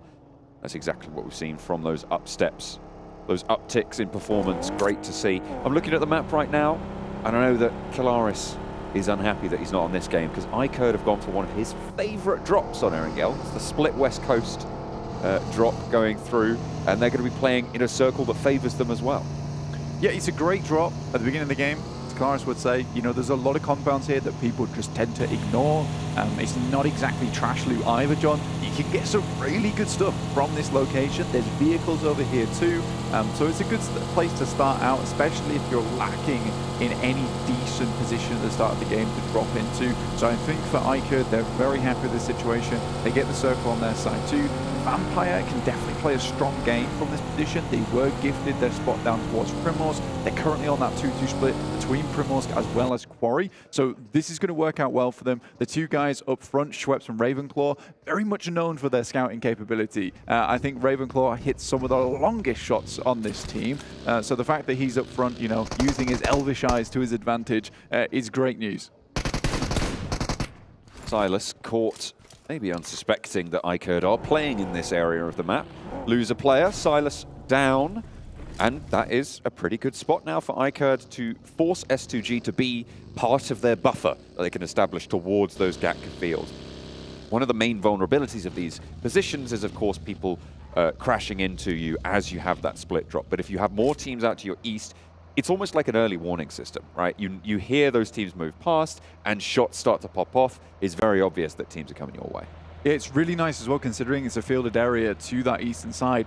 Many teams, as we all know, will be just full sending it across the fields in the vehicles, trying to get those tires spinning, because you do not want to be out in those fields for very long, let alone running across them. By the time you start to get blisters on your feet, you've probably already been shot at and taken down out of the game. So for iKURD, yeah, this works out really well. I do think that there is something to be said about S2G's play there and their play for the remainder of today, which needs to be fixed up, because what we've seen so far is just quite lazy scouting coming out from this team. Some pretty questionable movements in terms of rotations. We've seen them double back on themselves after getting shot at, only to get one player popped out of the vehicle. So I'm not really not sure what's going on S2G's side of things, but something needs to change. Gladiators trying to move past Yokohama Donuts. Wheels just about surviving. Somehow the buggies don't spin out, and the Gladiators managed to get past to the tree line on the south side, just north of Ferry Pier. They'll be happy with their position here in this compound. Fairly solid in terms of sight lines that can control around them, as well as options to move through in the future. Yeah, for sure, man. I think for Gladiators themselves, they've had a bit of a rough start to this tournament.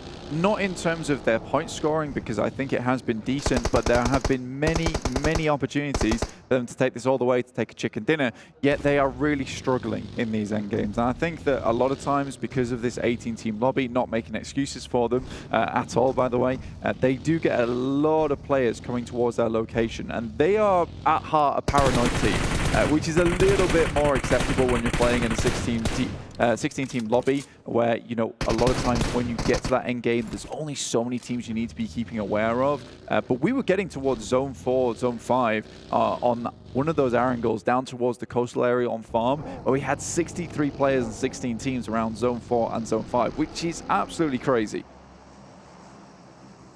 Normally you'll see a little bit less than that, but obviously with more teams in that lobby, yeah, does make it pretty tricky. Players starting to move south. You've got Aton moving on the north side of Gatka. They did drop over towards the mansion prison shelter area, so they have swung all the way out through that north side, and they're close to iKURD now on their split rotation. FaZe are playing all the way out on that west coast, and that is a very big west shift. Good news for FaZe, good news for iKURD if they can regroup. Yeah, pretty awkward spot to be playing around, honestly. I am not a huge fan of this position, especially when I'm playing in my own games, just purely because a lot of the time it's rolling hills up the coastal side, and you sort of want to be able to shunt yourself over towards the coast, towards the beachhead for that cover. But there is going to be several fights taking place on the line on this coast, where these rolling hills will eliminate sight lines. And so it's just going to be third party after third party as each team concludes one and will be on to another. It's very difficult to play in, and it takes some real brains to be able to control that area, as well as a lot of force behind you too, which certainly some of these teams currently have. Everyone is grouping up very quickly as we already head into Stage 2. AGONxI8 having to fend off the roll-up for SEM9, and it's going quite well, but unfortunately they've already lost two. Depp is down, took the dip there, but Romeo traded off for it. Just cute Loki left standing at the top of the hill to face off against two. Mikial and Kenny both wanting to find the final player, but a nade evens the numbers, and now it's a 1 versus 1. DBS in hand, sure, but that nade looks pretty good. It's around the right tree, just breaking wide from Kenny. Means that he will dodge the majority of that damage there. Sends another one going a little bit longer that time. Didn't cook that nade too long, but cute Loki yet to really find the value for it. A lot of damage poured into Mikial to stay alive. Looks for the res, can't quite tap it on fully, and there we go. The spray and the knock. Waiting for the heal, and a really nice 1-2 tap there from cute Loki to keep AGONxI8 in the running. Yeah, the one smoke comes down and Loki wraps the illusion, rounds the eyes of his opponents, and they just can't see where he's coming from. Really, really well played there. The initial nade into the ducking and dodging behind that smoke to make it happen will keep his team nice and healthy, which was quite a terrifying situation. But already a lot of action pumped out at the start of the gates here. We have at least 6 teams right now, all losing players, with SEM9 completely out of the game already. But a lot of teams already in this circle. There's only a few teams that are outside in the blue. As Teak said over on the Falcons on the stage, you know, we stay out on the edge, we're going to push, push, push, and then chicken dinner. They do that a lot. They're still in the blue right now, one of the few teams to still be out there alongside Mazexis and i8, who are moving in. The Infinity did head down towards Sosnovka, but are being held out right now by Mazexis. An odd move, move. Not one that I would be thinking would be happening right now, but a lot of teams are more focused towards this edge of the map on the western side. We'll see where this next circle does hit up and what kind of things it will bring with it. Quarry as well is such a major factor in exacerbating the issues of linearizing this western coast, right? Because it forces teams coming in from the southeast quadrant of this circle to go underneath it or to try and send right into the side. Most teams are going to look to go south. You could see Gladiators have done so. AGONxI8 are looking to do that as well. We'll have to wait and see where the remnants of Mezexus and Infinity IQ both go because they are trying to fight one another on the way, but you imagine that they're also going to be looking to that south side, and that just pushes in the south of the circle to be such a dangerous area. Yeah, you really don't want to be coming in through that north side because you're just heading through the swamped area, you're heading through that fielded grass. It's a little bit open, you can be spotted out. D plus Kia, though, were in a fairly close spot, so they've been instantly headed up towards these compounds that iKURD have actually held control over earlier on. Gladiators, though, I don't mind this position over on the south side. It does give you the opportunity of third partying. And again, this is what we wanted to see from Gladiators themselves, so just a little bit of more ferocity from their side. And I think that this particular play really does require that bite behind it. See if they're able to bear the fangs appropriately. Kitsune goes very, very low, but has backup from Tixi, top fragger in the tournament. Doing a lot of work for the team, but does go down there in an unfortunate trade with Missile. The team will roll straight on through to try and trade, but Matic falls as well. He's going to get flushed out, and Missile just about goes away there. And Meku now the last standing. The Gladiators under threat.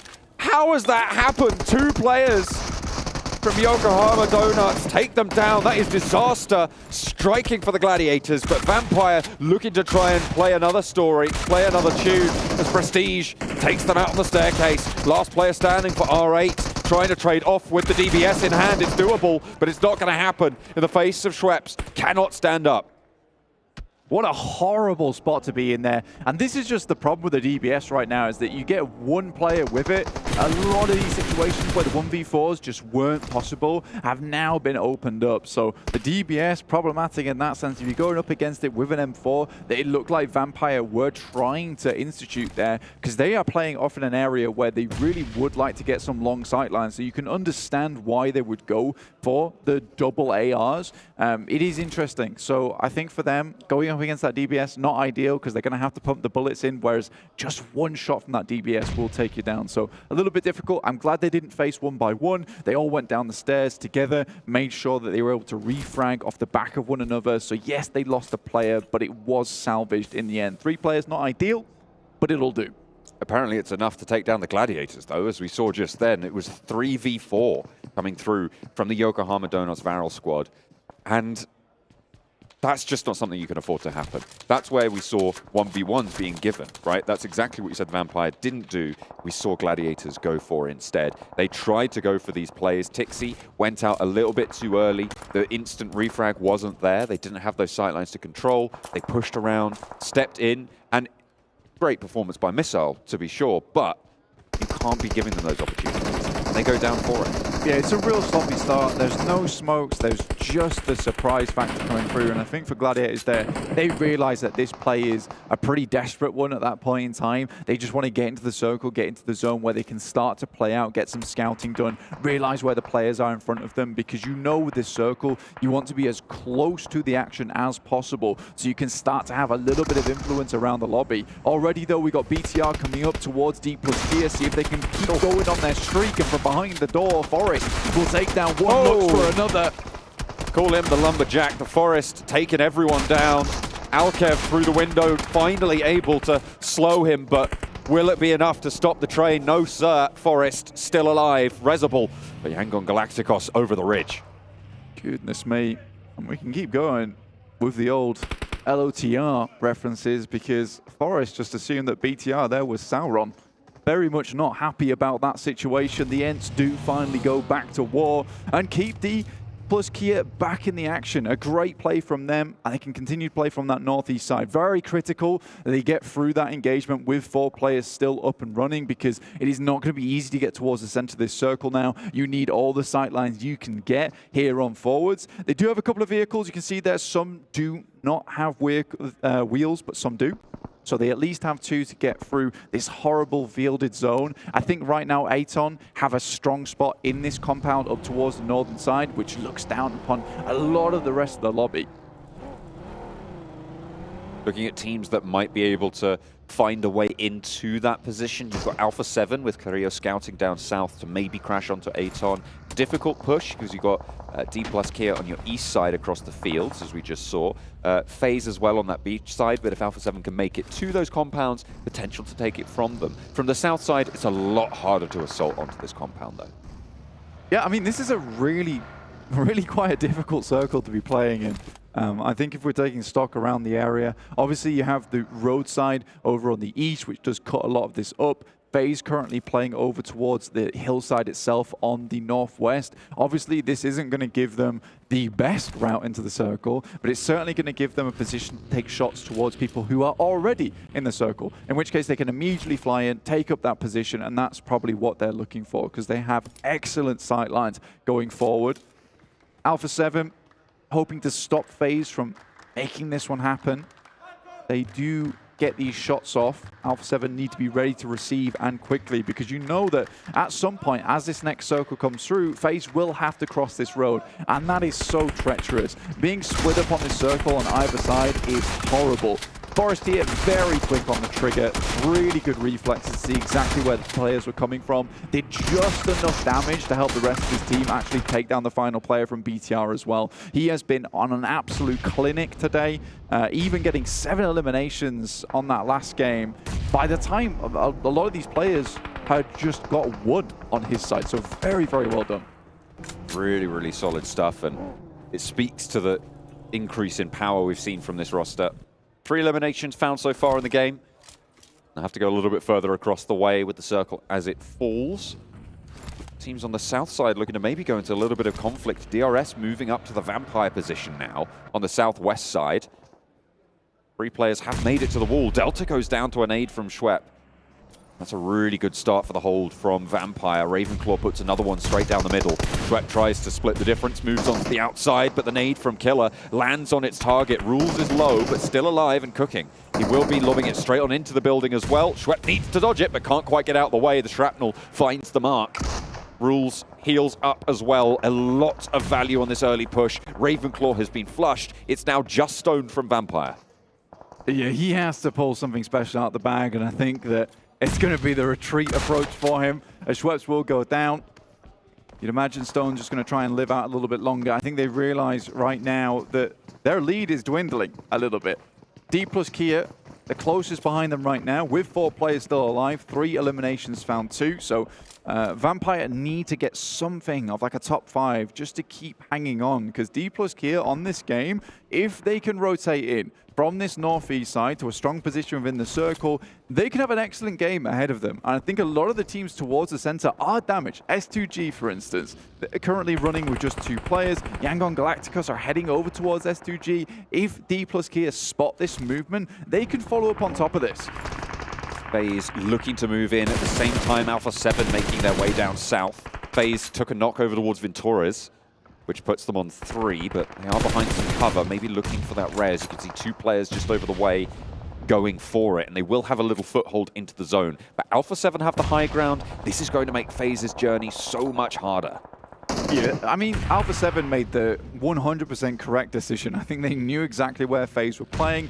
FaZe were hoping that they maybe would peak and they could find one of these shots through, start tossing these very similar smokes, and then quickly just send on over. But Alpha7, very patient, waited for the next circle, but in come D plus Kia, and already that's 1 player run straight down. Carrillo has to go big now. With the DBS, can he make anything land? No, he can't. That's 2 players. Revo's down in the meantime as well. 3 players, all 4 of Alpha7 melted in the face of D plus Kia. And nade sent back over the top, but this is FaZe's chance. 2 players down, so they are severely diminished. No one going down for FaZe, and they can roll over these hills. Aton do not chime into the fight either. Fabian taken out with that nade. 4 players still, 4 FaZe, into the vehicles they go.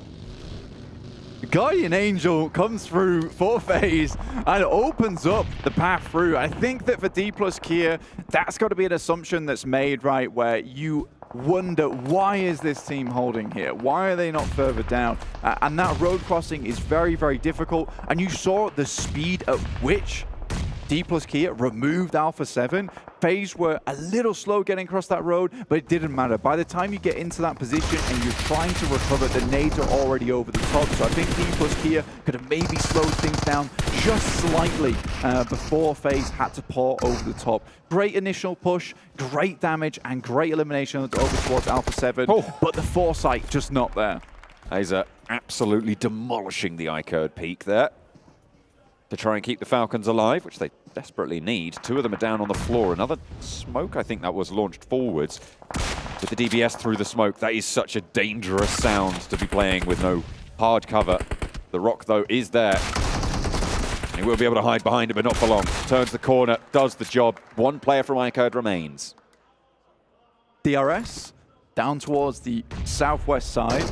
Once again, have found that position. They're wily, man. They're very good at finding these positions around the map. Aton Esports come out of nowhere, and FaZe feel the brunt of this one. They need some support. They need some help, as Onzen is able to pick off one, but Ventores and Mormon most likely will now fall. That's 2 players down for Aton, but the recovery for them a lot easier than FaZe. Both of them in this reservoir position. You can see Zohan just committing to both of these right now. They are going to have to move because the zone is already pushing. Can you get everyone back into the fight? It's going to be tricky. Aram from iKURD crawling away, and Team Falcons will be drawn short here. Infinity IQ will slow them down, but will they be able to stop them? That's still a question that needs to be answered here, because it is looking a little bit shaky.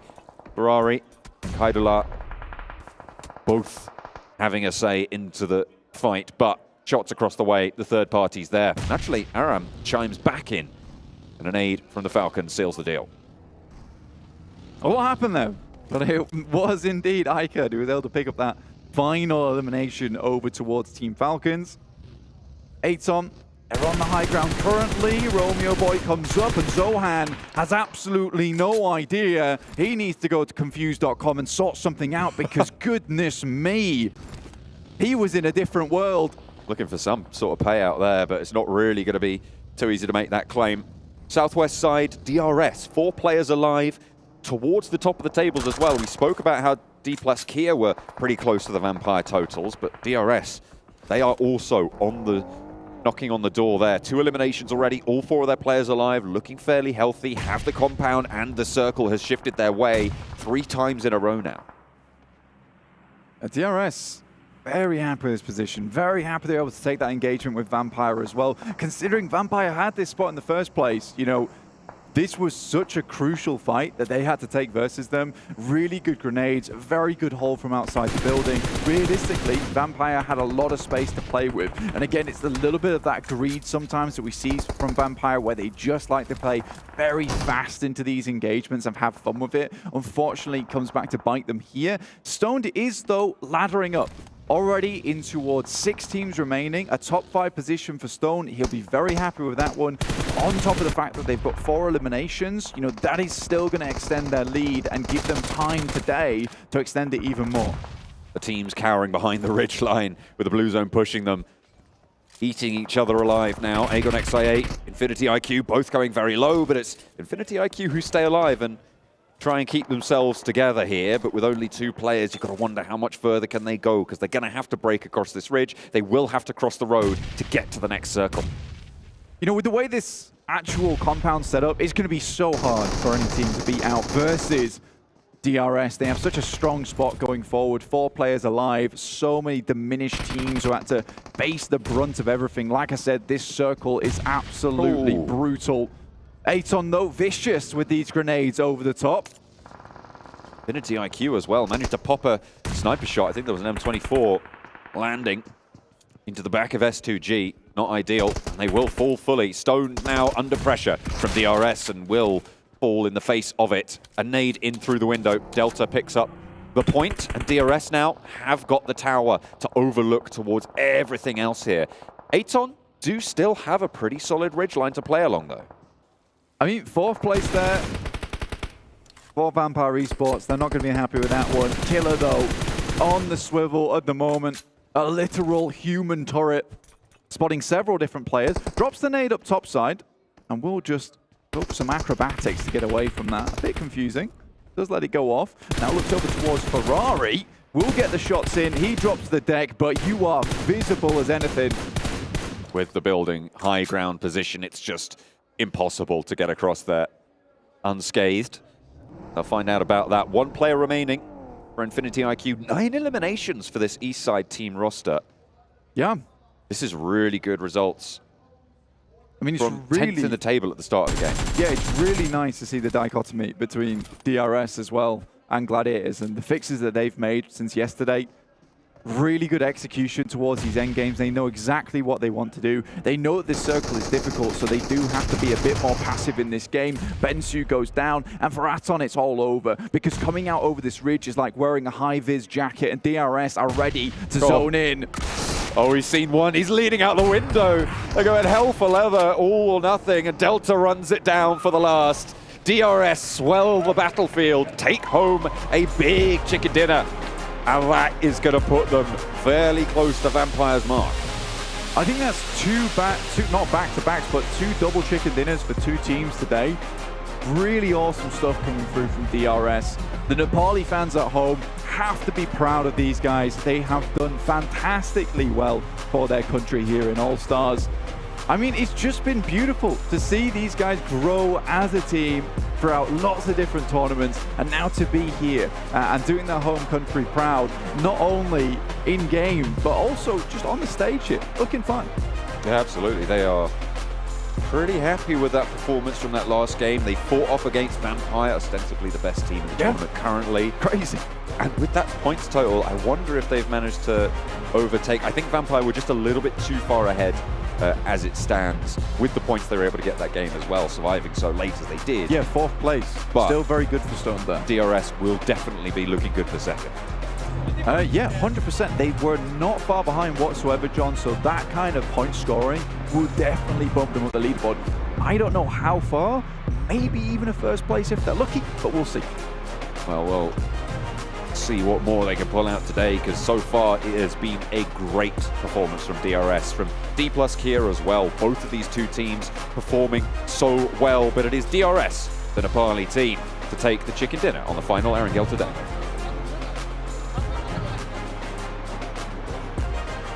DRS, DRS, DRS. Man, the team from Nepal, 2 chicken dinners today. We talked a lot about them yesterday of, oh, they're playing a little passive. They're just going for the late game. They heard us on the bus, man. I'm expecting some money for this.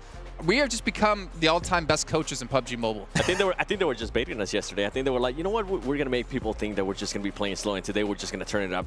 They're like, oh, DRS not a threat. Day 2, oh, they are. They're a real mega threat. I can tell you that much. Maybe a bit salty over not securing himself the championship in PMGC Grand Finals. Like, we want to win an international event, and it might be happening right here with improvements like this at the rate they're currently playing. Like, they're not scared to go for fights anymore. They're not. And they're just such a massive threat. I would be scared to go in a 4v4 against them. And the way they are taking those fights, the way they are covering their angles too, so far it's impressive what they're being able to do. Hey, maybe we can set it up, a 4v4, the talent versus DRS. No, I'm going to stop you right now. I don't want to do it. You might get it. No, it's not going to happen. Don't believe in me for that, okay? That is one thing that's never going to happen. 7, Hot Jukes. You. And Kalash on the bench. Yeah. No, actually, maybe we'll change it up. Maybe we'll do like all 7 of us versus 4 of them. I see you play games before, Probably Jason. not going to be enough. I think you do good. You did decent. Say it with a straight face, 7. He can't. Well, they're not seeing you on camera to do it anyways. I don't want Jason on my team. Last time we played, you rolled over me with a car. I tried to. You tried. It almost was against worked out. It was against you. Yeah. And I tried. Oh, no, wait, I did try to hit you, actually. Never mind. I remember that now. Actually, it was last year at PMWI. I tried to run you over. But obviously, DRS, like, this has been a big turnaround for them so far in... Well, not even necessarily a turnaround. They weren't doing bad yesterday, but they basically took what they did yesterday and improved on it. So let's actually take a look, if we can, really quickly. Before we... Actually, no, we'll see match results first. How about we see that first? Then we'll talk about DRS a little bit more, because I kind of wanted to compare their stats yesterday versus today. But here we go. Match rankings coming your way here and see how many points they got, but as well as the other teams. 18 points. So not one of their biggest elim games, but still, it's chicken dinner. It's still 18 points, and that gets them 18 points closer to being into the main event. Yeah, and a lot of teams closing that gap against Vampire Esports. It's still 8 points, right? They're still making sure they're going to be in the top 6 at the end of the event. That's fine, but there's a lot of teams that are closing that gap and they're aiming for that $125 secure after the All-Stars. And that's the thing, right, with Vampire Esports. They were able to do so well yesterday, and they were able to pretty much perform the way that they needed to start off day one, that here, even though they are not getting those chicken dinners, even though that they're not being the most fragging team when it goes to games, they're doing just the right amount. Remember, Sertanic told us 10 points per game. Yeah. So far, I mean, if we average it out, they definitely be exactly. that. The average is definitely over 10 points. I think it's fair to say, yeah. I don't trust you doing that calculation. Me neither, actually. Now I think about it, not sure. All right, so let's take a look then at DRS yesterday up against today.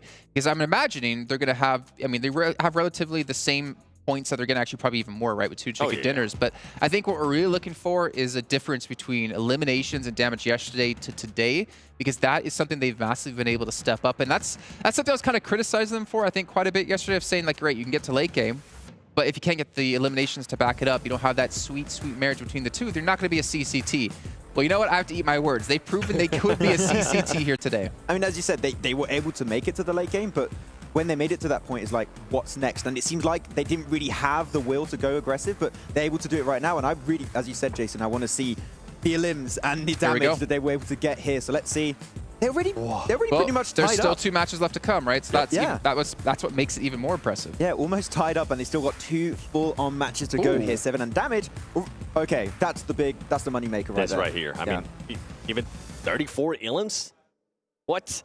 And this is what we're saying too, like, going back to what you guys were saying in regards to them being more aggressive, is that yesterday they were already putting themselves in such a great place to take on to fights that they were a little bit passive, they just weren't willing to take them. And today we're seeing them, they're turning on that aggressiveness. They're being able to actually fight. Aggressive. Did you go back to your cheerleader days?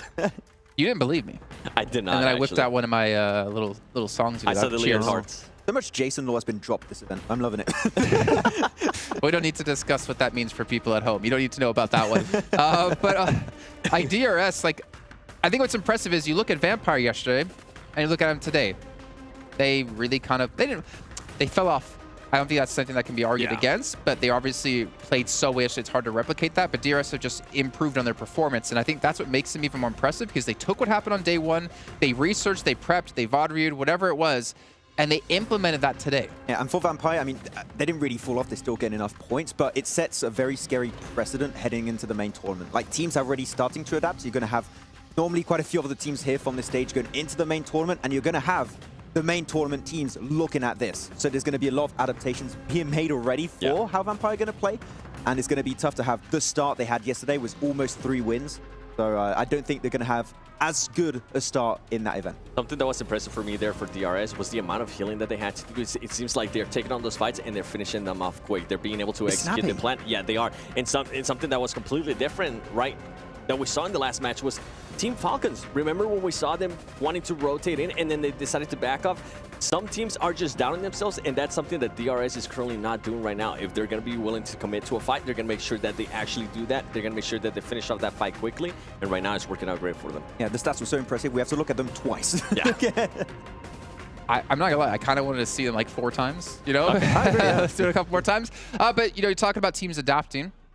DRS isn't the only team adapting. We cannot forget the fact that D+ has also had a great day. Maybe not a fantastic match there, but they have been improving over the event. And actually, I want to see their player stats on today, because Fabian and Forrest, those were the 2 players that we were really focused on. Yeah, every time I'm doing an event and we have the chance to have a team like D+ and the entirety of the roster, I'm always looking at Forrest. More specifically, he's always a standout player of the region, especially when they're doing the Korea-Japan showdown. He's always like a standout player with Naoto. There we go. And he's been really just coming in his own on this second day. It's actually lowest on damage, 1100. But he's been doing great himself, but Orsal and Seiden have been bringing the heat apparently. That can't be right, though, actually, because we had 7 for Forrest in a prior match. So ignore those stats. Those are definitely not right today.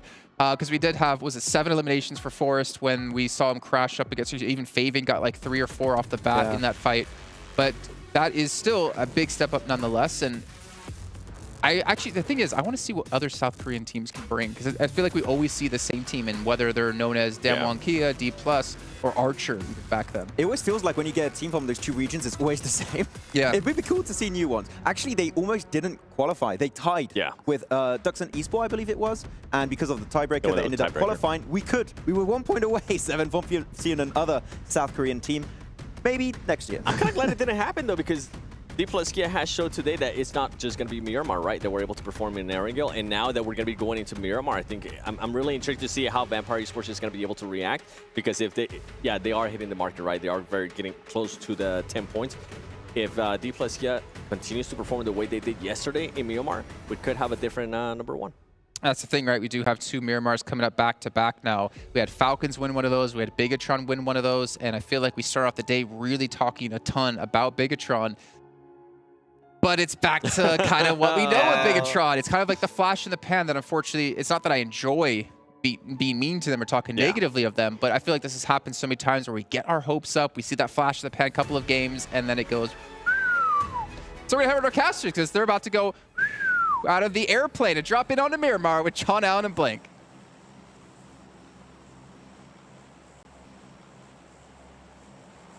Yep, well, I mean, we're hopefully not going to be dropping out of the plane too fast. I mean, we're not going to be hitting the ground like that, but hopefully we'll be staying alive, as will most of these other teams. Certainly one of them will be staying alive the longest. Someone's got to. Absolutely. Someone's got to stay towards that top side. Because otherwise that whole plane's going down. It's got to make the return trip too for dropping those crates. True. These guys on the plane, they've got a tough job. Shout out to the plane pilots. Yeah, I mean, shout out to the pilots. Shout out to the players. All right. But yes, all these players will also have a tough time in these games going forward. Finishing off with double Miramar to cap off our day. Obviously, we've done all of our angles so far already. A really difficult circle, that last one, over on our last match. DRS, again, though, I think that when it comes to this team, even when it is a difficult circle like that, you're still seeing this really smart level of play coming through for them. They're very cognizant of where these areas are in the map that have just these little gaps in between the teams where they can inject themselves, find a very decent position, and now they're not even afraid to take these fights. They've gained a lot of confidence over the past few days, which is fantastic to see. Well, past couple of days at this point in time. But they've gained a lot of confidence here in the All-Stars tournament, and I think that's allowing them to take these fights that they wouldn't necessarily take before, where they'd find a gap that wasn't exactly ideal, but this time around, they're just taking the fight, getting an ideal compound, and playing from there. And that was a really strong position on the map. It was great that the circle came over towards them in the end, but even then, they were one of the few teams that still had a compound to play in that had still some area going up towards the circle. DRS up to 93 points now, second place. Vampire 104, so 11 points separate them at this early stage of the tournament. That is very closable. I say early, over halfway through. At this stage in the tournament, it is definitely a closable gap. We've seen it done in less than a game. So we'll see what more challenges they can throw towards the top of those tables. Either way, we said Vampire looked pretty good to qualify as top 6 over the course of their performance from yesterday and the start of today. Even though it hasn't been as strong as it was yesterday, Vampire's still looking very solid to get one of those qualification spots. I would now say that DRS in a similar spot when it comes to the probability that they'll be seen in that top 6 and make their way to the final stages. I'll swing over towards the Infinity. Ferrari goes down quite quickly there. So the Infinity will be playing on with 3 members going forward. That playing path did force a lot of these teams off towards that eastern side. Our circle did head over towards Monte Nuevo and El Pozo that way. So again, for Gladiators, we just saw them on our screens. A team that would really like to get some points this time around. I think if they can end the day with maybe a 10-point average over the next 2 games, they'll be very pleased with that one. Sem9 also rocking up over towards Alpha7. Revo down, star player on the side. Immediately, there's smokes down. They're getting their boy back up because he is certainly important to the livelihood of this squad. A very, very key part of the roster right now, and Alpha7 need all the strength they can get, to be fair, because they have been, I think, underperforming their expectation, almost certainly. This was a team that people were predicting to win over on the main stage, and right now, they are middle of the tables overall. They're in 9th place. It's not the team that we wanted to see. No, not at all. 50 points currently, sat in 9th place, so 3 points away from qualifying if they could, because they already are in that main tournament. They've already qualified for it. You know, you could be that one guy that says, oh, they're just reserving their energy for the main tournament. But I think that the way we've seen Alpha7 play in the past, it's quite effortless the way they take control of a lot of these maps. So I'm not sure what's going on here, but there's certainly something that needs fixing a little bit. And I think for the guys on Alpha7, they'll be looking into that rigorously. You know that the coach over there is looking to see what's going wrong after so much success. You come over here, which is arguably, I would say, a little bit of an easier lobby, right?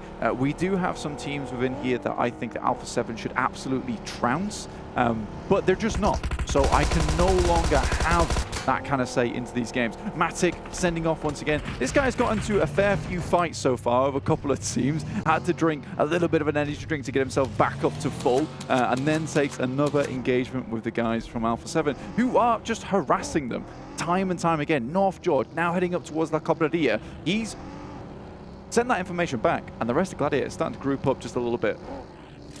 The Gladiators making their way down a little bit further, hopefully, to regroup. Tixie's still very isolated as it stands, about a kilometer away, which means that any push onto his position basically is on his own at this stage. So a little regroup in the near future, you'd imagine, but not really pressing right now. No one looking to try and take that position. On the northeast side, the Gladiators went down to them last game on an unfortunate set of trades, 1v1s, and giving a little bit too much on their push. Yokohama Donuts, the team that took them down last time, moving in through Torre Armada and potentially moving parallel to the Gladiators.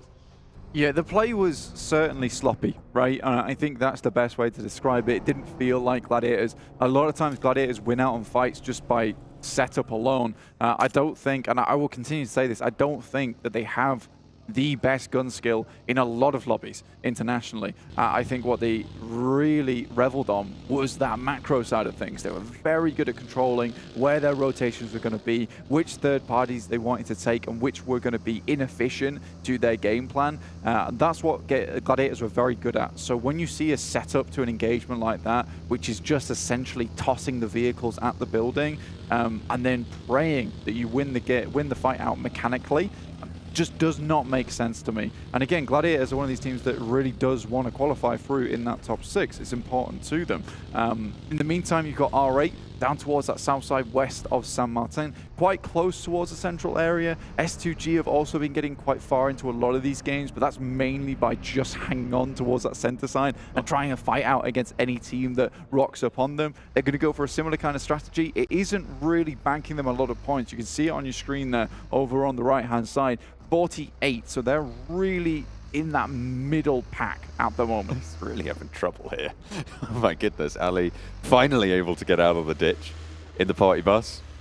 I think that was about a 17-point turn, but in the end, the axles cooperate, and he just abandons it anyway.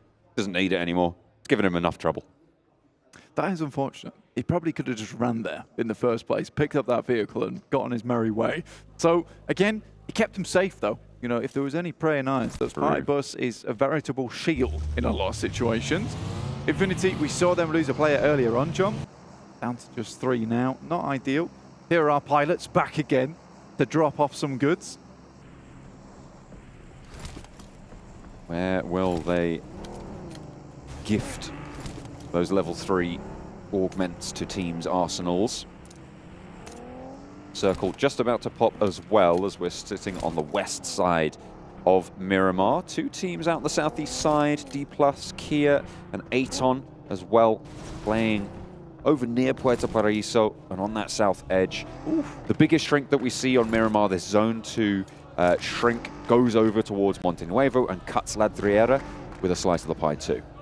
Yeah, really kind of an awkward circle for these teams because it's not fully down towards that Ladriera side. So taking advantage of these high grounds is a little bit more dangerous for some of these teams. You can see Falcons heading over that way to begin with.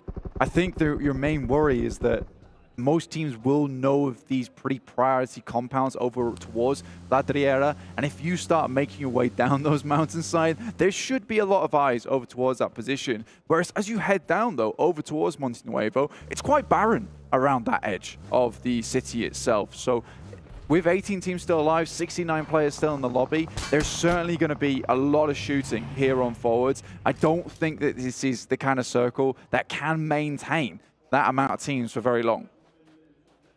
Vampire lost a player to Mezexus on the eastern side of this circle. They do manage to get a building into the next circle, though, so they'll be okay for now. Gladiators being forced out by Yokohama Donuts to play a little bit, actually very split from one another. They really don't want to be locked into an engagement right now. They'll have to make their way past El Pozzo. Yeah, a regroup like this is not easy for the guys from Gladiators. They're going to have to send several different directions. Kitsune is heading all the way over towards this western side, whereas Meku is exploring the edge towards the east. Most likely will recall Kitsune now to head towards the rest of the team now that they've found a path through that is safe. i8 in the meantime, UZM gets cut down by Ravenclaw. Well found. Vampire still hold on the southeast side now. AGONxI8 backed off for the time being. Misclick there from Blade. Wanted to get into the buggy. Popped a shot. Either way, they knew he was there, so it's not too much of a surprise.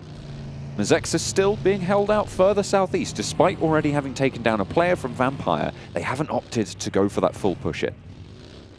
Yeah, obviously Vampire losing a player like this isn't ideal, and I think that Vampire most likely will switch into a more elimination-focused game for themselves now. It won't necessarily mean they're getting a high placement like Stone went for last game, but I think that they do need to start picking up some eliminations because the 3 players on this southeast edge, it's quite awkward terrain to head up towards this northeast side northwest side anyway. So I think for Vampire, yeah, try and take up this position, which is very, very strong within the map. We see a lot of times teams picking up this spot just because of the high ground it offers you up towards that top side. It's got great little spots you can take shots towards teams, potentially pick up a knock here and there, maybe elimination, because getting further than this for Vampires will be tough.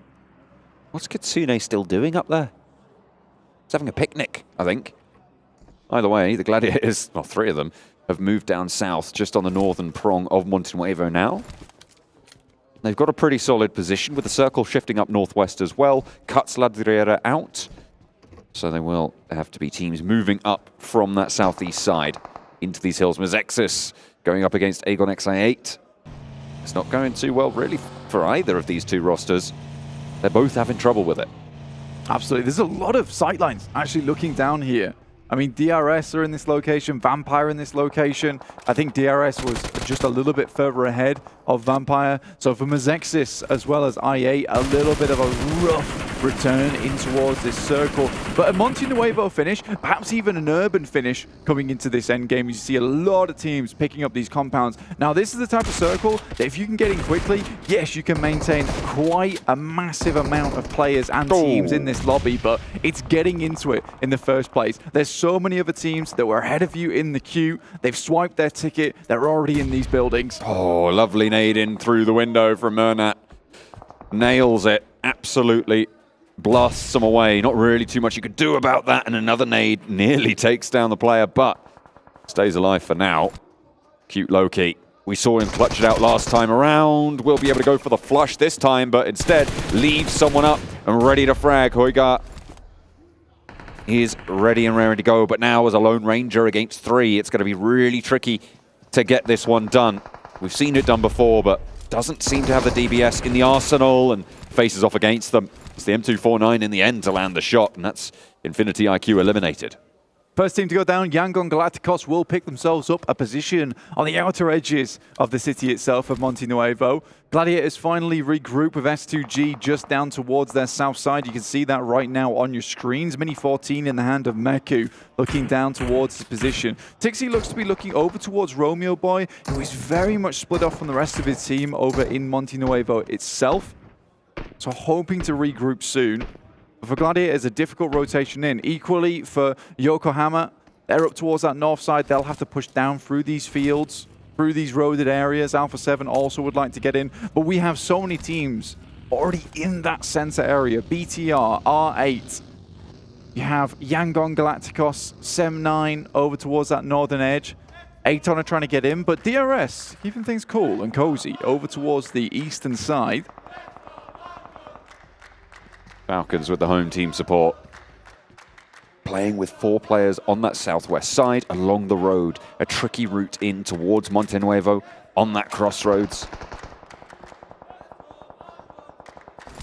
trying to make their presence felt, but they have to shift up north. This is good news for Yokohama Donuts, for Gladiators, for Alpha7, because all of these teams on the south gonna cut each other down to size and make them bite-sized for these teams up there. Massively. If you are Team Falcons, Aton, iKURD, Vampire, you know, a lot of these teams in Monte Nuevo, they won't be leaving anytime soon. They would much rather clear up the mess that is this southern side, massive players, as opposed to leaving. So you're already seeing FaZe, BTR all taking shots out. Surprisingly, King's able to take a shot backwards over towards BTR themselves. And I think D plus Kia have actually rocked up on their position, are looking to dismount them from Monte Nuevo. A really nice push in. Satan, Fabian, and Forrest are all in already. BTR close to D plus Kia, not the safest of positions. But we've seen great things from both of these rosters. Nades up through the window. It's a 3 versus 3 on the western point of Monte Nuevo. Ryzen trying to maneuver on the outside. A nade in through the window from Yuhai, but backed off by some bullets from across the buildings. Seiden wants to answer, but neither team wants to pull the trigger fully on this fight. And to be fair, you probably don't want to in terms of that overall strategy. You're in the next circle anyway. Losing players now is just bad. It's just a bad time for your route out of this circle, route out of this urban environment. Yeah, for a lot of these teams, they'd rather group up now and play that teamwork to get rid of a lot of these teams over towards that southern side of the map. D plus Kia, they've been allowed in. They're renting the room now from BTR at this point in time. It is interesting to see Ryzen in, and it's even more interesting to see Lapar out because he was so good yesterday and today as well. So I'm interested to see why exactly they have pulled Lapar out for Ryzen. It might just because it's the role change, so you're taking a fragger out for a fragger to maintain the stability of the team with the roles that they have within. So I think that could definitely be the reason behind it. But again, it's great to see Ryzen back on the international stage now. Lovely to see him here. Vampire looking to make their way in. They actually did a decent job. They cleaned up a lot of I8. They will have to flip around the side now, but unbeknownst to them, DRS are up towards their northern edge, but they've just started to make a move outwards over the road. This is a dangerous push. Tony K with Stoned in tow. Going across open ground, but they're fairly confident in it. Nearly takes a tumble, but they're up to the rock. This is, I mean, it's very exposed, but nobody is looking this way right now. They're all on the other side of the road and they're preoccupied. DRS certainly is as SEM9 rolls up into the thick of it. Kenny has the DBS. This is dangerous territory, but finally gets caught up in the tires of the buggy. 2 players down for DRS. They're currently resable, but you imagine that's going to get taken away from them very, very quickly. Tan gets across and pops a nade back in. Killer falls down to a nade. The res going to be enacted for DRS, and they haven't gone for the flushes yet of SEM. Kenny does not get picked up there by teammate. He has the backup instead. Moving on through, wants to try and keep the pressure up and deny these reses. Tam goes for the flush, but there's a shot from across the way, and now Delta can start to cook this nade. Mikiel is low. It pops it out through the vehicle and pops it as well with the flashbang. Delta taken down to half HP, and 2 players on the inside, 1 player active on the out. DRS looking to try and stay alive now with 2. It's a difficult task, but it is a team that is up to it. 2 players now. DRS played some real good shenanigans in this fight. Killer with an excellent pre-fire over towards these players from SEM9. He has another nade as well. Has to back off as shots come through from Alpha7. Will place another one around the side. Somehow, Mikiel is still alive inside this container. Goodness me. Gets away with it as well, and those nades are not going to touch him whatsoever, and Killer seems to think that if he just keeps tossing them, he's going to get them in, but Mikiel right now is completely safe. And that's 6 grenades down. I don't think there's any cheeky little terrain bumps there that can bank it off and get it into the dumpster, into the skip. But still, DRS cut down, cut in half, as the circle keeps the urban environment into the fight and actually makes the fields to the north of Monte Nuevo, the open ground, a little bit more treacherous and forces these teams to the north to have the problems of their own. Yeah, if you're a team towards that northern side, you do technically have a little bit of an advantage because you're more maneuverable than those teams down towards the south side. The issue for these guys is that you really have to just stay on the edge of this circle now, because you start to get a little bit too close to this open area. The teams from the south, that is not team fight. That is lobby fire coming at you, honestly. It is horrible to come up against. So I think right now for a lot of teams like Yokohama, as well as Alpha7, S2G, Gladiators, they just want to stay out of dodge as long as possible. Kitsune will pick up Romeo Boy, who was very split off from his team a long time. And now they can fully focus over towards S2G, who are in the compound underneath them. Mafioso trying to put nades downhill, and a lot of damage felt. There's the knock finally. Ali taken low, and Mafioso still with the happy feet on the mountaintop. Ali very, very low. Gets the heal off. Nade being cooked. Taken down very quickly again. Unknown is there on the off angle. Mafioso just can't catch a break. Cannot peek this ridgeline. Yeah, like I said, that lobby fire is coming in clutch. Look at all those players off in the distance, all wielding those 3Xs, those 4Xs, taking shots their way. Even Team Falcons have to expend as many smokes as possible. In the meantime, Gladiators are somewhat safe because they are just hiding behind S2G, but at some point they will either have to push over towards Yokohama's position or over towards S2G. Mafioso isolated now, wanted to deal with iKURD, drop down and regroup with the rest of the roster for Alpha7, but at this stage, they have been severed. That supply line is not there anymore. Cut off by Falcons. What more can you do? Drop down, I guess, just go for the fight. That's going to work out. First aid, is it going to be in time? Just misses it, unfortunately. It was just too slow. Can you crawl on through there? He might be able to get to the zone. Center Texas wants to move out, but if you can get through, good, but no, cut down, out in the blue. That is really unfortunate for Alpha7, losing Mafioso there. Yeah, it's a difficult push for him versus iKURD. They had to really speed up that engagement between them and iKURD, but Team Falcons obviously had oversight. And speaking of Team Falcons, what a wonderful run from them. I mean, maintaining 4 players from that side of the map on the southern side versus a lot of these teams that have had sightlines towards them. Really good use of utility and smokes, getting those vehicles through and finding those positions that they can play in. Up against Yangon Galacticos is Vampire already. Burnout Boy comes out through the side with the DBS, which seems to be their kryptonite, but Kitsune, he's got overhead. He's taking shots down towards him, already takes down one. Only gets the one player from Vampire all the way flushed, and I don't think Stone knew where those shots are coming from, but S2G are going to make Gladiators' lives just that little bit harder. The nade goes a little bit long towards the back lines for S2G, but the forward two are not so lucky. Razy, Kelsey, both going to fall down here. Tixie gets lit up. Silas with the SKS. A lot of ammo in the back pocket as well. Plenty more damage to do as Kitsune taken down to half HP. They back him off. The Gladiators are going to have to get this res right now if they want to keep 4 players alive, if they want to move forwards to the circle at full strength.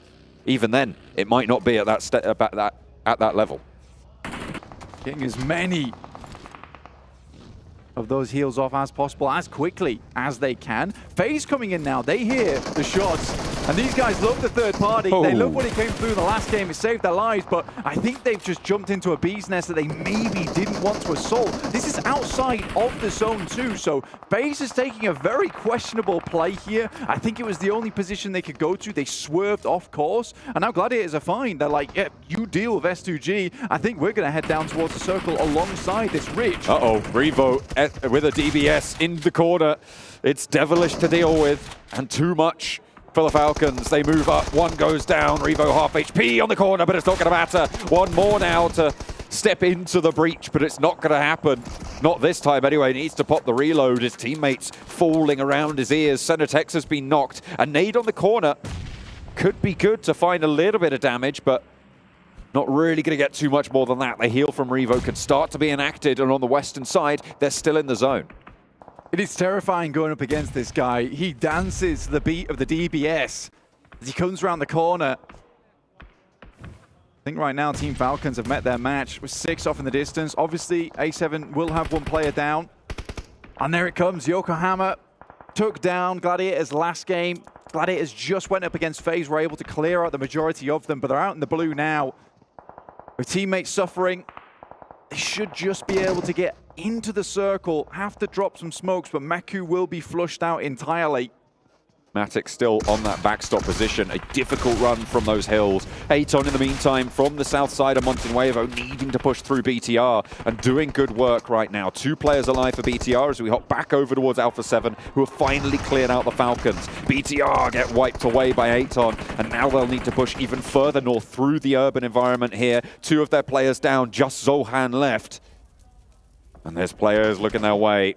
Those shots will have drawn attention, and the circle goes all the way outside.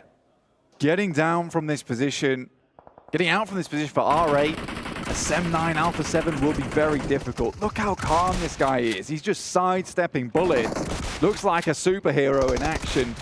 It's insane to me. He even takes a shot around the side, assuming that there's a player behind the smoke. Always thinking one step ahead. This guy's playing in the future a lot of times, which must be very difficult, but you respect it either way. Gladiators over towards that northeast side. They still have Yokohama to deal with, who are all the way towards that north. And Alpha7 are moving out. Now, it's 2 players from Yokohama in front of them. The rest of Yokohama will have to move over. That will open up a gap for Gladiators to move in. This could be a good time. If they hear the vehicles moving across, Gladiators need to take advantage of this. I think they have seen it.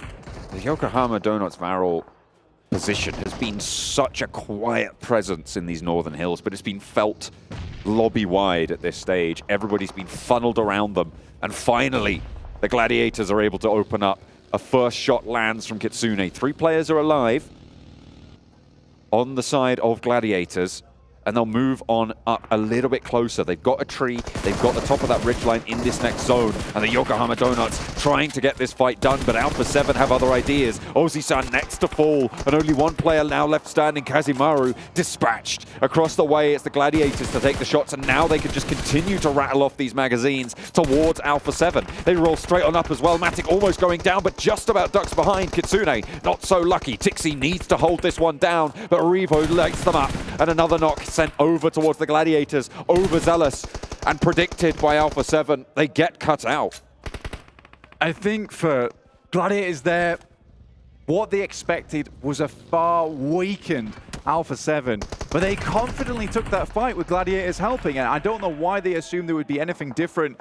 And again, Alpha7 were able to recover very, very quickly in that engagement. So Senatexa, Carrillo, Revo all ready and raring to go into this match from a very, very tricky spot within the circle to make it here. And I think Donuts sent everything they had at them. Fortunately for the Donuts, Gladiators, that presence was definitely felt, and they wanted a little bit of payback. Just a touch, but this is the Alpha7 that we've been expecting to see for so long, and we have not been gifted with this performance so far. Really great for them to be able to step up here. Challenge for one of those top 6 spots. Milios goes down, and with it, Aton Esports in 5th. 12 eliminations now racked up by Alpha7, with 4 more on the cards, a maximum point scoring on the game of 26, should they be able to pick up all 4 of these points.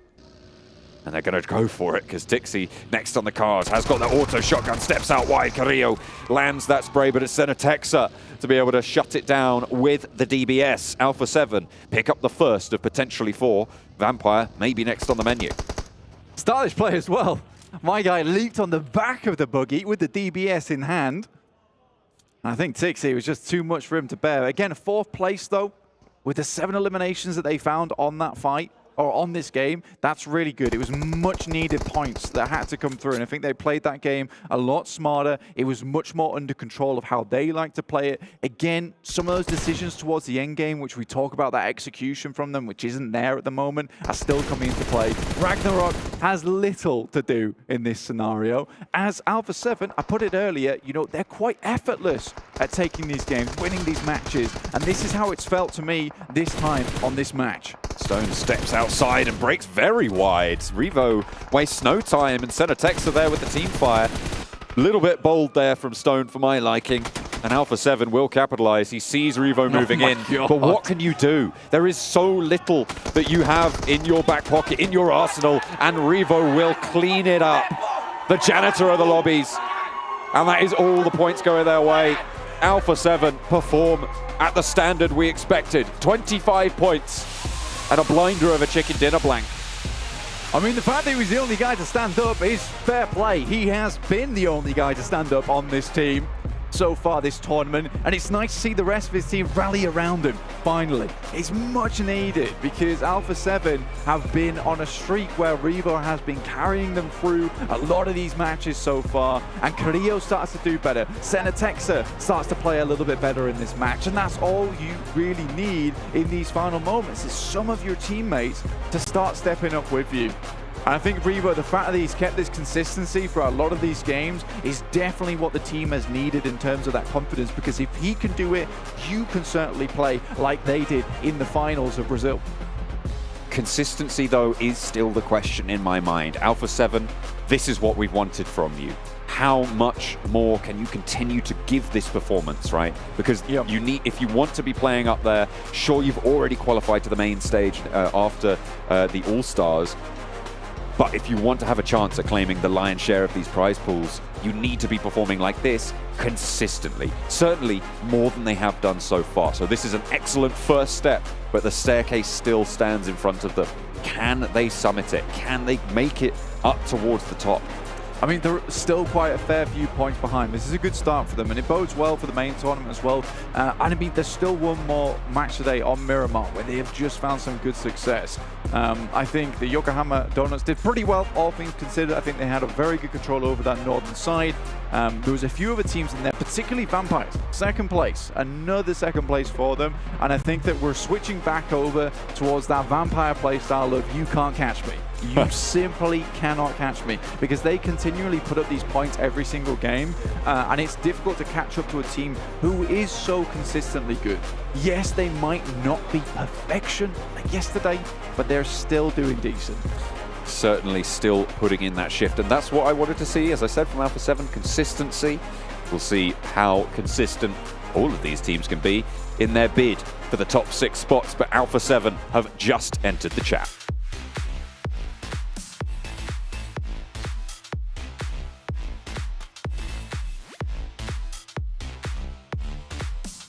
It finally happened. It took a lot longer than I expected, but do Brazil! They finally get the win. Does this mean that you're kind of lining your eyebrow? That's what. Wait. Was it a you? Hey, no. Wait. No. Hold up a second. What's going on here? You don't remember the start of the show? Uh-huh. So you got all, I know you get all excited seeing Alpha7 win, but you forgot you got to cut. He put it in a little box in his brain and just put it on the side. This never happened. I didn't think it was actually We happening. literally got a VOD we can go back on, okay? But Alpha7 though. Yep.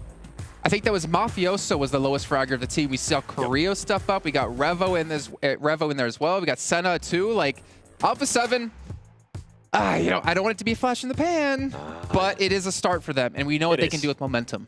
It is, and this is something Max and I were talking about too, watching that game, is that hopefully they are going to be able to start carrying this momentum, and maybe this is the win that they needed. It kind of sucks, right, that it happened second to last game on day 2, but I'm glad it finally happened. But you know, I mean, you covered Alpha7 for so long, right, Seven? And at this point, you know that there's that tipping point in every single international event where they start to do better, and then they just start to build that consistency game after game after game, and I think it's going to continue. And sometimes for a team, all it really takes is one player. I truly believe that one player is Revo that's just been able to hype up the team in some ways, keep the team alive a little bit longer, and hyped up the whole squad. And now the team as a whole is doing so much better than what we had yesterday. I'm kind of actually disagree with you. Really? I don't think it's Revo. I think it's actually Carrillo. I think that he's been able to put up good performances. I feel like Revo today, especially at the start of the day, he kind of slowed down a little bit more, and Carrillo was actually able to kind of keep this squad alive in a way that give him momentum. And this is a player that they can rally behind, right? With Carrillo being such a veteran, being such a big name, and we know that he can frag out. It's good to see that he's finally starting to put up those numbers. You know, Alpha7 to me are like the epitome of a team where any single player could be the star player on any given match. The problem they've had with is like getting that consistency, mostly under Carrillo's belt, to be consistently, or not consistently be able to do that, but to be able to do that as often as they need to. It feels like when they need someone to step up, he's not the one to necessarily do it over the course of the last couple of seasons. But let's take a look here at their stats, because this is going to be important, as we do see Revo is going to be top on damage. Carrillo's not going to be quite there, but he's going to be around 700 mark. Same with Senna. But the elims, I think, is what was really the important part of this. It's actually really interesting because every time we're on the POV of Revo in a game, I don't even have to read Revo's name to know it's him. I just look at the DBS skin and I'm like, oh, that's Revo. that's the Revo playstyle we're expecting to see. But Revo's still having some good moments. But Gario, as you said, been stepping up. Like every player as an individual has been able to fill in some moments when they had to. And something that I've seen more out of Korea is that he does end up playing by himself a lot, and I think they're finally starting to utilize that by being able to put him in a certain place where he can get those off angles on the other teams, and I think we got a chance to see that there in Miramar. Something I do want to go back to, because in a way I do have to agree with you. Revo has been able to get the biggest clutch ups for his team. He has been able to get those big pop-up moments. So I can see where you're going there with Revo. Yeah, I mean, every player is a star player, as you said, right? So yeah, but you know, I think you said something to me earlier on, Seven. I don't think we were on air at the time, that you feel like Korea tries too hard sometimes. He tries too hard to make like a fancy play where he doesn't necessarily need to. And maybe that's just like channeling back to like the Loop squad, where he kind of would be the player to make things happen, and he has to maybe realize that I don't need to do that. I just need to do my job, and we're going to win games. Yeah, and at times I feel like he's still just getting used to his role. As I mentioned, I keep seeing him alone more and more and more, and sometimes they send him the scout. And for the longest time, before Revo became the player that he was and all the other players were able to back him up, I was like, why are you sending your star player to be the scout? Why are you exposing him to be able to do that? He's always in danger, yeah. You don't want to do that, and I feel like he's now maybe starting to fall into that too. And I think we kind of have to get into the mentality of the team. They already qualified for main event. Yeah.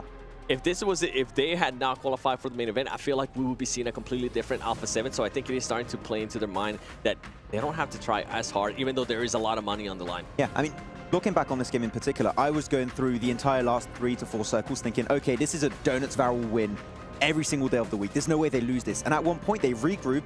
Alpha7 is pushing uphill across the road without any information on where Donuts Barrel actually are, and completely obliterate Donuts Barrel. And even Gladiators come in as backup, destroy Gladiators, and instantly start splitting, taking control. Like, the insane synergy this team has when they're just closely packed playing together is mental, and I want to see it continue. That to me is the strength of Brazil. Like every single time I saw, like I still say, I know it was like years ago, loops in my head, just they were like a shark in water smelling a drop of blood. Once they figure out that there's blood in the water, they attack and they swarm all over you. And then once loops kind of like dissipated, I didn't really see any team live up to that. But that's like, to me, the strength of Brazil, is that they have the ability to win in these fights so quickly, so cleanly, and catch you completely off guard. Yeah, there's so many fights in this game they should not have won. And I think it's rare to see gunplay make the difference at that kind of extent. But it happened 3 times in a row, which, without losing too many players, only Mafioso, which is insane in my mind. And with Alpha7, before this match, I can't really think of any other times where Alpha7 has been able to be that aggressor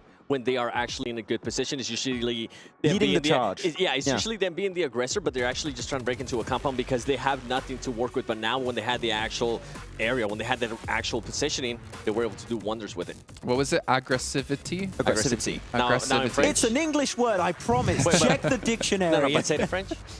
Agressivité.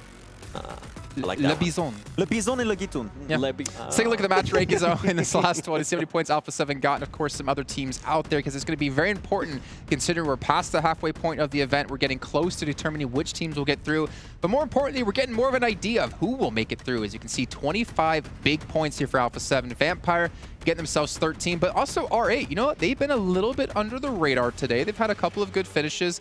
Only 6 points, but still, the team who was, I believe, close to last place is going to be able to move up the leaderboards. Yeah, I think we're still going to have some decent changes at the end of today compared to what we had at the start of the day, though. On the second page here, I'm still a bit sad I'm not seeing the presence from Infinity IQ I wanted after the end of yesterday. I'm not just seeing those big macro splits where they regroup, and it's just not happening to the extent we really wanted to see. So I mean, let's be honest, right? I feel like FaZe Clan we could call out, S2G we can call out here, and Infinity IQ, obviously, as you mentioned before, even not Falcons necessarily because they have 6, but there are a couple of teams who just aren't living up to what we expected. And this, the worst part about this is, this isn't even the difficult part of the event yet. I mean, yeah, it's not easy. Trust me, I'm not saying it is. But you're playing against teams who didn't necessarily finish even close to top 5 in the respective PMPLs. Then you're going into an event, if you make it, where teams did win their PMPLs or the regionals and stuff like that, right? So this is going to be only harder from there on. And teams like, unfortunately, S2G, one hit wonder? Everything. Yeah. Is it the one hit wonder? I mean, after PMGC, yeah. I mean, I was told normally, okay, there's no issue. There's literally no issues for SGG entering this event compared to spring season in Turkey. There's no more excuses. Like, we need to see them perform, and unfortunately, it's just not happened. What other excuse are they going to come up with now? You know, that's why I kind of end up cutting it. By the way, you were talking about R8. I was going to say their fingers are sweating, but no, the stage is nice and cool. No, Max's forehead isn't there. I can't see. It's too bright. I'm just kidding. By the way, you were talking about R8, another team that has actually been performing pretty well in the last 2 matches has actually been Aton Esports. This is a team that's been able to get some good points that they need, and I'm hoping it continues that way. I know, talking with Chaco yesterday, I think he was finally able to find the actual place where he needed to go. He found his place, yeah. But he's been able to perform pretty well for his team. I think he ended up with that, not this past game, but the one before that, he ended up with like 6 ilms, which is it's a good confidence booster, not just for the team, but definitely for himself. Seeing how many teams were in Montenuevo this game, I think there was like 6, 7 teams, which is an insane amount to have on phase. What was it, phase 4, I think, at that stage? Phase 4, phase 5. You had 6, 7 teams in one compound, and they survived until like the last 2, 3 teams, I believe, which is not easy to do, so impressive from Aton. Okay, well, as we are getting close towards the end of the day here, let's take a look and a quick catch-up with their overall rankings, get an idea of who's in first place currently. But again, I'm focused on those top 6 placings. Vampire, they're still holding on, but to see DRS get into second, Gladiators, I mean, they have so many more limbs than they do have placements, but then again, so do D plus Kia, which is kind of a surprise to me. Yeah, and we've been teasing this the entire event. Is to Alpha7, if they're in top 6, 7th position team does make into the event. Right now, BTR, if we stopped at this moment, would be making it into the main tournament. Yeah, and I was talking about Aton. Look at the jump they've been able to do now in 11th place. By the way, if it wouldn't have been for that last win that Alpha7 had, it was going to look pretty bad for them. So I'm glad that they're finally able to get that spark up. Can they actually continue on with that momentum? Yeah. And that's the thing about some of these teams, right? With Alpha7, all it takes is just one win out of them, because we know that they're going to, if they do end up getting a win, they can definitely back it up with those eliminations. And I think that's something that's a big thing for them. True. Though we saw the second page there. I have to bring it up. Donuts Varel. I mean, Max, we even said it during that last match too. We saw, you said this should be an easy win for them. I did. And then they threw. It was an easy throw. They should have won it, and they even fully regrouped versus Alpha7. That's across the road. They had the visibility. They had everything going their way. Yeah. I don't want to see another throw of a game like that. Gentlemen, how quickly we all forget. Uh-oh. Think back to, I would say, a year and a half ago. Don't you remember something, Max? There's a lot of things to remember. There was this little thing that I remember seeing, like, was it RRQ Athena? They would send you messages. Some other teams out there saying, Max, don't predict us because of the Maxman curse. Wait, is it? No. It's not the curse. No, Could it be? Could it be? Is it? No. What was that team? I'm going to close my Instagram. Actually, he did say Vampires was going to end up getting a win. So far, they haven't gotten a win. You have cursed them, Max. I said Gladiators were going to get a win. Did they get a win? No, you said Vampires. Try again. I was trying to, okay. I'm closing my Instagram.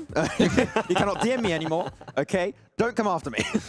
I'll check out your threads, don't worry. Oh, nice. Oh, gosh. With Vampire Esports, though, since we have the ability to look at their 2 different days of play, let's actually dive into their their stats, their team stats yesterday up against today here. And I believe 7, you actually want to dive into this to kind of look at what's been really going wrong with Vampire. I mean, obviously, not going to have as many limbs, not going to have as many damage, but it's more about the quantity and the difference between the 2 that's really going to stand out. Yeah, I mean, we see it on the damage right away, right? Yesterday, even though we do still have 1 game left to play, you can see the big difference, and this is the Bane one. I think that I wanted to see 45 ilms yesterday to 22 today.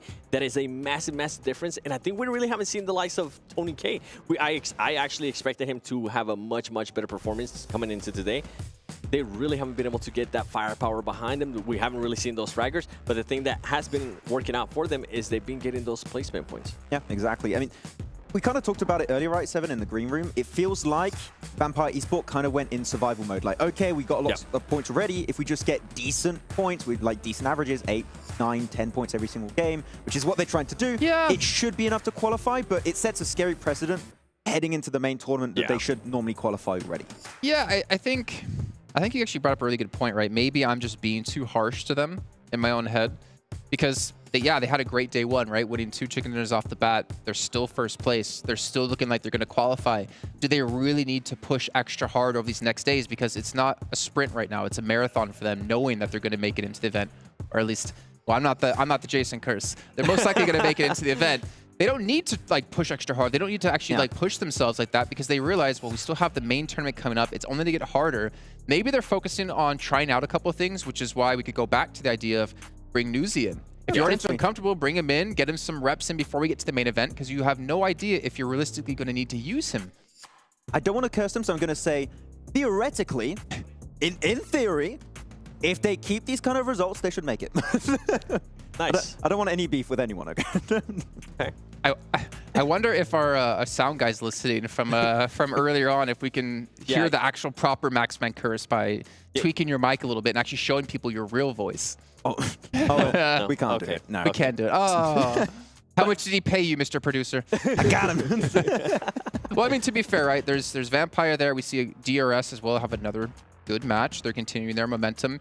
But I'm thinking outside of the bubble. Can we actually take a look at the overalls one more time? Is that possible? Because we want to talk about not in the bubble. What about the teams outside of the bubble and actually look at what we're currently looking at as that threshold here? You can see 6th place, 75 points, Alpha7. Bigetron knocking on that door. FaZe Clan, they have the potential. Infinity IQ, they've had a very rough day, I feel like. I feel like I see them on the second page more than the front. I still really believe here, Seven, that Infinity IQ can get a chicken dinner, but they've been a little bit inconsistent throughout today. I want to see the Infinity IQ we had at the end of day one, like where they go for these big splits and tend to regroup in really strong positions. It could happen, but yeah, I mean, a lot of teams can still make it. The point gap is still extremely small, but do these teams on the second page outside of top 6 have what it takes to make changes like we've seen teams like DRS, etc. make today? I mean, if we really had to pick a team, right, the team that everybody would have to go with, especially from this space right here, would have to be S2G. Just because of PMGC winners, we would expect them to be being able to get to the main event. So far, they really haven't been able to do anything. PMWI confirmed harder than PMGC? This is All-Stars, though. This is All-Stars, though. Yeah. I mean, I would say PMGC is harder because this year, last year, you had 50 teams to try and qualify, and that was rough. Yeah, but they had to be popular to get here. That could be harder. That could be harder, to be fair. I remember my high school. Wasn't fun. There was some shady strats going on to try and make it in. Like, teams were like getting all their contacts in, so they made it in. Everyone saw you in a leotard and was like, I'm not going to talk about my frosted tips that I used to have back then. Ladies and gentlemen, we're going to head to a short break here while we do fix some couple of technical issues that we are having. But I promise you, as soon as possible, we'll be getting back here to get into our final match of the day. We'll see you guys shortly. You have frosted tips? What?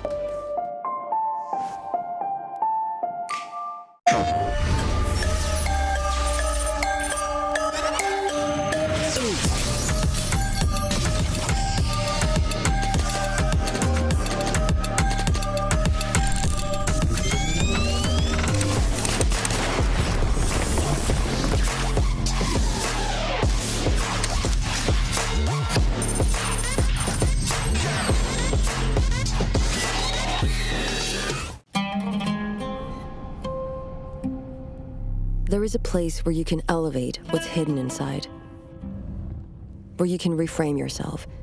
Sonomi means the new you. The you can step into. Because when we know who we really are, we become unstoppable. Enter new dimensions of you. Sonomi.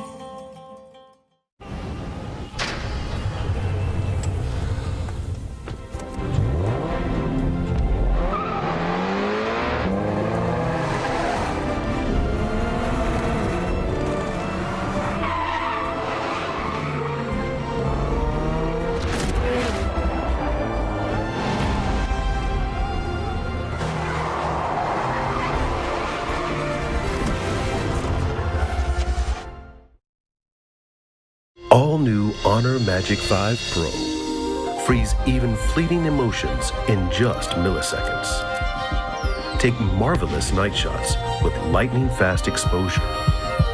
The display reveals more details in bright areas with an astonishingly long battery life that just keeps going. The latest flagship chipset brings you exceptional performance Unleash the power of magic. Honor Magic 5 Pro.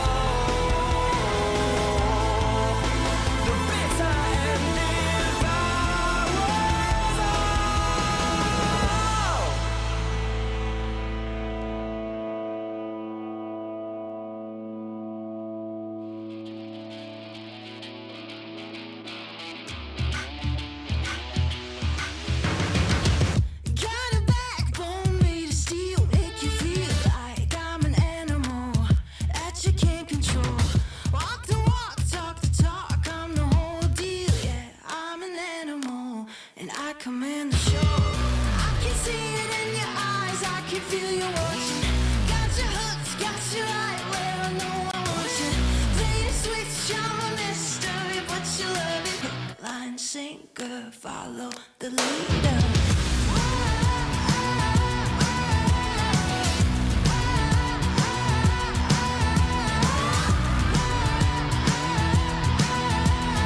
Hook, line, sinker, follow the leader. Bring you right there to the edge, make you sweat like you can never take the heat, but it's never too hot for me. I walk the walk, talk the talk, you know I'll never stop, 'cause I'm an animal. I'll just laugh it off. I can see it in your eyes, I can feel you watching. Got your hooks, got your right where I know I want you. Play the switch, I'm a mystery, but you love it. Hook, line, sinker, follow the leader.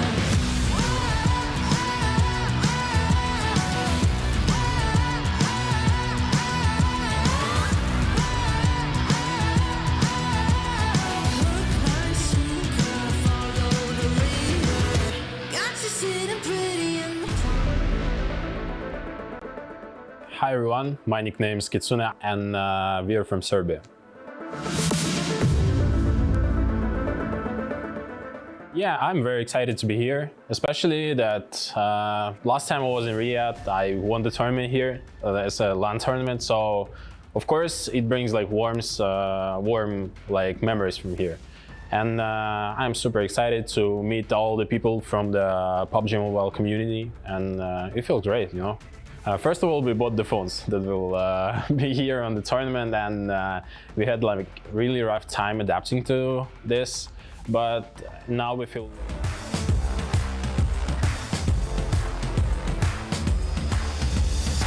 Well, thank you for that, Kitsune. I'm sorry I had to cut you short, but we have got Miramar on the cards, which is very exciting. The last game of the day, match number 12 here at the PMWI Allstars. My name is John Allen. With me for the last game of the day is Blank.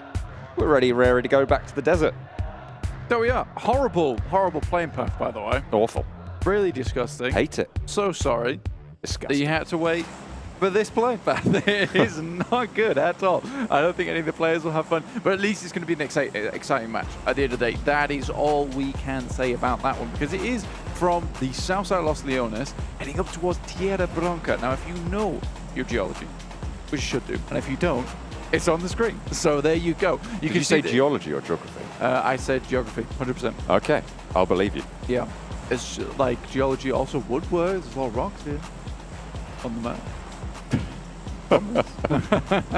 I'll tell you who does know his geology. It's Stone from Vampire. He's been cracking a lot of rocks on skulls this time around. One of the highest fraggers in the tournament. That is true. As have Vampire in general.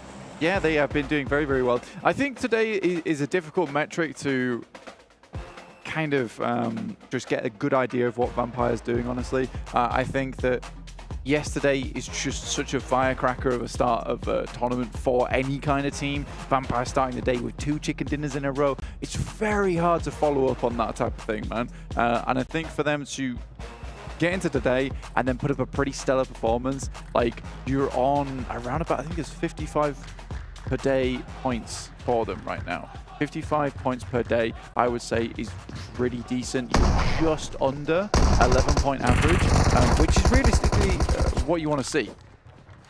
10-point average, sorry. Yeah, no, it's pretty tricky to keep that sort of a pace up, especially with that readjusted point system that we've had coming into 2023.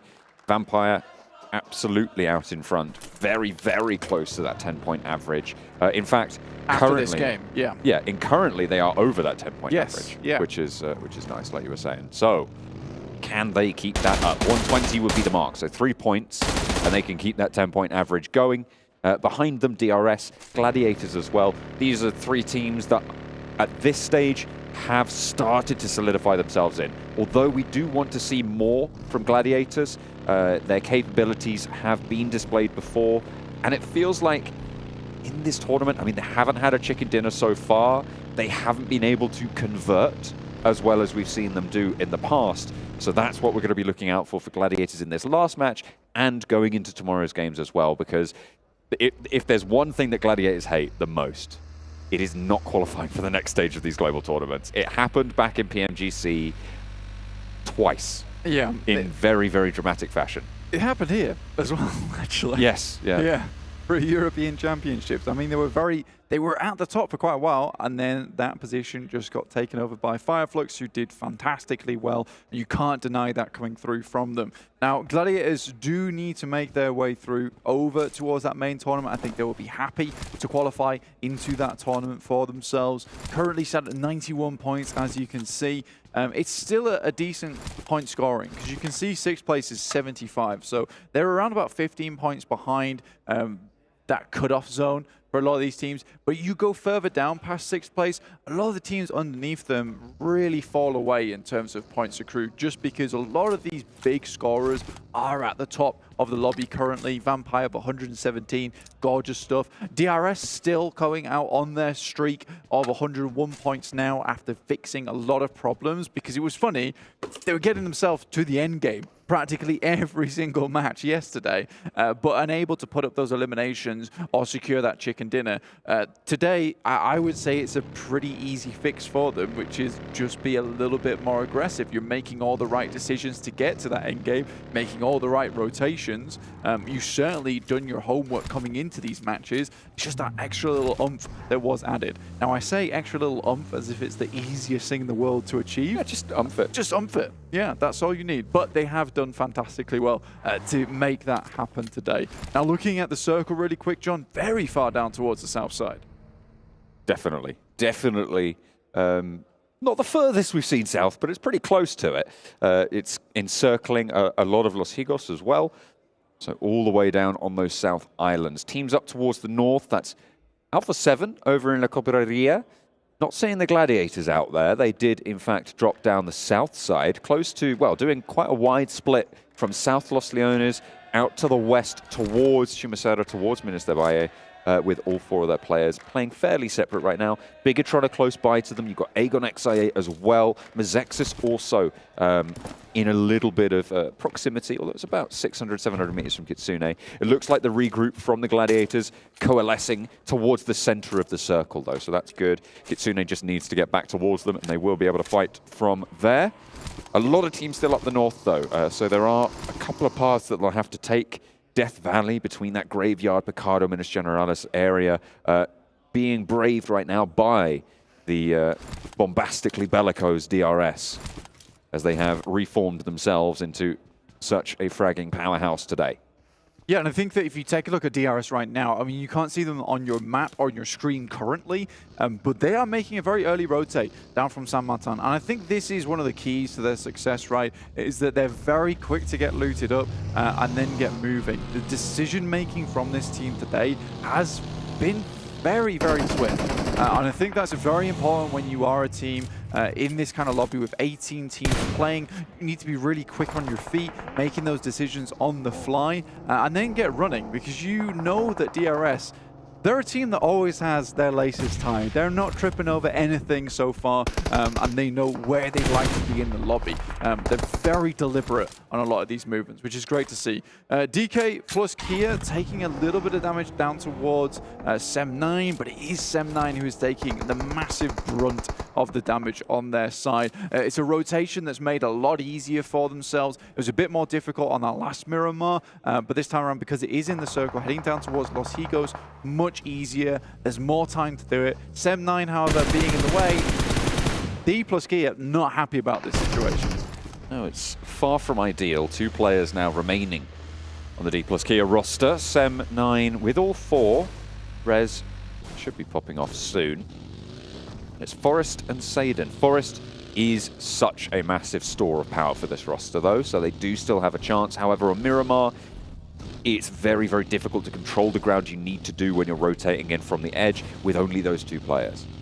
Yeah, it's somewhat unfortunate for D plus Kia that they run into Sem9 on that area. I think this is a rotation that Sem9 is pretty privy to at this point in time. They've seen it happen quite a few times over the past couple of days. So I think that they just waited on that underside. It is a little unprotected, but if you can get the drop on the team rotating through, just like they did there, it's quite easy to get the eliminations and the knocks. And by that time, yes, Sem9 had taken 2 knocks, but they'd already flushed 2 players from D plus Kia. What do they do at that point? They kind of have to retreat, because this is the only direction they can make it through. And wasting time here for D plus Kia is going to be very bad for themselves. They're going to need to think of a backup plan of how to get into the circle, because we will be shifting to stage 2 very shortly, which is our biggest shift and which will define the rest of the game. A lot of teams hovering around Los Leones currently. Circle, as you say, just about to pop. FaZe, they have managed to carve themselves out at a little spot to keep themselves safe. Not too many players close by to them. They are fairly central, you can see, just to the west of Los Leones. And the circle does shrink. This shrink, it is, as we said, the largest shrink that you see actually across the whole of PUBG MOBILE Esports, this Phase 2 Miramar circle.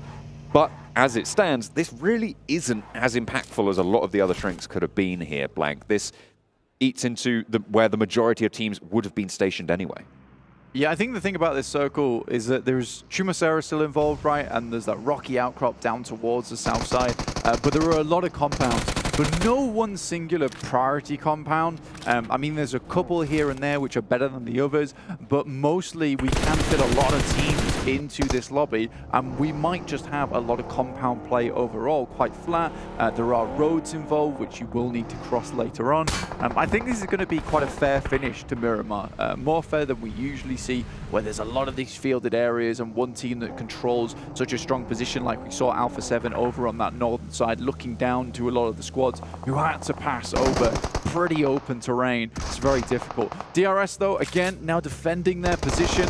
Low-key, trying to take some good shots over that way. Romeo Boy just about makes his way into the alley and escapes as quick as he can. Evading the sightlines of Delta, not the easiest task, but managed nonetheless. Once more, will mount up, but 2 players in the building for Yangon Galacticos. Romeo and Cute Loki, Gianti, reshucking the shells back into the DBS. Very handy in a pinch, especially in an urban environment where they find themselves. It is so devastating around those door frames. It's like Mazexis are going to look to try and move in behind through Los Leones. Hop on over to Gladiators, staying pretty much where they decided to go after that initial drop, Blank. They have not moved up north of the road that sits in front of them. They'll play a little bit slower on the southeast side. Sem9 still down towards the south, as you said. Gladiators off towards their northeast side. Vampire also making their way through from Los Leones on the outer edges on that slope that moves down over towards Chumacera. And Alpha7 have headed down from La Triera, moving in from that outer edge. I think they want to play a much more safe edge play style. It's what they attempted on day one, trying to go for something a little bit longer in terms of the approach, spending much more time with Blue. I think they're still going for that approach today, but they have shortened that amount of time that they're in the blue now. So still making those similar good rotations as I spoke to earlier on the desk. You know, that first 15 minutes is great from Alpha7, but this time around they're setting themselves up for that success in the late game, which they have been missing out on until very recently. Circle pops, it heads over towards Los Leones still, so it keeps a lot of those teams who are worrying that they'd have to find their way out, gives them a little bit more time to plan those routes should they need to leave, which is most likely to happen in these next few circles. On that eastern side, FaZe still very much in there. A 2-2 split for Yokohama Donuts Varel. We'll see if they have a little bit better luck this time around. They had taken such an extremely good spot in that last game. Set up camp, started all singing around the campfire, playing those songs, and they were having a great time. Then they went for the 2-2 split. They left the campfire behind. It was no longer cozy. And at that point in time, I think they were trying to control way too much area, and I think they realized that by the time that 2 of their players got assaulted by the 3 from Alpha7. And I think in that situation, Gladiators just disappeared from their heads. Right? They just no longer existed. They completely forgot, went over to deal with Alpha7, and Gladiators go for a very, very good backstab. And again, you have a similar situation where Gladiators are like, Alpha7 no longer exists in our heads. And race on over for the loot, in which case they do get taken down. So some sloppy play here and there, but I think overall Gladiators had played quite a fantastic match last game from what was a pretty rough position on their side of the match, pinched between Yokohama Donuts as well as S2G. So it was quite interesting to see them play out. And I was a little bit more confident in their approach until they just sent it. And they still got a decent point record on that last game either way, so not the end of the world, but it would be good to see the Gladiators get a chicken dinner. No, just a mini apocalypse, really, at this point in time. It would be good to see them get at least one chicken dinner during the All-Star Stage for the Gladiators. It would be. Now, one team that I cannot look down upon is Team Falcons. They're doing really, really well. I think they've made some pretty hard rotations into the line of fire of a lot of strong teams, but they just push through it a lot of times. I think that, yes, they don't have extremely good team fighting capability, but it's good enough, and they have set themselves up for some really good fights in the past. Very good utility usage, I would say, and their terrain control is more often than not quite decent. Now, could we get against Alpha7 off the back of that momentum? I would say that they were looking pretty downtrodden over the past couple of days, but now look a lot stronger. Mafioso does fall, though, on a very aggressive push. Revo able to make the numbers go their way. Senatexa looking to get the res. Should be able to pick him up here, but unknown from iKURD has the off angle. The circle shifts out to that northwest side, which means that this move forward for Alpha7 is going to be a little bit easier. And Blank, you named them. You said they were doing well, and you did it to them. Falcons fall in the face of Alpha7. I think they're giving it all they've got, Captain, by the end of the day. And I think it's okay to go down here at 18th place. I think they've done very well over the past 2 days, especially on those latter parts of yesterday, to bump up their scorings. Because currently in 5th place, 85 points, I would say that that is not bad whatsoever for Team Falcons. They were not looking great at the start of the day yesterday, and they have really picked things up, something proper. Very much making the crowd proud. We're all supporting them here at the arena. Alpha7, though, did take some nasty shots coming their way. And S2G, they certainly need to step something up. The desk were talking about it. It's not what we expected. There's no more excuses on the line. Not that I would say a medical injury was an excuse, to be honest. But I think this is where they can start to show us all that homework, how it's paid off coming up to this event. All this time they've had to watch these teams. You'd hope that they'd have a very, very good final day. Because right now, I would say in 10th place, 48 points, it is becoming very difficult to breach into that top 6. Gladiators trying to deal with Sem9 now. Matic forwards. Kitsune a little bit further behind. The rest of them stationed even further back. Tixi and Meku playing backstop on the 2-2 small split here as they regroup up. Playing 3 together now. Tixi still out on that off angle. Depp He puts the nade right, it could be disaster for Gladiators. That looks pretty on target, a little bit to the right maybe, but the damage could go through. We're waiting for it to pop, and a lot of damage sent over to the Gladiators' health bars. You can see that on the tower on the right-hand side of your screen. But they have regrouped and they have survived. They'll need to move further north, but they are under the watchful eyes of FaZe Clan. FaZe are constantly in the wings of a lot of these fights, and we've seen before that they're not afraid to send out in towards the outside edge of the zone to take these fights. They are just sitting pretty up on top this side. I think that maybe Gladiators can feel a little bit safer knowing that there is a loot crate up there, potentially teams. Maku steps out, will get knocked. This is not looking good whatsoever. 2 players down. And FaZe are going to pick up all the points as Tixi tries to steal some of them away. 2 eliminations found, but Tixi didn't manage to get any of those done. Kitsune and Tixi, 2 players now alive for Gladiators, and they still need to make the break for it. Kitsune leaves his teammate in the dust and straight into the sightlines of Bigetron as well. Not safe by any stretch, but could just about make it to cover. FaZe Clan, in the meantime, going to have to regroup back up north towards Mormon and figure out their path forwards. Center of the circle now as we hop on over to the rest of the lobby. You've got Infinity IQ, and once again, Yokohama Donuts Barrel playing that wide 2-2 split. They've maintained that pressure. Vampire Esports taking their fight against Yangon Galacticos. Schwepp's already finding a little bit of damage here. This is the engagement between i8 earlier on. A really good run-up. Kenny, sir, has been very, very good today. And that is not easy to pull off, and he makes it look fairly easy up until the point that FaZe were able to get involved, who have been quite the vulturous team, I would say. There are a lot of times just waiting for these engagements and picking up the pieces afterwards. Wouldn't say it's the most honourable play style, but it's certainly getting them points. All Pixum and Grubbly, their play today. But if it works, and you can't say fairer than points on the table. AGONxI8 under pressure from DRS as they swing out to the shots in the shack. IQ wanting to stay alive, but Blade not so lucky. Ghost finds the needle threaded right through his ear. And Tony K leaves Delta to pick up a point. Killer opening up with the vehicle explosions as well. And that is going to be a whole load of points actually going through for Delta and DRS. I mean, Vampire could have been on around about 9 eliminations so far. They've had a very good start to their game, waiting for these teams to move out from Los Leones, which is something that was going to happen eventually. They knew that these buildings up here can hold 1 or 2 teams. Huge. Nice nade there coming through from Unknown off the top side. Now Alpha7 with 2 players should struggle to take this engagement versus iKURD. Revo is there though, the star of the show for this Alpha7 roster. And remember, what we wanted to see from Alpha7 was to be able to maintain the pace that they'd set for themselves in the last game. Revo leaves Senatexa as bait on the back of the buggy.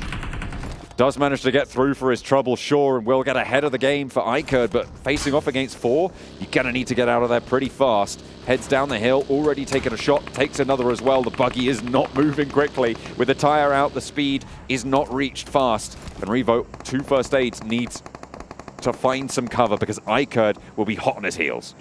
Yeah, once again, Lone Ranger vibes for Revo.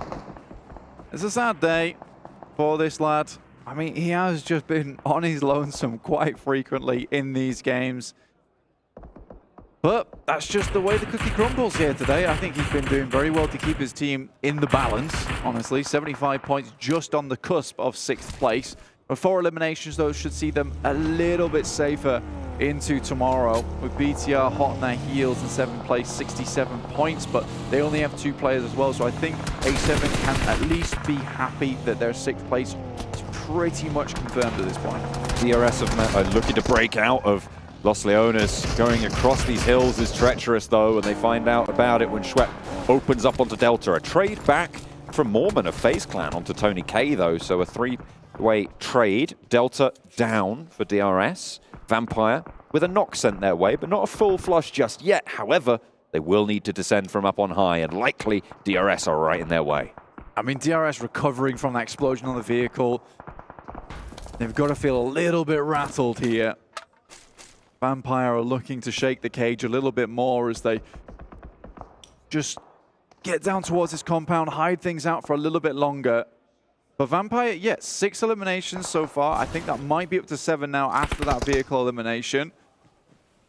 And again, there were 22 eliminations at the start of this game compared to their 44 yesterday. Already, they've bumped that up to 29. So we're looking more and more respectable, honestly. And again, it started all at the beginning of yesterday. Doesn't mean we can't bump up those points at the end of the day as well. So Vampire looking to really even the score by the end of the day. I mean, you say even. Match up to their previous performance, I think, is probably fair to say, because right now 7 points. They have now exceeded that 10-point average that we were talking about before already. What's the difference between even and match? Can I get back to you on that? Yes. Okay. Fantastic. As long as you know. I'll have to give that a long hard think. I didn't mean it. He doesn't look happy in the corner there. What were you saying? Carry on. I can't remember now. Okay, I apologize. Anyway, Vampire Esports have managed to find their way to the road on that top side. This is actually quite interesting that we keep this roadside in, because the little ridge, as you can see here, is pretty important to a lot of these teams, including S2G. D+ Kia will be taken out by some nades coming through from R8. There was one sent backwards, and now iKURD look down towards S2G, who found themselves in pretty much a pit, and they're going to have to find their way to dig out of this one, because iKURD is not going to let up anytime soon.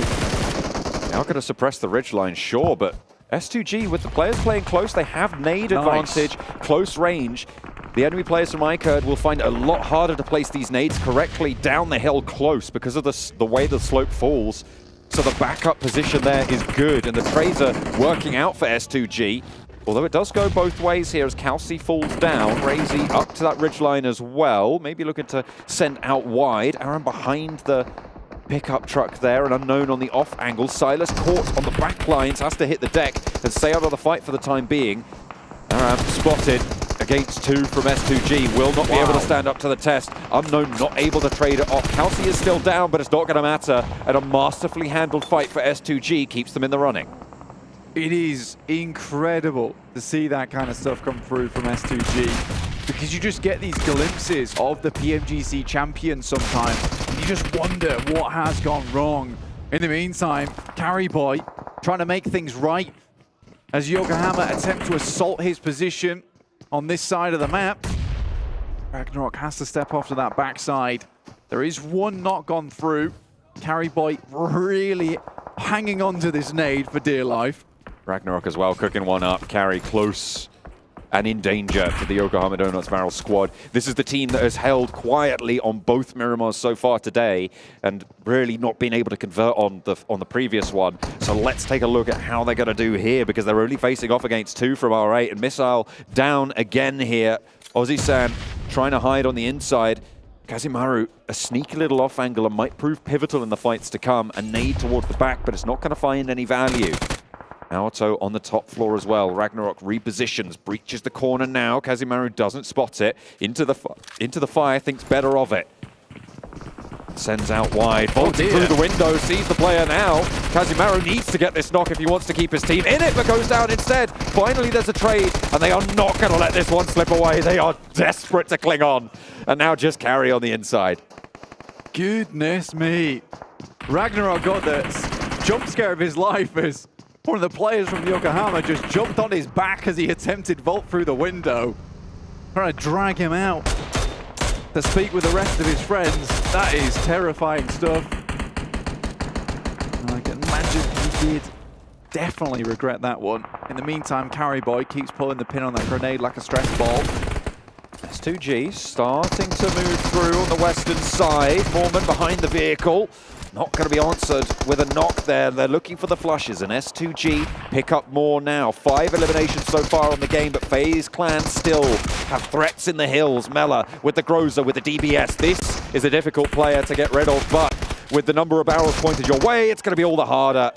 Finally, they're able to dispatch it. Hamzy G, the only casualty, and there's cover for the res. Once again, we see this coming through from FaZe Clans. They absolutely melt when it comes to just a one-on-one fair fight between 2 teams.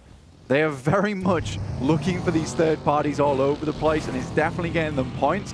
And If that's the way they want to make that money, absolutely fine. I would love to see them to really try and take some more of these opportunistic plays in these fights.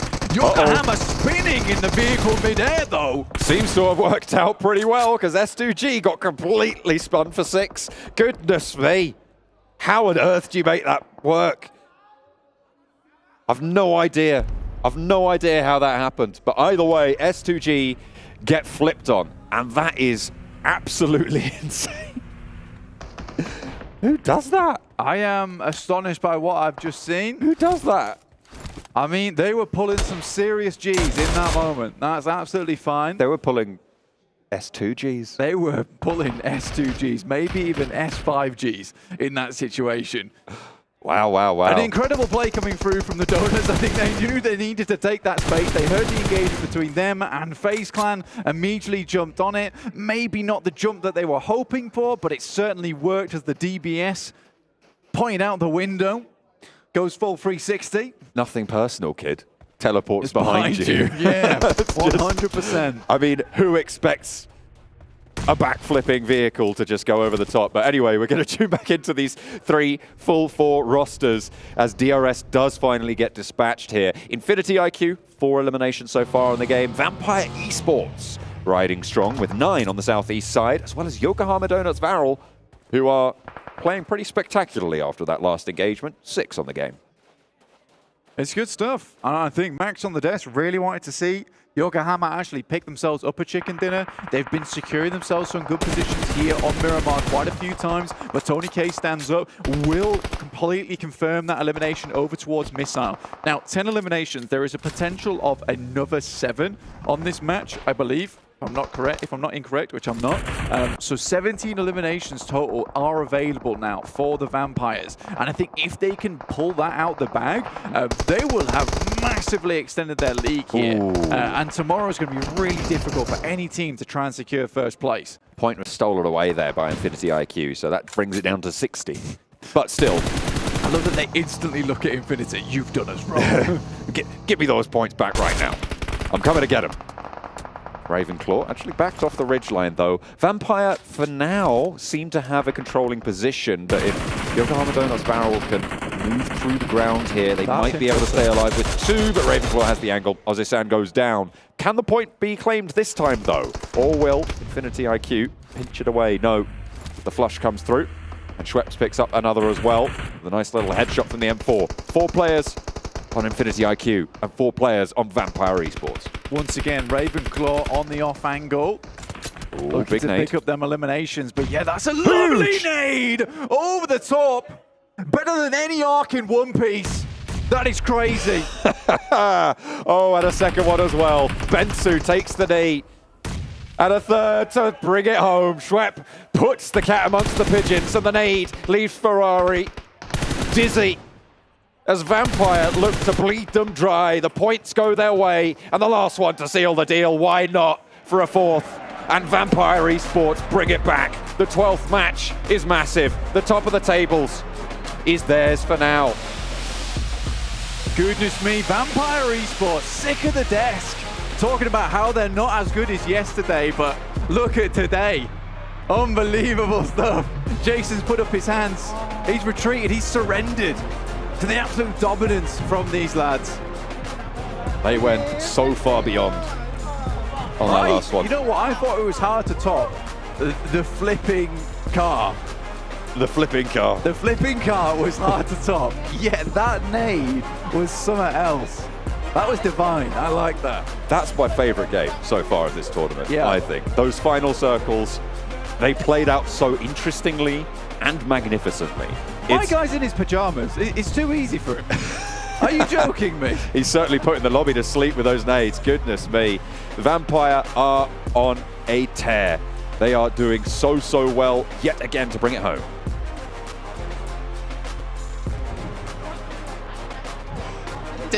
Yeah, bring it home they did. I was just hoping you guys at home could actually figure out what I was saying before I said it, because I know you guys are watching these games intensely. Vampire taking home the chicken dinner, but you know what's the most important thing about that? It's not them winning. Well, technically it's them winning. That's pretty important. Hold up a second. Maxman not having a curse. Actually, whoa, yeah. The curse is broken. I mean, the curse didn't exist. We weren't sure. I don't think so. I mean, Donuts Varel did good. So I'll appreciate that. No, no. You have to do it too? You stop that right now, sir. It's not happening. You have to do the Alpha7 thing. But you Alpha7 won Yeah, and you're I'm like... doing it. You're doing it too. Are you doing the right side or the left? Okay, let's go. Nice. Done. The contract has been sealed. Now, today. Jason, remember how you were talking about Vampire? I know, I was waiting for them to cut to a wide shot of us actually there. If they could do that real quick, that'd be good. Come to the dark side. I'm not getting anything cut on my hair, okay? He's going to do like the middle line. I've got a girlfriend at home that I want to keep, okay? And that's why I have a beard and that's why my hair's cut, you know. Oh, okay. Vampire, like honestly, a fantastic match of them. We were watching, I remember hearing Hotjukes and Kalaris say like, just Vampire, they just seem to always get eliminations. They always seem to be on the board, even if they go out relatively early, which for them isn't that early. They're still getting a ton of elims, and they're still showing like, yeah, we're still a top team. We're just maybe not trying as hard as maybe we were on day one. It's hard to say through gameplay, but it felt like they were angry. They were like, they saw compound from a distance. Their new team was there like, gonna breach it. We're gonna send it. And they just full send it. So you know what it was? You do that again? They're gonna full send it. They're gonna go for it. Calm down, John. Okay. You know what it was though? They saw that. You wish. Out of pocket, Seven. What are you doing there? They saw that last segment, Sir, and it was like, they were saying that we can't frag out. Yeah. Release them. And Sertani's like, I wish I'd leave my 2 Rolexes back at home where I'd be like this. You see this? Where do you think these came from, son? Take a look at some of the highlights here from this match. And yeah, I mean, we do see Japan as well start to rise up here with Donuts Varel. And we've been kind of wondering, when are they going to show up? And not a bad time to do so. Obviously, the final match of the day. But now that means they have to replicate it tomorrow. And to continue to replicate it tomorrow if they want to break into top 6. I was a bit scared in the first Miramar today when they took that fight versus Alpha7. I feel like they shouldn't have lost it, so it kind of made me rethink if they were able to take these head-to-head fights. And now they could do it. They had a really good fight versus R8 in particular, 7. We saw in the compound across the road up north of those later circle changes. So they can still fight, which is great, but when you have Vampire to start initiating the splits, and that initial nade from Tony K was mental, it just pretty much seals the deal at that point. To be fair, though, for Donuts Varel, that is back-to-back matches where they are able to kind of outlast a lot more than they were able to before. It just comes down to not throwing. Yeah, as we saw it feels like Alpha7. they were actually doing a lot more than the previous game. The previous game is more like circle. Here they actually fought for that position. They were being a little bit more reach the late game. Yep. Exactly. Yeah. All right, let's take a look at the match rankings to get an idea, again, of the points that the teams did get, because it sets them up perfectly going into tomorrow with just 6 matches left to go. You can see 12 out of 18. Vampire, 26 points. I think what's important, though, besides the fact we talk about Donuts Varel, is Infinity IQ, man. They have had, I'd say, a rough day. They were around like 57 points. They were getting towards the bottom of our first page. And honestly, this is much needed 11 points to help shoot them back up into reach. They are in reach of top 6 after that game, fully. Like tomorrow, they can make it happen. Of course, they need to try and follow it up with more results. It could happen, but not going to be too easy. So, though, on the second page, Alpha7 not able to get themselves a follow-up after that strong, aggressive performance, but that's fine. Lay into him. Come on, Max. Lay into him. I'm in reach of 7, okay? I don't want to get in drama here. Don't look at me like that. I'm like a little chihuahua. What? Okay. What? You just call yourself small. I am short. To be fair, you do talk a lot and you do bark sometimes, like a yappy dog. Makes sense. I'm down. I'm not speed. Anyways, go on. Okay, well, again, 6 matches left to go here for these teams going into tomorrow. Now the question comes yet again. We saw some teams improve from yesterday to today. Will we continue to see teams, or other teams maybe even improve going into the final day?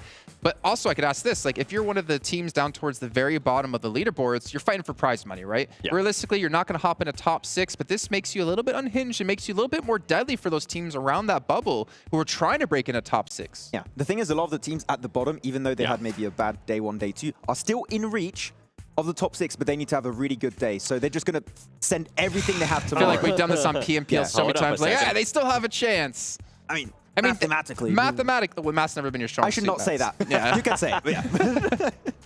But technically, they could make it, right? So they're going to go back and say, okay, there's no other way for us to qualify in top 6 unless we have the biggest day ever. So they're just going to be like, okay, we're going to start breaching teams, maybe hot dropping, even though that very rarely happens at this level, and just try our best to get the best day possible here. I kind of want to see the overalls, though, to be able to see which one of those teams can actually have even a chance. You will be granted. Right 143, 33-point lead here for Vampire, considering I've been a little harsh on them today, but 60 placement points, 83 eliminations, 110 for DRS, Gladiator at 94, D+ at 89, Falcons at 85, Alpha7 at 79. So they, well, technically FaZe Clan, again, would be qualified because Alpha7 is in our top 6, and Alpha7 are already qualified to the main event. And I think this is what you were talking about, Max. Teams like S2G, right? Teams like Viral, especially after those last 2 games, they've been able to just push themselves up in a big way. They would just need to come in hot tomorrow. And by hot, I mean being able to win a match and also back it up with a lot of elements. I thought you were going to say coming in hot like what's outside. Because it is hot outside. It's like 43, 44 degrees Celsius. And that's like 110 in Fahrenheit for the people watching in India. Oh, what? Stop using Fahrenheit, okay? I don't understand those numbers. It's too complicated. So I'm going to challenge actually production here. You know, we've been griping on Vampire a little bit today, a lot today. Yeah. Some of us more than others. Whoa. We've looked at yesterday versus today a couple of times. Let's look at it for a third and final time here. Vampire yesterday versus Vampire today. I think there was like a 3,000 damage difference. There was like 20 30 elimination less as well. I'm curious if that gap has closed quite a bit, and they're actually really close to their results from yesterday. I don't remember what they ended off point-wise at the end of day 1. It would a lot of points. I think they finished at like 140 odd now, right? And yesterday, I think they're around like the 70 marker. It might have been. They basically put up the same amount of points today as they did yesterday almost, which is even more impressive considering they only got the 1 chicken dinner, and yesterday they had the 2 right back to back. I think they were like close to a 15-point average throughout yesterday. So they were definitely really high, but yeah, they've been able to get some good results. That's the thing we were hinting at, right? They weren't able to get those chicken dinners like they were able to get yesterday, but we're still backing it up, even with just little elims here and there and some good placement points. Well, you know what? Luckily for us, we also had some other teams step up, like your Alpha7, 7's favorite team, and we do luckily have an interview on the stage with Barney to talk to them and see how they've done, of course, over the course of these 2 days. I'm joined by Pedrinho of Alpha7, and I'm also joined by Victor, who's going to help translate for us. Pedrinho, I just wanted to ask you, from yesterday to today, what have you changed, and did it make a big impact during day 2? Ele quer saber o que mudou de ontem para hoje para ter impacto tão grande na jogabilidade. A gente analisou muito o jogo dos times ontem e fizemos uma mudança no jogo de hoje para encaixar com o mesmo jogo que os times estão fazendo. Yeah, we've analyzed a lot the games from the different teams, and we try to respond to them and make our game fit more with what they're doing and have a better reaction to the action in the map. Well, I guess we have a bit of a curious question from a bunch of the casters also in the English talent section of this studio. They just want to know, which team has caused or given you the most trouble over the past 2 days of competition? Who have been like the toughest? É uma pergunta de todo mundo da equipe. Qual time tem dado mais trabalho para vocês? Qual time está sendo mais difícil de responder?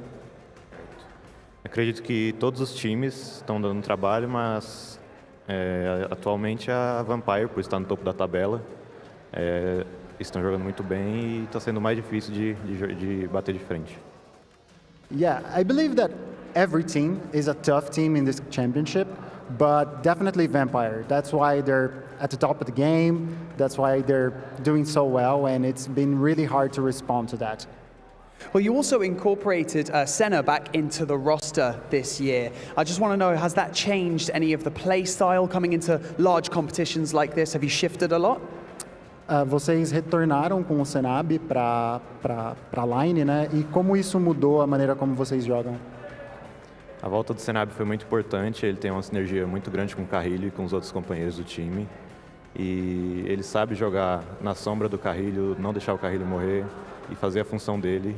E isso impactou muito na nossa line e é o que faltava para a gente voltar a conquistar os títulos.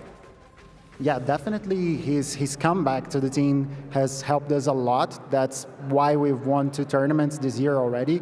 He can be Carrilho's shadow, which is very important for us, as well as playing different roles when needed. And his impact was huge, and that's why we're here today.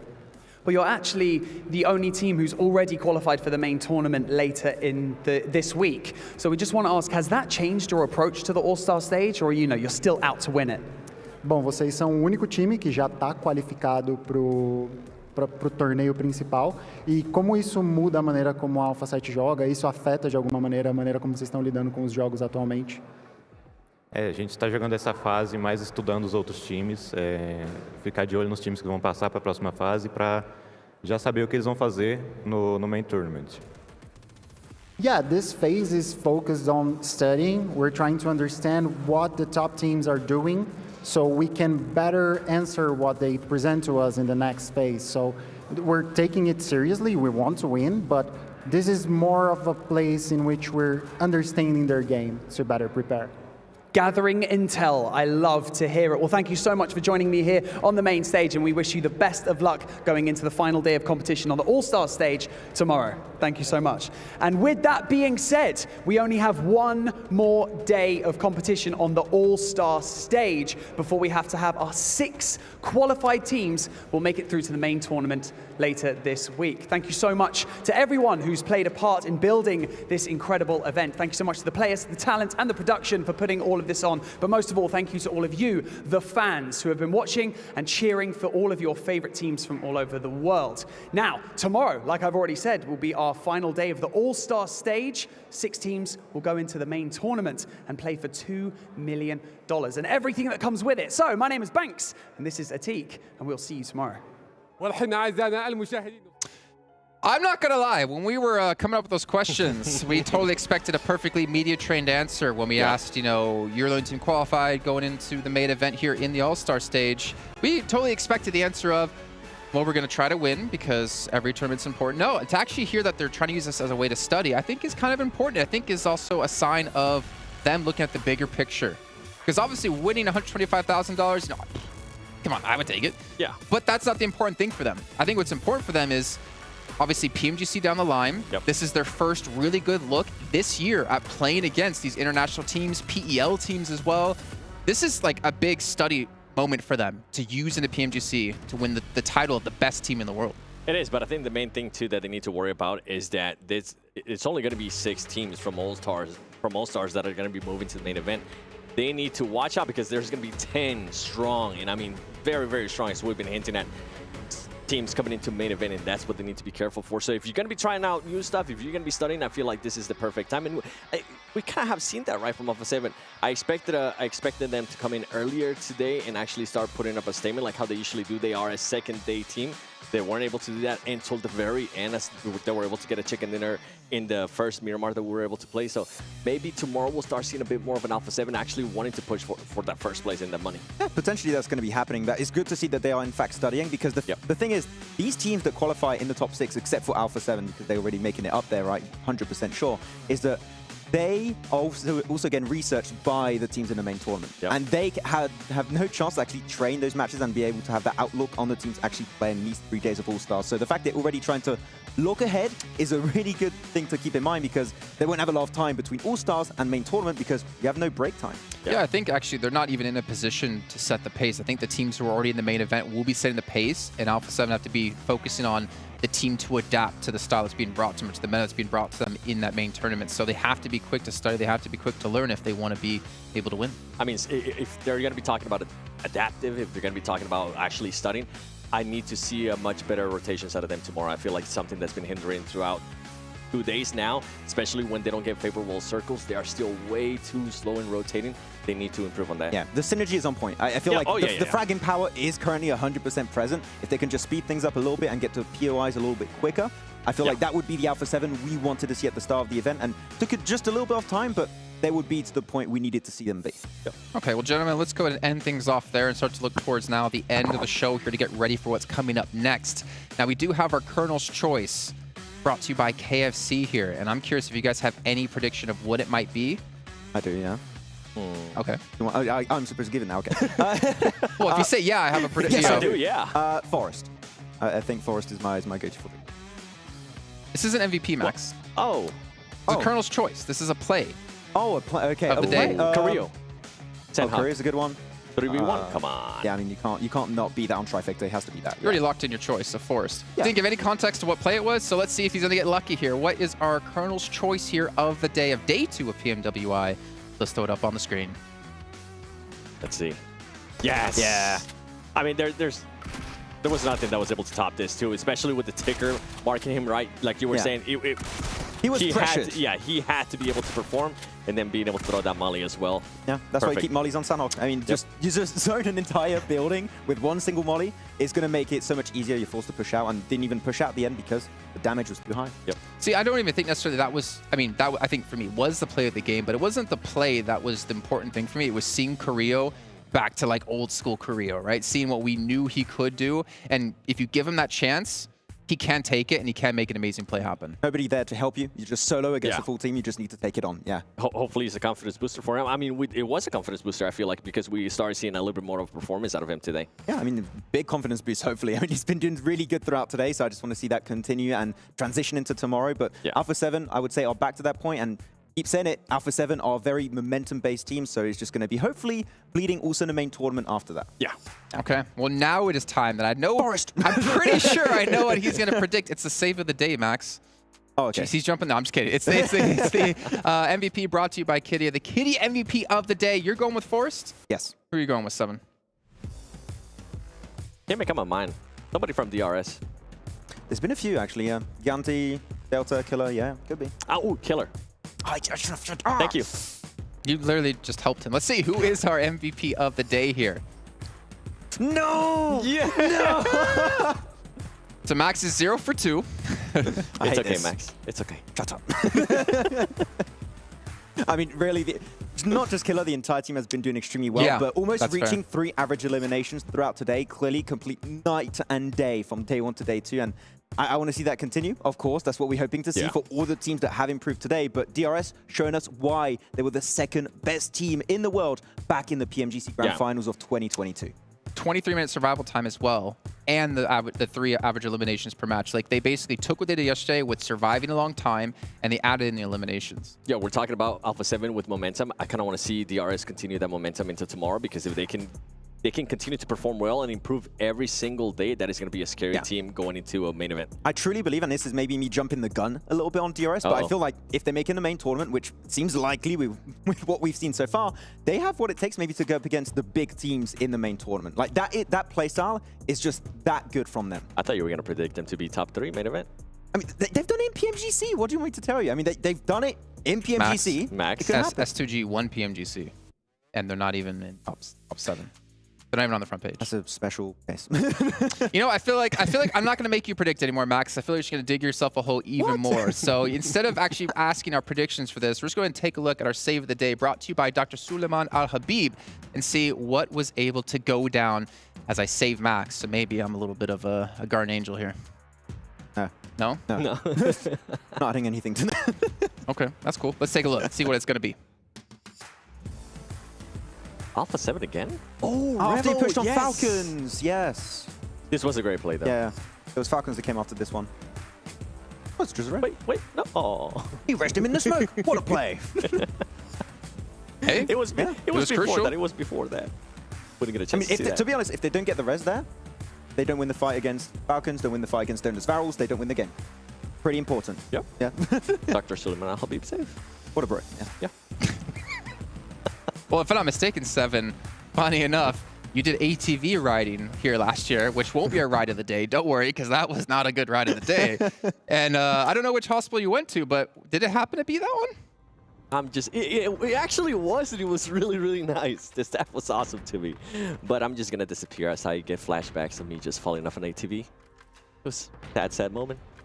Yeah. He's actually not disappearing. He's just stepping off his box, just to let you guys know. Oh, yeah, I can come back up now. Oh, man. It sucks being tall, because, like, I'm not on a box. You know, normally when I work desks, I have to actually sit because I'm too tall. But we got boxes here. We got boxes on boxes on boxes. We're not going to talk about how many he's got under him, but he's got enough. Until you see how tall I'm going to be tomorrow. Just every day getting taller and taller and taller. Every Alpha7 win, an extra box comes in. I like that. Yeah, that's cool. Man. Yeah. All right, well, we do have one more today, and this I'm also not going to challenge you on. Forrest, no. It actually could be. That's the funny thing. The one I'm not going to have you predict on could be it. Okay. You ready? Yeah. I mean, what are you going for? So it's going to be our ride of the day presented by Abdul Latif Jamil Motors. And I'm actually curious what it's going to be because we did have a couple of ride buys that were fantastic, a couple of runovers as well. Let's take a look at what it's going to be today. I don't know which team it's going to be, though. I remember one that stands out. but I don't want to predict it because I don't want to be wrong. We had DRS that did one. I was thinking about DRS The thing is that too. I don't know who was controlling the car, so I think it's that. It has to be DRS. Oh, BTR. Bigetron. We didn't even get a chance to actually see this. I don't remember. No. Oh, what? Okay. Oh my god. A fadeaway in the car. That's. Oh, we got more than one. Oh. Oh, we got multiple. So maybe we should clarify. It's the rides of the day, I guess. The rides of the day. Ooh. That's the one I was thinking of. GG's. And that one. And that one. Oh. Where's the DRS ones? It's gonna happen. No way. Oh gosh. That boy had no chance. That was the full push on from them. That one. Oh that last one right there won it for me. You know, to be fair, I think going forward, maybe at some point, we should actually give extra points for runovers. And you know, you style get 1 points. point per elimination, maybe get 2 points per runover. Just drop the weapon. How about style points? 3 points for a pan. Oh. You know how many teams would actually try to go for it, especially at the end, like 4v1. That would have been fun. Oh, we have seen a pan before. I think it was last year, wasn't it? I can't remember. I think it was the only last one I year. remember, we had a finish that happened ages ago. I think it was in Indonesia. Yep. And it was a pan finish. You just threw it out random and it actually hit somebody? Yeah, got him. Is that the sound it made? Yeah, bonk. That's pretty accurate. Yeah. You didn't see this, but I don't know. Maybe you did see it. It's not quite a pan, but we can see what kind of sound it makes. Maybe it's going to make a French Stone sound. Cold Steve Austin. I think it would be pretty accurate to the sound, actually, yeah. Well, you know what? We wouldn't be able to be here without STC Play here, bring us the analysis desk, bring us here to Saudi Arabia as well, so we can make sure to have some fun here and hopefully bring you some analysis paired and sprinkled with some fun, and some of it at the expense of Maxman. Forrest. Wait, was it? Did I mess it up? Okay, sorry. I think it's actually coming up. Oh, wait. I think he's going to wake up in the middle of the night and just like from a dream, a nightmare, and just be like, Forrest! It's him! He's right! Da, da, da, da. All right. Yeah, Well, you know what, gentlemen? I want to end off the day by asking, do you have any particular highlights that stood out to you today? Do we not say DRS? Yeah. I thought you were going to say Forrest, to be fair. That one time you actually had a chance. Yeah, the one time you had the one chance time to actually use Forrest properly. I love messing up segments. That's what I do best. No, really, DRS for me. We had so many improvements, and the fact they improved significantly on the aspects of the game we mentioned, and they've been retaining that great macro rotation early game and starting to be a lot more aggressive in the late game. For me, they're going to be qualifying with this playstyle if nothing changes tomorrow, and main tournament, they could also do really well with this approach. I think for me, it has to be Vampire Esports. The way they were able to finish off the day, especially after, in a way, we kind of started doubting them a little bit. Even though they were able to perform really, really well today, we actually go back and look at the numbers.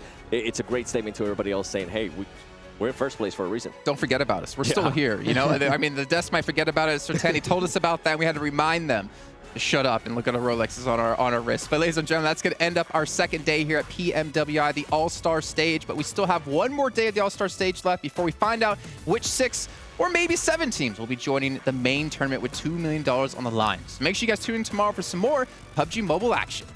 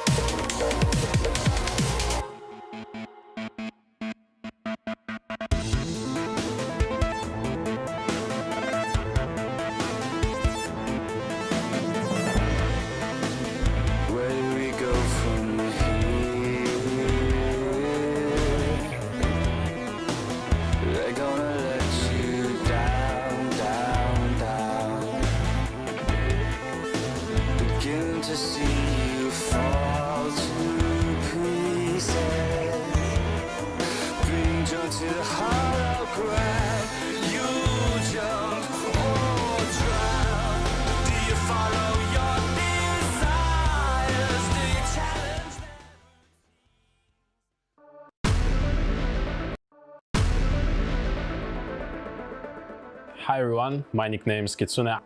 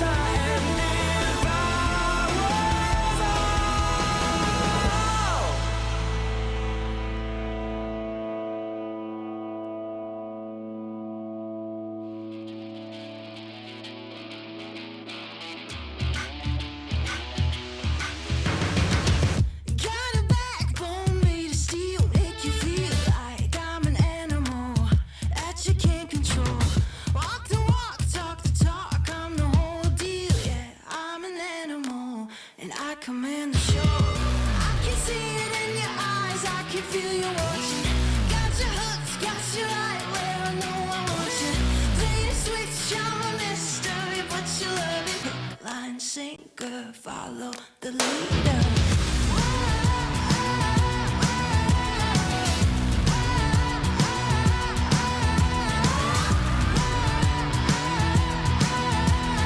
Hook, line, sinker, follow the leader. Bring you right there to the edge, make you sweat like you can never take the heat, but it's never too hot for me. I walk the walk, talk the talk, you know I'll never stop, 'cause I'm an animal. I'll just laugh it off. I can see it in your eyes, I can feel you watching. Got you hooked, got you right where I know I want you. Play the switch, I'm a mystery, but you love it. Hook, line, sinker, follow the leader.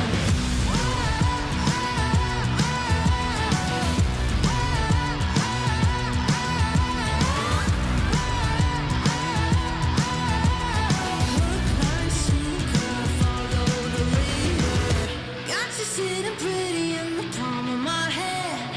Got you busy, got you missing me, you can't stand it. Got you desperate, got you wondering where I'm at. If I'll call you again.